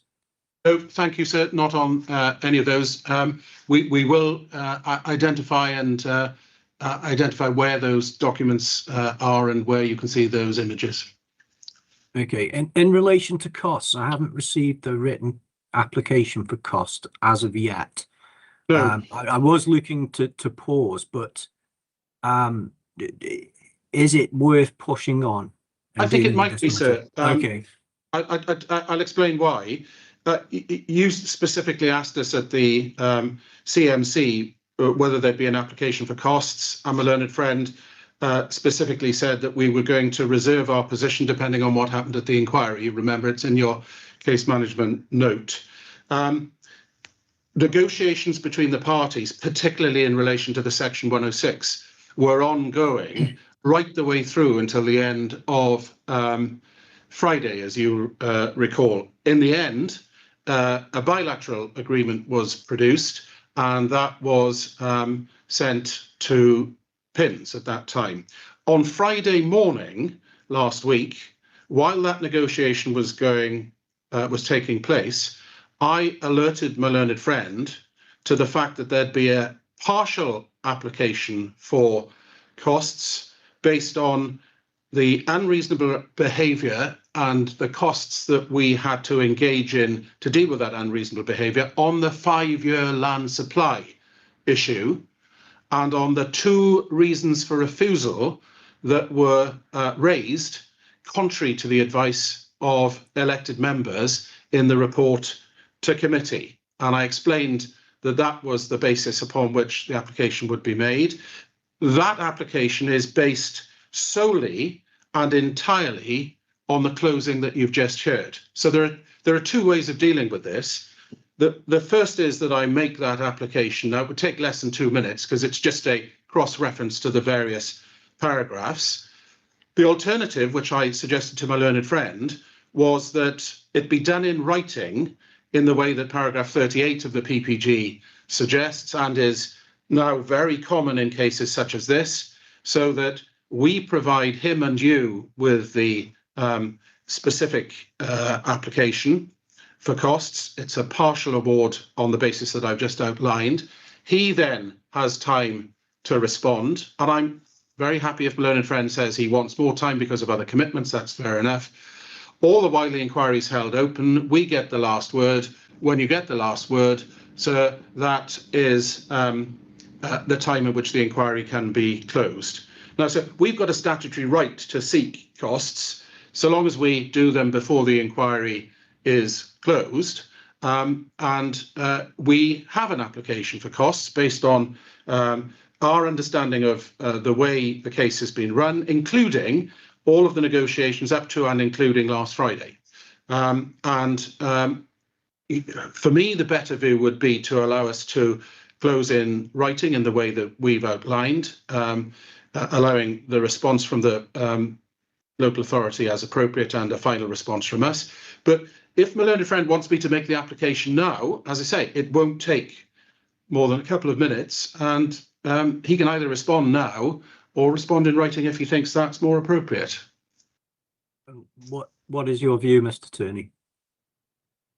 Well, sir, I have to say this is very disappointing. And Mr. Harris has elided a couple of issues there. There has been an ongoing threat of making a costs application relating to the costs of the Section 106 negotiation. And it was agreed that if we entered into a bilateral Section 106 agreement, that application would be dropped. And there's never been a reference to a wider costs application, so far as I'm aware, and certainly not in the past 3 or 4 months. The first reference to that application was Mr. Harris's email to me on Friday morning, which, as he knows, I expressed some degree of consternation about because I'd heard nothing about it. What we thought was being threatened was an application for not agreeing the Section 106 agreement. And it's that which we had in mind.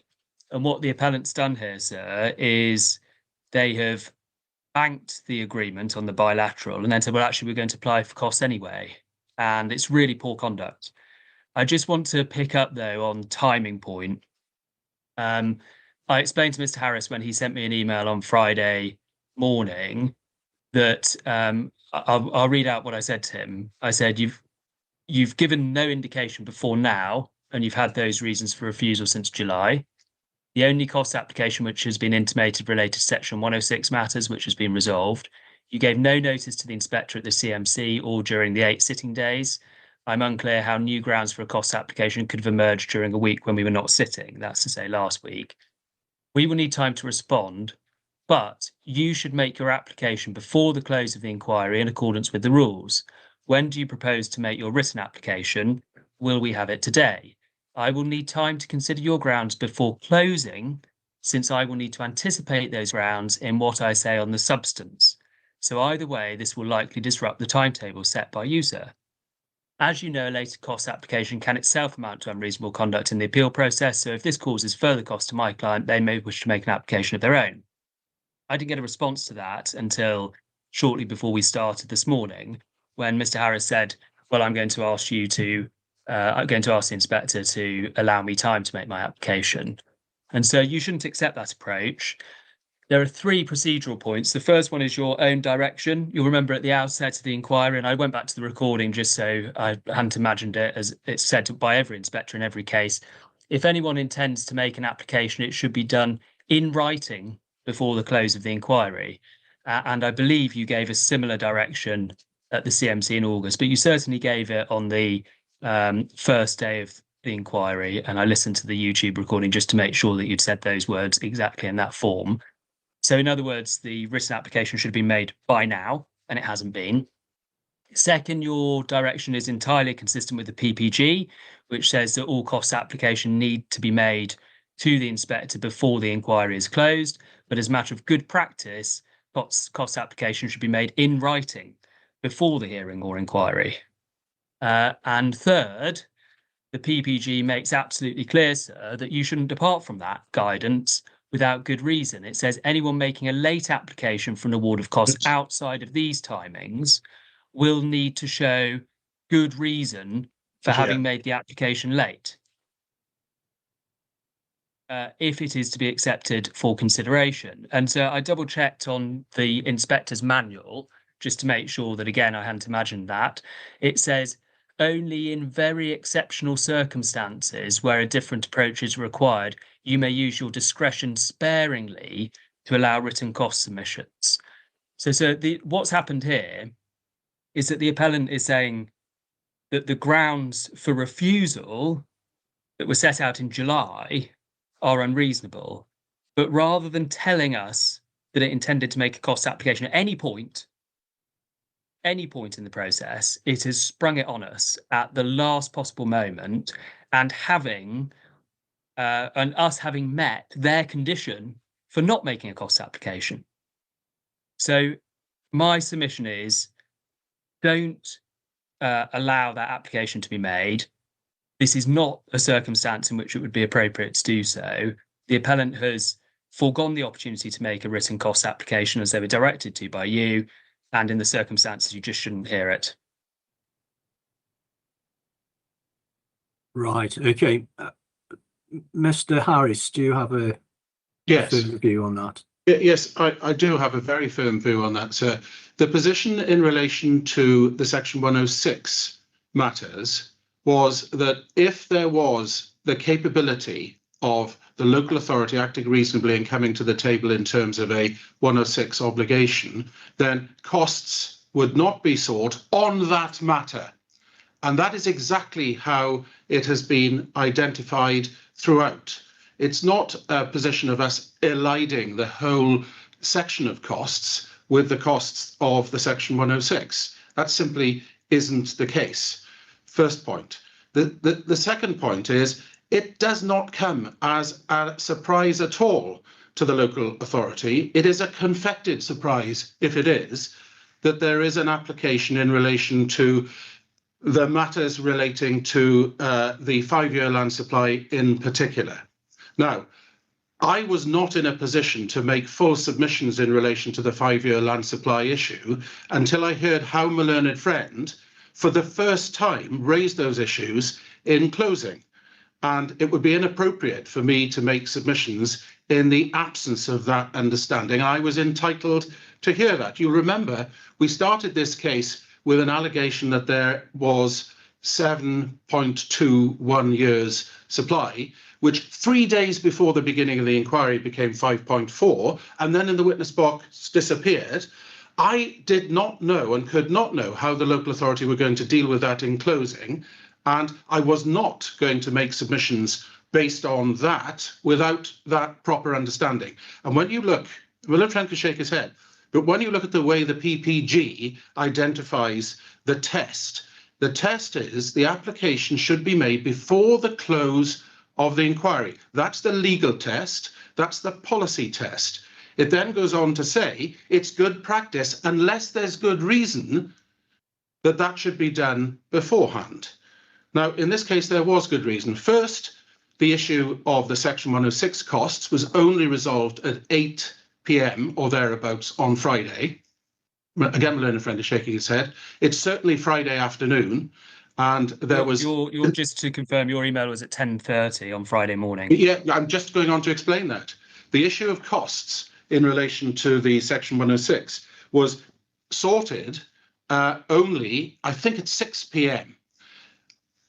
As I explained in the email this morning, which my learned friend did not read out, we thought as a matter of collegiate good practice that we would give you a heads up that that costs position was not yet remedied, but we thought there would still be an application for costs in relation to the other matters. Now, the response I got made it perfectly clear that a written representation in relation to that would be challenged by the local authority as being inappropriate and out of time. As it turns out, I can produce so before the closing of this inquiry, either a written application or an oral one, which my learned friend can respond to. And I can do that in a matter of moments. That is something that we have always been prepared to do and would still be prepared to do. So, so far as an application which is being made in accordance with the rules, which say that it should be made before the inquiry is closed, I don't think you have the jurisdiction to stop us making the application. The question for you is whether that would be fair to the council, and if so, what is the way of remedying that fairness? First of all, it's not unfair, but even if it were, my suggestion, which is that we follow the approach which has been adopted by the Secretary of State, for example, in the recent Brighton Gasworks case, thank you, where there is a timetable set by the inspector by which somebody can respond to that, the local authority can respond to that, and then there's a final position in relation to those seeking the costs. That's set out in paragraph 38 of the PPG, sir. I don't know if you've got it to hand.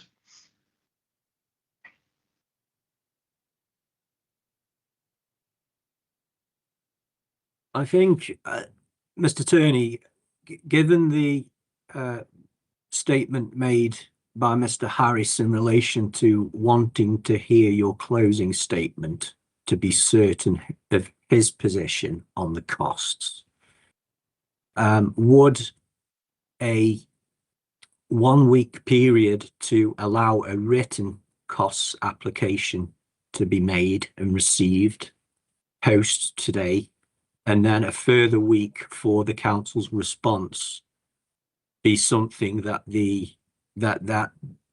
that you would consider in the circumstances to be reasonable?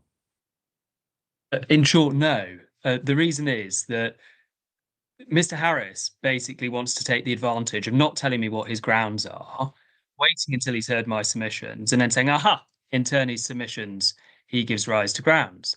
But Mr. Harris told me he was going to make his application, and as I read out from the email, Mr. Harris obviously didn't read this part of the message to him, but I said, well, this is what I said, sir, and this is more importantly, sir, I want to emphasize to you as the decision maker, I will need time to consider your grounds before closing, as in before giving my closings, since I will need to anticipate those grounds in what I say on the substance. Yeah. That's why I asked Mr. Harris to put his application in writing on Friday. Yeah. And he's just refused to do so, and ignored it effectively, spent a day ignoring it and a weekend, so what Mr. Harris is inviting you to do is to exercise that discretion that should only be in very exceptional circumstances and with good reasons. That's what the PPG says, and that's what the guidance says. So his good reasons appear to be, I wanted to wait until the very last minute, whereas he's actually saying now we had grounds from all along. If it's just the 5-year housing land supply point, then that seems to be slightly inconsistent with what he said at the outset.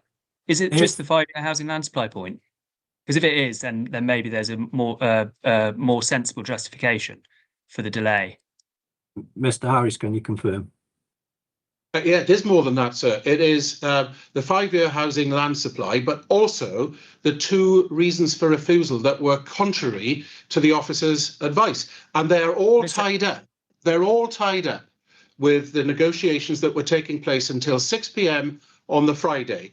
All tied up with, for example, the nature and extent of the relocation matters that were the subject of active dispute. All tied up. That is absolutely, sir, I have to say that is absolutely false. The position in respect of costs, and he can go back through the correspondence, but the position in respect of costs and what was threatened, I have reviewed it myself because I thought from a comment this morning that there was something else. The position has consistently been from the appellant, we will seek our costs in respect of the Section 106 negotiations if you don't enter into a bilateral. At no point was there a link to any broader substantive cost application. And if Mr. Harris is saying that the other grounds relate to 2 of the 3 reasons for refusal. His client had those in July, and he's consistently not indicated he wants to make a cost application, taken no opportunity to put it down in writing as the rules require, and everyone knows these rules, sir, and also as you directed in August and on the 28th of October. It's the 17th of November now, and we're being told that Mr. Harris needs time to put it in writing. No, I don't. I could put it in writing in 5 minutes, and it's here if necessary. I thought that the easier way of dealing with this was to deal with what you say is any type of prejudice that you're being suffered as a result of this. The parties were in negotiation until late on Friday. I thought it was wholly inappropriate to make an application for costs based on any of the matters that they were discussing there.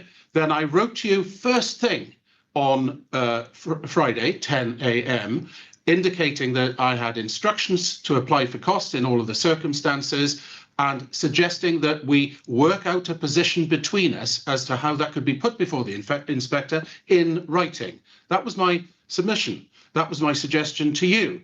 Now, the inspector's made a very clear call, and a correct one in my submission, that there is really no prejudice suffered by you. The PPG makes it clear that the application, and this is what it means by late, the application should be made before the closing of the inquiry. This application is being made before the closing of the application of the inquiry. Therefore, the issue for the inspector is who is possibly prejudiced by that? And I'm suggesting to the inspector, nobody is prejudiced so long as there is appropriate time for you to respond. We have a statutory right to apply for costs, and that statutory right continues until such time as the inquiry is closed.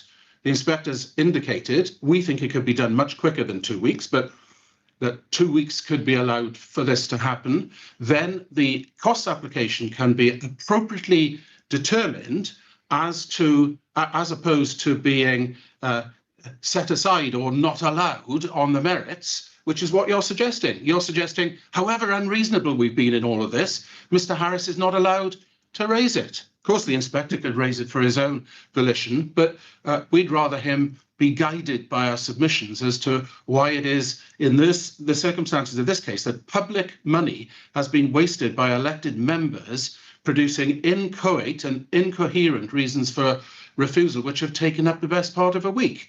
Now, with the greatest of respect, sir, my learned friend is mixing up the tests in the PPG when he tells you that this is an exceptional position. You'll probably know from your own experience, but all from the experience of others, and you may want to take some advice on this from those at the inspectorate, that it's very usual for costs applications in this respect to be made in writing, yes, before the close of the inquiry, because you suspend the closing of the inquiry to allow that to happen reasonably. And that's what we're talking about in this case. Now, if there is unreasonable behaviour, then my learned friend shouldn't be wary of that. He shouldn't be scared of addressing it. And if there is reasonable behaviour, then the planning system should point it out. That's the whole function of the costs provisions. It's to police behaviour. And what my learned friend is saying is, well, we've been discussing it for quite a long time. My learned friend is out of time when I'm not out of time because the inquiry is not yet closed. And therefore, sir, you are robbed of the ability of ruling on what is a perfectly appropriate application based on what is clear behaviour which is unreasonable for the purposes of the cost circular. So what you've heard there is Mr. Harris trying to, again, roll the pitch for his submissions, which of course he's had the opportunity to do in his closing, and I haven't, because I don't know what his cost application is. Now, the rules, the procedural rules, and this is a question of procedural fairness, the procedural rules indicate that it will be only in exceptional circumstances that you'll entertain an application other than one that is made before the after the close of the inquiry. Exactly. Look, I think you're conflating the close of the inquiry with other things, aren't you, Mr. Turney? Yeah. The inquiry Thank you, I've, Mr. Harris, for your you've commentary. But may referenced I answer several. the question? Yeah. So, I know Mr. Harris wants to make this application, and it's obviously a late change of mind by the appellant. And the point is, the guidance makes clear to you that you should only, in very exceptional circumstances, consider the kind of approach that is being invited. And if you think those exceptional circumstances have arisen here, then that's a matter for you. And you can reach that conclusion. But my submission is that there are no such exceptional circumstances here. You can't just wait until everyone's finished their submissions and then say, aha, I now want to make an application about something which happened in July. That's what the rules prohibit. So my submission is you shouldn't entertain it. That's my first submission. If you do want to entertain it, then Mr. Harris should make his application in writing. Okay. I'm very happy to do that. Before I respond, Mr. Mohammed, you Yeah, just to somebody who has made cost applications, including one in front of you only last year. Two observations here. It's not entirely fair to be making a cost application based on the reasons for refusal and the housing land supply issue when you have not given an indication much earlier in the process for two reasons. The attorney could have asked his witnesses about the reasons for refusal. He could have asked Mr. Harris's witnesses about the reasons for refusal. He could have dealt with the points about the housing land supply not being determinative to this policy or that policy and so on. He could have dealt with it through the evidence. If he knew a cost application was going to be made on that basis, he could have asked his own witnesses about it at the time. If he knew there was a cost application on that basis, he could have dealt with this in his closings. I'll just cut across, Mr. Mohammed. I'll just, if I may, because I know time's ticking on, and I just to emphasise, that is precisely the point I'm making about fairness in the timing of it. And I will, if you do allow a cost application to be made in these very unusual circumstances, then you will be receiving a written response which goes well beyond just dealing with any point that Mr. Harris can put down in 5 minutes, because, as I say, he spent an hour and 45 minutes rolling the pitch for his costs application, and I haven't had the chance to do that because I don't know what his point is. So he will then have to deal with and you will have to deal with a fairly substantial response to deal with any of the issues which he says are implicit in what he's already said in his closing. And this is why it's such poor conduct to do this, and why the rules and your directions.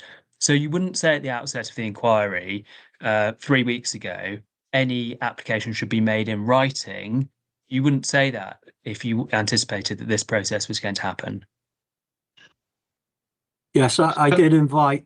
Sorry, Mr. Harris, you want to respond? Yes, well, so what I am proposing is entirely in accord with A, the rules, and B, your ruling. You made it clear at the CMC that you wanted to know whether costs was a potential, and we said yes.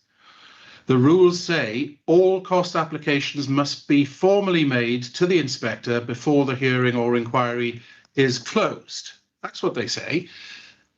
When it is closed is a matter for you. At all material times, in all of our proofs, we made it perfectly clear that the going against officer's recommendation was, quotes, unreasonable. In our opening, we pointed out that the changing 5-year land supply position was unreasonable. For all of those reasons, this costs application simply does not come as a surprise to my learned friend. That is a complete confection. What he's really saying is, oh, damn, we thought we got away with it. But at all material times, we were asserting that the behaviour of the local authority on those matters was wholly unreasonable. And there is at least a burden of proof that we have begun to address in relation to that. You've seen how the evidence has gone, and you've also heard Mr. Ibbott on the relevant matters. But the point to begin and end this is that my learned friend is saying that we are beyond the stage identified by the rules, but the rules give us the right at all material times. The guidance tells us that they must be formally made to the inspector before the hearing or the inquiry. If my learned friend wants that in writing, then I'm very happy to do that, and I can do that within 12 hours or less. If he wants to respond in writing, then the extent of his response is a matter for him. But he points again to no procedural unfairness that cannot be remedied in one way or another, as the learned friend has outlined. This is a matter where we are entitled to make the application. I don't think you have, with the greatest respect to my learned friend, a right to turn it down. But even if you did, you shouldn't turn it down in the circumstances of this case, because any conceivable difficulty that the learned friend has is capable of being remedied by giving him a chance to respond on the costs application. Okay, I think I'm clear on both sides of the argument now. I did invite applications for costs in writing, and I did also invite applications for costs post hearing all the closing submissions. I am minded to have a written copy of the application costs from the appellant. Post that being received, Mr. Harris has indicated in the next 12 hours, post that being received, I'm minded to say to allow 1 week for a written response from the local authority, but also some time for the appellant to have the final right of reply. So that is what I propose. So I don't propose to close the inquiry today until that process has been completed, and then I will look to close the inquiry in writing. Thank you, sir. We will undertake to provide a written application for costs by tomorrow, that my learned friend can have his week. We will need 1 day to respond to his response. Okay, that's agreed. Thank you, sir. So can we just clarify the time for tomorrow? I think it was 12 hours. That would be 4:18 a.m. I suspect Mr. Harris wants slightly later than that, but perhaps 10 a.m. tomorrow. I'm very grateful to my learned friend for his concern. I'm very happy with 10 a.m. We'll probably get it to the inspector this afternoon. So from my perspective, no later than 5 o'clock tomorrow. Thank you very much, sir. Okay. I've got nothing further to add unless anybody else wants to raise anything else. The section 106, sir, can I raise that issue? The section 106 is in a complete form. I think the letter that you received from both parties indicated that it was substantively complete. It's not signed or sealed yet. And I think both parties have identified small typographical errors that might need to be remedied.